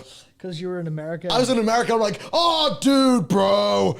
Bro, dude, bro. And yes, now I don't say stupid. I say stupid. Stupid. Not stupid. Stupid. I say stupid like a Brit. Jesus. Yes. So there you fucking go, right? What do you want to make? Wings of Liberty or a fucking horse? Make the horse! Man, what horses have done to gaming? Any true gamer should go outside It's all and horse. club a horse to death. It's all horse. It's all horses. Yeah, man. So, $25 times million sales. $25 million. 25 million. We are good at our mathematics here. 1.6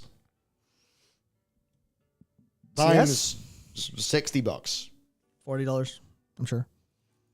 Let's just say 50. It's a bit different. It's a bit different. Is a lot less bucks than 25 million bucks. But anyway, this man's probably not 64 speaking million. bullshit. 64 million. But yeah, so this person is in a situation to at least understand most of it or Yeah. have some information as to whether they know it as part of their job or know someone who knows it. I've seen so many streams. I didn't even know that was in it. Yes. Because there's a little bit of context from Jason Game Hall, Observer currently here. an independent developer and former Blizzard employee, has been sharing some interesting stories about his long career in the industry for a while now. Some are truly insightful, others may seem depressing. It is unclear which mount it was. The Sparkle Pony, yes, which is $25. Yeah, so this makes me very angry. And there's nothing I or you or any of us can do about it because the law of numbers means that anyone with work is busted. Because dipshits keep buying them. Because dipshits Think keep about voting power. buying them. You know the way Californians sit there and think about what a profound impact they can have in the presidency? And I'm sure the same for deeply red states as well. And also everyone voting everywhere. Yeah. But yeah. Yeah. You know, where it's like a voter because of the actual college, a voter in this state has got like, you know, their vote is worth X times more. It's like that on steroids. Why do you think it feels like the business model of a game is being led by 5% of hyperspenders? Because there where the money's from. Can you think about the motherfucker who's got all the shit in Diablo 4, man? They could be worth 20 other players. Opportunity cost. Opportunity cost. Why do you think the whole industry has been trying to make horse flogging platforms rather than video games for all these years? Because evidently what you want is a horse flogging platform to sell horses to people. That's just worth more money. Yeah, flogging is in selling. Oh, yes. Oh, Not- beat a dead horse. Flog a dead horse, yes. Yeah, so this is the part where I have no idea how to personally like deal with this because it's actually like it goes deeper than just this experience because it's like falls into half of like the death march of society as we know it, where there's a load of people who are autopiloting their fucking lives, making the entire universe worse for the people who have some sort of self-awareness and active thought. And that sounds so profoundly egotistic, but I think a lot of people kind of see it. And they go, who are these fucking people buying every goddamn, what do you call it? Every goddamn store mount.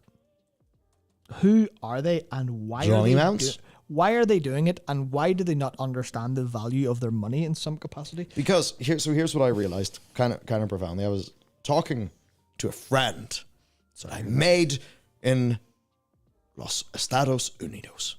Now, my fucking my take home is going to be, I think my take home pay is going to be like 15 grand this year. glad I have savings from when I was a one-man band. But like, I was like, so my like, you know, take home, which is, I don't know, like 35 or something. I definitely work a standard 40-hour week. Haha, happy smile. Same. I like said what like that is in dollars to someone who lives in California. Yeah, I bet they nearly threw up. They probably near had an aneurysm. Yeah. And that is to they say, spend that much on fucking lunch. yeah. There's motherfuckers who are like, I'm earning 150 grand. Why do I feel like I'm only just safe? Which obviously, you're earning that money in Northern Ireland. Oh, you're loaded like. Oh, you have platinum gilded taps in your Why shitter. the Like, fuck do I not work remotely? Why do I not work remotely for some do you know what you have if you are doing that? You have a fucking bidet. You're the only man in Belfast with a bidet. And not one of those And you don't even need to use it. Not you a can hire Ludwig. someone to fucking clean you. Yeah, that's it. Not fucking Ludwig strap-on bidet. You're the way Ludwig has a bidet company. Yeah. I mean a proper Japanese shitter that costs like 50 grand. And it fucking does everything. Does absolutely. It has actual Baker Cat for your cheeks. Anyway, point is, you know, all these people like, you know, fucking Tech Lead, how I brush my teeth in the morning, brackets as a millionaire. Like, the people who make these games are brushing in with the Fang people. And the Fang people, that's, you know, Facebook and blah, blah, blah. Rich engineers. You know, they're the sorts of people who also fund the entire scene of the furries. Yeah. Yeah. Oh my God, man. Amongst other subcultures, like. I think we have a new project for our special weapons division. Yeah. I have a lot of weapons to make, yes. Yeah. Indeed. No, that would actually be against the community guidelines. It was about a weapon that one time, you know, you left it and my light bulb, and then, you know, I took it. And then, of course, that time I left it and your light bulb. Yeah. Very funny. But we can't really say anything else because the old terms and guidelines and conditions. Yeah. Well, I can imply what it is if I say there were some people I gave some pre-stream homework. There was a line from that song that may make sense. Yes. Oh, wow, we're going deep. We're going deep. Yeah, So I give people all of pre-stream this- homework to listen to Caligula's Horse's Golem, which is a great song. Bog. All of this basically is to say, right, if we're even thinking about $60 as a quantity of money to be thinking about, we're living in cuckoo land. Yeah. I mean, like, you know, per person cuckoo land. And that's really fucked because just by existing in our country and not being the poverty line, we are way above the average, you know, wealth or whatever of like all humans on earth, right? But that's the thing. There are so many motherfuckers. It's like, what's the population of California? You know? Yeah. Like, it's so big. You know, like the average, I think the average in Cali is 100 grand and the median is 78. In fairness, that median needs to be like that because stuff is so goofy ass expensive there. But here's the deal. If you're dealing with all these states, right, where, you know, that's like the amount of money that exists is just scaled up, you know? It's just scaled up and up and up. Like, as an example, right, I had a cappuccino at a hotel Sorry to hear that. from a Starbucks. Double sorry to hear that. It was really bad. Do you know what it came to? It was like, I want this and I want an extra shot and I'll take that sugar-free syrup because guess what? Your Starbucks, this shit ain't toast. This doesn't taste like coffee anyway. Do you know what it came to, dude? $10. $10. $10 for a coffee. I'm not surprised. I wish I was surprised. I pay £3.50, which is like, I don't know, $5 max for a very good, yum, yum, tasty coffee at a specialty coffee shop. Yeah. In fact, you'll pay more for a far worse product. Never go to Starbucks, but all the hotels have them. You know how it is. But it's just that thing of scale, right? It's like, do you know what it's like? We in normal land have patch 7.2 levels of artifact knowledge. But over in Yeah. California, they're patch 7.3 levels of artifact knowledge. So all this shit's totally mental to us, but to some people over there, it's just the way they play games. They spend, you know, $3,000 a year in a game. It's their hobby, whatever. They don't care. You know, what's their friend? Their friend who's into guns. He probably shoots a few hundred anytime he goes out with the boys to the range. You know, probably has a new tricked out gun, costs $4,000, full of carbon and I don't know, weird shit, right? But like that is who this is appealing to. You know? No, I actually disagree. Okay. I disagree. There are because hungry minnows as well. I disagree because the reason for microtransactions is the minnows. Basically, whaling is different, and whaling is going to get those people more than anything else. But I think the problem is that microtransactions work today in an era where your disposable income fucking vanishes because because every single thing in your life is a vulture for the corpse of your wallet. So I guess just so that And people this are is just clear. another vulture. Yes, you're right. This is minnows. This is targeting 10% of players, not 1%. Whenever we talk about whales, we mean people who spend like, you know, Saudi Prince A has spent 300 million pounds on gacha pulls in Transformers to defeat Saudi Prince B. Yeah. It's not exactly like that. But you remember your man who got not all the legendary gems. He probably couldn't afford that. But you know your man who went crazy in legendary gems. yeah. I know he was interviewed or reacted by Asmongold. And to him, he was just like, yeah, I'm rich. Yeah, It don't mean that. yeah. You know, it's like, I don't know. I mean, maybe there's more longevity from your legendary gem than your McLaren. I suppose it depends. Do you only drive your McLaren once every 6 months before it falls apart? There's a huge amount of perceived value not matching the real value in globalization, but I think because I don't I mind whaling because I think it's inherently unhealthy. Not for the whales, I don't give a fuck about them. As long as they're rich whales, because if money doesn't matter. People who are exploited is a problem. Cogworth says, I've got a friend on welfare who still buys store mount pet stuff. There we go. That's where I think the problem really is. I think the problem is the perception of value being so fucked up and people having no concept for money. Apologies, Adam. This is depressing for Friday night. We are very high energy and also very depressing. But this is the problem, right? High energy depression. We're buck fast as humans. Yeah, Incredible. Essentially, this is one of the very annoying problems, which is thinking. Fucking sucks. I recommend doing it. Don't do it. For your entire life, but try not to do it too much. Never think. Thinking is bad. But so anyway, there's I was saying about someone in welfare who gets stuff like that and value being completely gone. There is a trend of what's effectively like you're just dissected. You're dissected by a world that only has anything in that only ever has anything in market value and selling stuff and buying things. There's a complete lack of I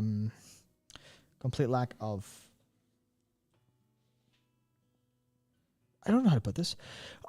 How do you spend your time? How do you feel anything? How do you do anything? For people, they buy stuff and feel like it. Because the entirety of the world, since I'm not versed in economic history at all. I'm not actually that very well versed in history. But effectively, at some point, the world became every single thing that everyone does is to make money. And that's fine. But then it becomes, what does the average person's experience be? Yeah. Because if everyone is trying to make money from them, then that's them they have to buy a lot of things. And then the entirety of culture gets consumed by consuming. And now you're sold shit all the fucking time, all day long, and you're in such a natural process of spending money consistently. And that's where value comes from. You're wondering, what do you actually do? then you do. Well, Just send stuff. Douglas Adams' Hitchhiker's Guide to the Galaxy does have a fun little thing of like, what happens if we cured all the diseases? We'll start selling fake temporary diseases so you can say, but I climbed Mount Everest with a broken leg that I bought from the doctor. Yeah. Which, yes, is to say, I mean, why is so much marketing and advertising and that, think about the focus that it tends to take these days. The thing that I actually have up in my laptop right now is LVMH Group, who own Dior, Louis Vuitton, all those like, big luxury brands, blah, blah, blah. And they are like surging right now, doing real good, Of course they are, because we live in hell. Yeah, because it's that thing that like, while everybody talks about the income, wage disparity, here's the thing though. Even if the number of turbo rich motherfuckers is decreasing over time, but like our economies do actually appear to still be growing. And in an absolute terms, it's still a lot of people. It's still a lot of people, enough to actually make a difference. And I think we're just seeing that, more and more and more and more. I actually wonder, people who have lived in countries where the currency, they're not able to buy as much for it. We talk about, say, the price of WoW when it's in euros, but a euro in one country is very different to a euro in another country sometimes. Remember I think what's happened- remember pigs? Pigs? Portugal, Italy, Greece, Spain. That was a derogatory term for those 4 countries because they were dragging the fucking shit out of the European economy. Oh, so is this like, were- uppity, we're the rich Europeans, we're not happy about those countries. Yeah, they were dragging down the euro substantially. I see.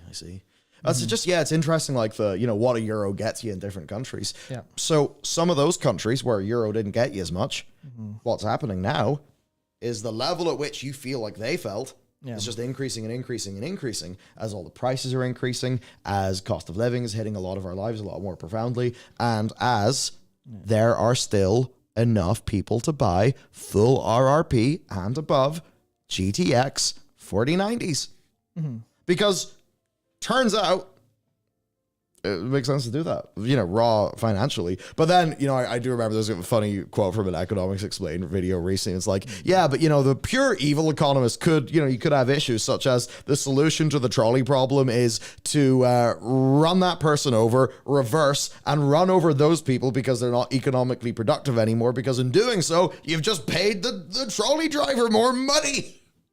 Yeah. Which is obviously a joke. But, So I don't want to get too much into like, doom or sad time. Yeah, because I see there's people asking about like, if you read about economic stuff. I actually am, and I sometimes I wear it like a badge of pride. Sometimes I'm profoundly ashamed of it. I am exceedingly unread in a wide variety of topics that I talk about a lot. Economics is one people should be. Because I'm a very big, I ponder shit all the time and end up having reasonably fresh perspectives. A lot of people that go in radical directions, left and right, do so because of a lack of an understanding of the economy. Because ultimately the economy is, it's in many ways it's studying incentives and like, what people are doing. Yeah. So it turns out it's really hard to do that. Yeah.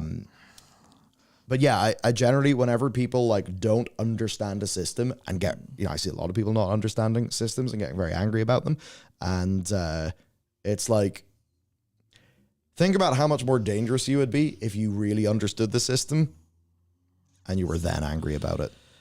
Did you ever watch The Matrix, Michael? Whoa. Whoa. Sometimes the steak's better than the fucking goop is what I think a lot of people exist under inherently, which is funny because The Matrix was 1999. You imagine people go, hang on, actually, maybe I should step outside The Matrix, and everyone decides not to. But that was the point of the movie. There's something I wanted to steer this in a direction, which is 2 specific ways, which is Cylin says, bro, do you want to be a hunter-gatherer? This is so much better. That's a false dichotomy, sir. I completely appreciate that it's a lot better here than, if from a purely physical perspective, it's substantially better now than having to go hunt for food. But I fucking imagine people are probably a little bit happier times because this current system is causing profound mental damage and psychological damage. We're forgetting as a society how to literally be people. And we're all living as fucking weird zombies under So going to BlizzCon forms is of good. consumers and everything else. Yeah, it's like that's because there's community and belonging there, and people don't fucking have that because all they're thinking about is money all the time because that's all they're sold, that's all they're served, and that is hyper doomerist. And you can just exist and have community and have belonging, but that's not what people talk about. That's not the way the world is going. Which brings me to what, or is it ever said? I feel like I'm living in an economy rather than a culture or society. That is more eloquently put than I have ever vaguely considered it. It's the idea of people are not thinking a lot about living in culture society. They're thinking about the economic thing. Because that's what overrules. Yeah, like that's a cultural problem, and we need to fix that. That's what I mean. But ultimately, you are pretty chuffed with what this does. This is a high-value purchase. You know, the cars that we have now are so much more capable than ones in the past. All the things that we have, all that progress. Like, it's very easy to be angry about all these things and to then not think about what we've actually got from any of this, such as World of Warcraft existing. I think a part of the problem is actually more going to attention, because it means we are continually in a very reactive state. We're not in a forward-thinking planning state. Which basically is, you know, if people plan their finances and audit their own accounts and go to the store and either meal prep on a Sunday and, you know, put a few in the freezer, a few in the fridge, you know, these are things that, because we're all so busy and so reacting about everything all the time, you know, it's like, oh, things happen, we gotta go, oh, I don't have time to eat, I'll deliver it, it'll cost 20 quid, when dinner probably could have cost 4 quid, you know? So I feel like some of this is the economic side, absolutely. But you then think about America, and it's like, why is everybody going to the fucking food? Because like you can still eat cheap in America if, you know, you do your groceries and do the cooking yourself. But the thing is, takes knowledge, takes time, takes skills, takes equipment. Already have a car. Arby's is down there. Away we go. So I feel like so much of it is because I think there's almost you know, the whole thing of like, rational actor. It's like, I'm not a rational actor. I'm a lazy, stressed actor. That's what I am. I've gone out of my way to not be a rational actor. It's been great. And but the thing is, in a world where we are all able to be more rational actors, where we're all cooking food. I mean, I know whenever my parents were my age, they were cooking their own food and they were spending proportionally less money than I would be. You know, if I was living their lifestyle, I would have more money in my bank account because I wouldn't be doing expensive, lazy food. And I suppose that is the broader context in which so much of, like, you know, our generation and stuff lives in, right? It's like back in the day, if I didn't have food in the house, like, my choices would be sleep, go to shop and acquire things, or a takeout, where I would have to go and drive to get the convenient food, rather than Deliveroo, DoorDash. So I think in that context, like, our continual high engagement and laziness caused by burnout has led to a grand expansion of paying money for convenience. Yeah. And that has meant that we continually are making less economically efficient decisions, which means that more of that money, but here's the thing though, what has came in to do that convenience? Is it local gym? No, it's Deliveroo, it's DoorDash. It is some sort of large venture-backed, whatever it is, company that is slurping all that money out of the, you know, the local sort of circulation and, you know, probably to a bank account in the Republic of Ireland. Which is, have you seen the Irish GDP, dude? Whee! Yeah. And this completely reflects reality in Dublin. Definitely, absolutely. 1,000,000%. It's almost as if GDP is... I guess just when I think about these things, I think, like, yes, there's all these economic things, but they're happening within a very interesting context. It's always culture. Everything is culture. Yeah, it's like... It's a thing people don't understand. Systems don't matter a fuck because it's culture. Capitalism is doing a really good job of, you know, selling the solutions to problems. But the problem is sometimes the solution is a cheat or a hack. Like the ice cream. Like the donut. Like the, the whatever, right? You're like, if I was one of those based old people in the long time ago, you know the way everybody has this sort of fetishized view of the past where everyone is, oh, fiddle-dee-dee, they go to the local greengrocer, then they go to their local butcher, and, we're not living around, we're like, oh my God, is that red meat? We haven't had that in 2 weeks. Whereas, here people are like, fucking there's that Zach having his dollar steak every night. Can you imagine going back to your, grandfather or great-grandfather and being like, did you know that we have dollar steak? They would probably rightly not trust it and put it in their bodies. Yeah. Anyway, I suppose. Well, there's maybe a reason for true. that. I suppose I just bring it up because as much as it's very easy to be the bad, there's actually other dimensions to the bad that explain the bad. And you know the way it's like sometimes it's not the the way the eagle flies or the crow flies or whatever. Yeah. I think we thoroughly torn the arse yeah, to get a little bit into because I think we didn't even talk about it in terms of fucking video games. It's literally just there's a cultural problem that people buy these. Yeah. That's the quick takeaways. There's a cultural problem that people would rather buy a microtransaction mounted than spend that money on something that's a little bit more valuable to more valuable in a literal sense, because obviously it's completely fine to have personal value. I know microtransaction. Yeah, if you think that's worth $15, you work away, but to other people it isn't. And you have to ask, why is it worth that to you? Why do you not do something else? Why are you spending something that is on something that has such intrinsic value, but the value is so actually small, literally? Because it's the fact that this false gap in value between its creation and what you're willing to pay for it is the problem. And that's the issue of marketing. That's the issue of IP. That's the issue of capturing your attention. That's the major goal of video games and live services. That's the problem. To almost unduly capture your time and money and attention for an experience, which is mitigated in a lot of cases by games being good experiences because there is an artistry to it at a lot of times.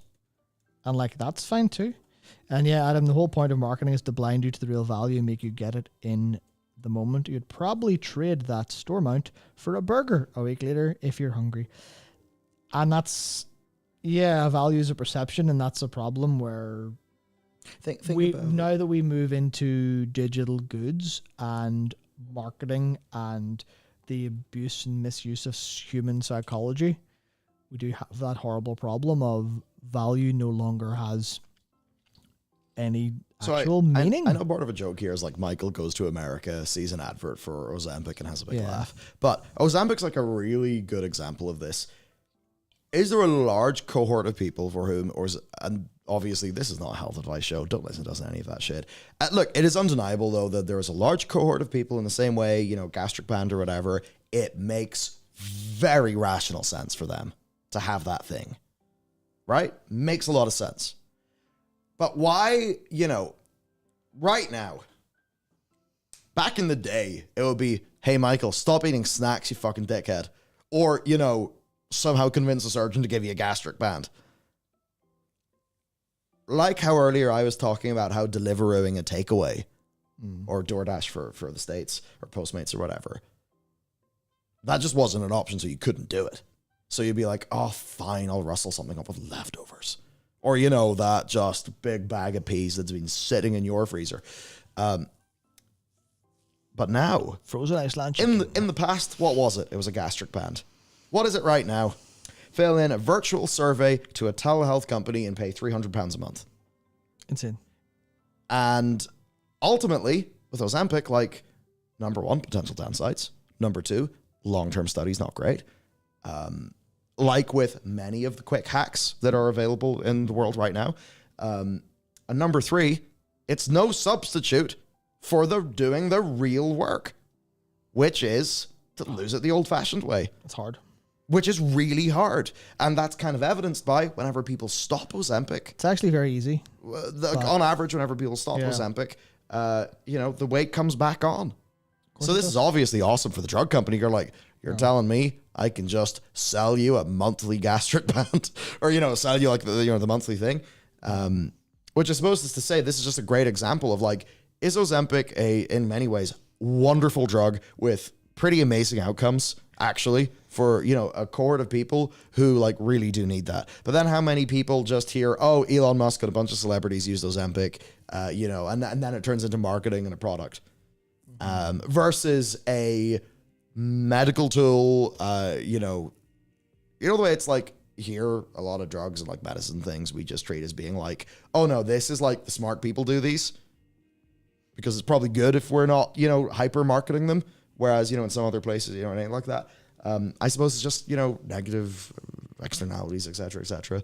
I suppose I have managed to tie in not having things like Deliveroo to Ozempic. And it all fits quite well. Nice. Yeah. Hey, what if What if? Postmates also could do your Ozempic shots? Wouldn't be surprised at this point. Just writers like, what? How's it going, brother? Goes away. Yeah, which is why I boil it all down to culture and people's yeah. into people's own ability. But the bit that is my point, though. Yeah. Ozempic is a genuinely pretty fucking cool drug that has great uses. Yeah. DoorDash, Deliveroo are genuinely very convenient services. And that's the bit that's challenging. Yeah. Because they are genuine value-creating innovations. And they are the problem. Is that value short-term or long-term? I suppose is the thing. One would ideally say it's about comparative advantage. So you will order a Deliveroo if your time is better spent doing something else because you are not an efficient in the kitchen. But then that problem Again, is this is being very economic. Yeah, that's the problem where it is where's the value then? Yeah. Where's the value in your time? Are people capable of making the actual decision with their time and money that is actual value? So that's where I get back to this and say $15 for a fucking horse is not good value. No, here's the thing though, you're factually wrong, and philosophizing will only serve to anger people more, not explain why the behavior is happening, and leave us completely empty of tools. That's the bit I think that is the tough pill to swallow for a lot of us pundits and thinky people, where ultimately we can have these opinions, but the thing that matters is, what do people do? And the pure economics of it does appear to be that people do these. I'm obviously not in support of it, and I agree with Matt. I do agree with Matt. I guess I'm just like trying to be the heels of the conversation of like, yeah, but people who earn beans from their work put their beans into this. Yeah. Yeah, You say it's not good value. Well, all right. There's a viable business model of it from other people who disagree with you. Yeah, the ultimate issue then is the perception of value.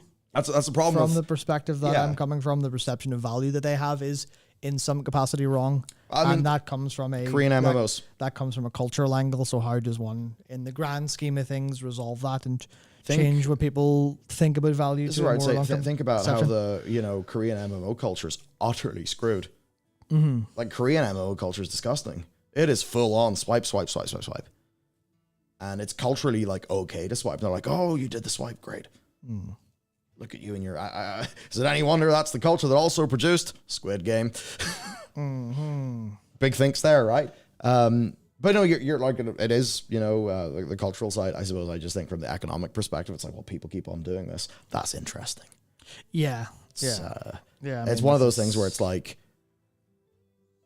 you need a systems solution, a systemic and incentive-based solution to a issue of behavior, because people engage in behavior because of incentives, be they external ones or internal ones.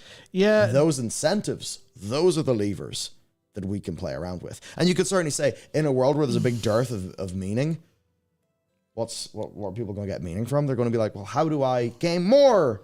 Yeah, that's actualizing my and that's how League of Legends works. Yeah, that's where that's where the solution to me feels like incentivizing it within the economic system is obviously going to be like a part of it, but thinking wholly in those terms as opposed to trying to think a little bit outside the box and above, which is fucking hard. Because how do you do that? Is where it kind of comes in and goes weird. I goes, well, what do you need? You need is, was it Austin pointed out there? But what was it? Yeah, education's another big part in this. The values taught in school, and that's the case of how do we change how people are educated and think? How do we change culture from a touch point? And obviously that is tell your friends to stop buying microtransactions and then have no friends because they'll tell you to fuck off. That's like, you have a friend and you're like, I disagree with your life choices regarding gacha games. Yes. Mm-hmm. And you're just like, that's what he does. He's a gacha man. Yeah, the problem is, do you know how many of you he's worth? Yeah. That's the problem here. Like, you are going to have to become, Matt, so strong and so dysmorphic that you are able to defeat 500 of him in 1 versus 500 combat. Yeah. You are actually going to have to become a RRR protagonist in order to defeat his economic imbalance in the realm of free-to-play mobile gaming. And is that not a spooky thing? It's fucking horrifying. I actually literally and that's the problem of it, of the cold hard truth of power and economics. It's one come for the Warcraft, stay. Yeah. For the cold hard truth of power. Yeah, like a handful of Californians could in most incentives that I care about wipe me out completely. Even though I could kill them all. There you go. But the law, they're legally allowed to outbid me, but I'm not allowed to kill them. So, that is why, Matt, you are built for the universe of Dune, where people can't just pull out a gun and it is all proper, honorable combat with funny shields. Yeah, that's one of the nightmares of just it exists that way. I feel like which is weird because then you're like, well, just. You have to gain power within the existing system, but to do that can be challenging, and also you have a limited time window. Why do I feel like in Creator Clash 10, it's going to be you versus Hassan Abbey or something? If the unhinged bits of the end of our streams keep on going. I've seen how he trains. He's really wide. He has. There's a lot of him to go. He has profound leverages on me in most ways of combat, but I think I could just walk into him and kill him. Damn. Yeah. There you go. Yeah, I was talking to Jay and... I'm familiar with the word schizo for a reason. Talking to Jay and Blizzcon, he was like, oh, no, it's okay. I'm from California. I have hood rat power. And I'm like, I don't know what that is. Yeah. You wear it really good. Oh, Jay's awesome. Mm-hmm. God, what a set of pipes he has. So there we go, Matt. We've reached the end of the stream. Other things that have happened. So... I will totally be able to speak tomorrow. Yep. Mm-hmm. Things that have happened. WoW content is rolling out. There's a video on the channel right now that got murdered by this stream existing, so maybe it'll be unmurdered as time goes on. We are back on the news channel. Additionally, we have launched, Matt, could you hit Command T on the keyboard? What I can do is over there. Take us to the promised land. Hello. Oh, yes, Samwise left Blizzard. Yeah, Samwise left Blizzard. That's sad. Samwise a good artist. I don't know what he was doing. Yeah, that's mostly what I was doing, because I feel like he was one of those nebulous Metzen-like people that just kind of watched all, kind of worked a bit and everything. Funny comment. Oh, F. You been F'd? F. Oh, no, the F is for Sam. Oh, of course. F's for Sam. I mean, that is what it is. I'm sure he's maybe off to do something, or maybe just rest for a bit. Wait, how are you guys still live? What? So, yeah. Turns out you can be so stupid that it takes quite a long time for your HP to update when it is 0. Yeah. So gone. But yes. Power. Stagger. But yeah, so Samwise is obviously very, very pivotal, very foundational to the Blizzard IPs. Again, don't exactly know what he's been working on. He doesn't really talk much about what he does on Blizzard projects. Mm-hmm. It is a mystery. Yeah, so... yes, the other thing we launched is Bellular.ghost.io. Which will move to Bellular.games next week if I can get that problem sorted. Yes, we had some DNS problem. We will up to 2. Basically, we are doing this instead of Patreon. Patreon, we will be sort of sunsetting that whole situation. There is way more content here. Oh my god, there's the BlizzCon posts. What happens if I click Warcraft? Yes, we have Warcraft posts. I want to know what to do in the new patch. We are not logged in on this. You're not logged in, so whoops. You can't see it. But yes, so this is basically what we're doing for membership instead of the other things. There are many benefits from this. Additionally, there's also the Discord, the Members Lounge Discord that our members over on the site have.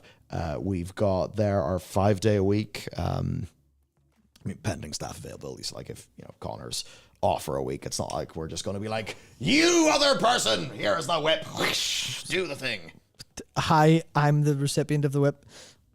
Yeah, so maybe we can do like 3 a week next week instead of 5, so that things are balanced. Yeah, I also do have to do half the stuff I need to do for my trip for Japan, and also make sure all this works, and also WoW content. Yeah, big fun. Yeah, I'm getting there in the WoW content. Don't worry. I'm so fucking preemptively tired.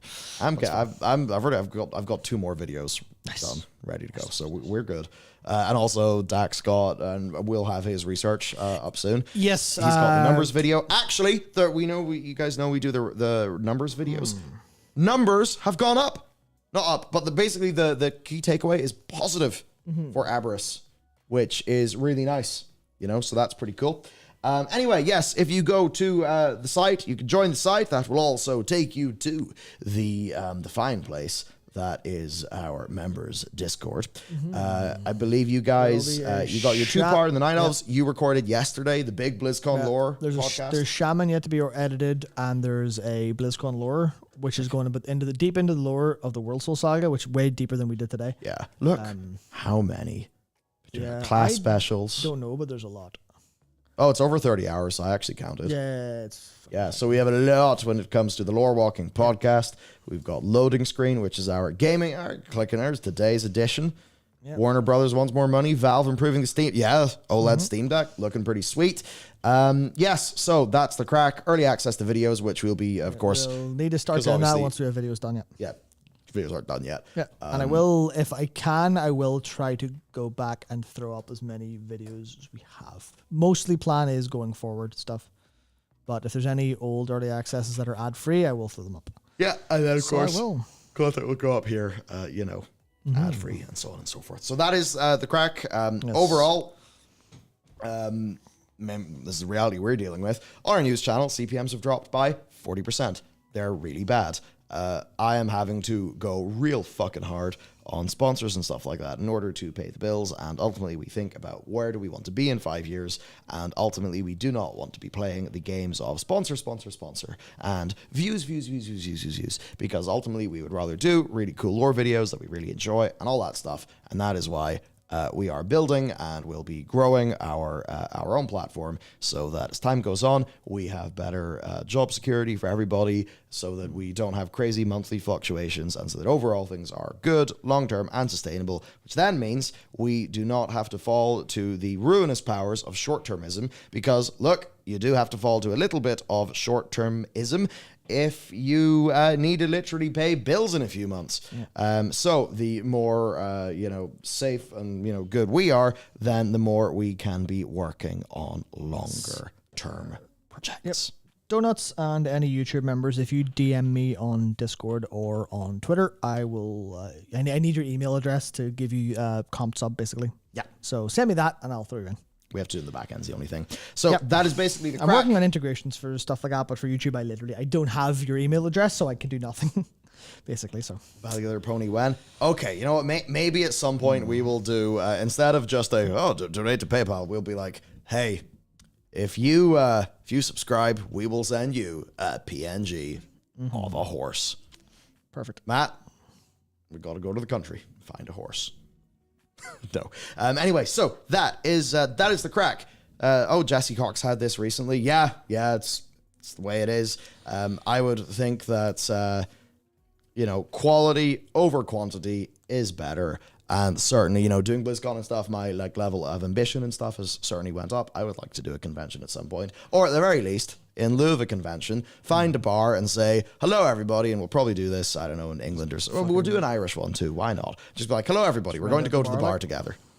Because that way, don't have to do a panel, don't have to do any of that, just got to go to the pub. Also, a bunch of Warcraft fans, which would be fun. Also, wouldn't be hard to rent out a pub for an evening, Also, wouldn't be hard to do that. So, yeah, things like that I would love to do in the future because stuff like BlizzCon reminds you that, we're actually doing this for people. The website is at bellular.ghost.io. Ghost is the name of the platform that handles all of the back end, all the subscriptions, all that stuff. It's basically, Ghost would be competing with WordPress. They're just really good. They have really good billing. The way that they do things is instead of taking a percentage of your revenue, it's just a flat rate, which is way better than Patreon. Patreon takes up to 12%, which is absolutely insane. So this means that whenever people do decide to support us, more of it goes to us instead of to a bunch of people who had a big venture capital company invest in them, which is one of the reasons why Patreon is just going down and down and down and down, which we do not like. And also Ghost is open source, so if stuff really went crazy, we could host it ourselves. Yeah. Which probably wouldn't be a good idea because neither me or Matt are big server engineers. Yeah, there you go. That's very challenging. So that's the crack. I am going to play a little bit of patch 10.2. I'm going to spend the weekend getting up to date, getting ahead of schedule again and content so that you guys have got the content, so their editors have got stuff to do. And that's going to be the crack. Over in the game side, we are doing interesting things, which soon there will be much more game stuff on bellular.games.io. And that is, pretty much the crack. That's what's going on. As we, by which you can't hear, but there's karaoke going on around us. There is, yeah. There's a karaoke room downstairs, and it's... Drink some mint tea. Yeah, dude. Need a lot of honey tea, gurgle salt water, etc. Can I have, do you have any sugar-free honey from sugar-free bees? And they're like, doesn't work like that, dude. Sugar-free bees? Well, doesn't work like that. If someone invents that, they'll be a billionaire. And they can invest in venture capital and ruin the world further. Oh, yeah. So, yes, this was a long stream. I know we went off the rails for the past 45 minutes, but at the same time... The war within! We don't really get to talk very much, so... World of Warcraft. We'll just do it on camera. World of Warcraft, followed by World of Warcraft, mid. And World of Warcraft, TLT. Fantastic. Is it nice the game's... Oh, we're both going to do that. Isn't it nice that the game is looking good going forward? Yes, there's less existential dread. Yeah, sure. When it's pretty good. My God. I'm very happy, very excited. The weight has went away from my soul so that I can replace it with other weights. Oh, yeah. But yes, all right. Take care. Hey, think about going to BlizzCon next year, in which case I will see you there. And if not, who knows? We will try to make some, things happen. Maybe I would love to go to BlizzCon. I had a dream that wasn't about BlizzCon, but it was clearly inspired by missing BlizzCon. And I was like, I just like Blizzard. You gotta give our organization 2 comp seats. Yeah. It was actually, if Blizzard didn't give it to us for free, I would not have gone because I want to be fiduciary responsibility man. Speaking of, I need to send you an invoice. But yes, indeed. Oh, it's karaoke. You know, it's when they go up and then they go off tune a little bit. I wish you guys could hear the karaoke. Don't like the Farrak cubes, but oh my goodness, that Farrak cube was so good though.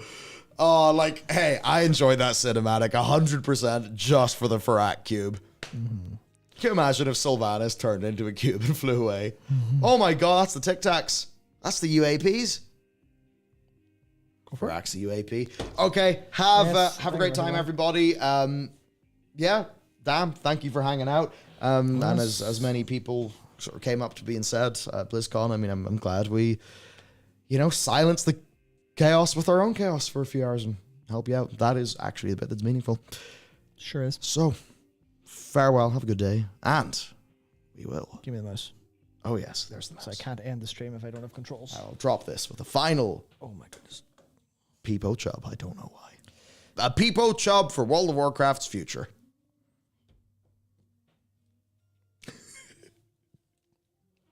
Esports Arena would be perfect for you guys to come to Vegas. All right. Vegas? Valorant it is. Hang on. If we all chip in, we'll rent the Eye. That's not a bad idea. And we'll turn it into various old gods. Be great. Big Thune would be nice. Big Thune would be very, very nice. Oh, imagine Big Thune. Yeah. Or imagine just a big Xal'atath. I do, don't worry. I already have. Yeah, you buster. For legal purposes, this is a joke. Anyway. I think we'll go away now. Don't you love jokes?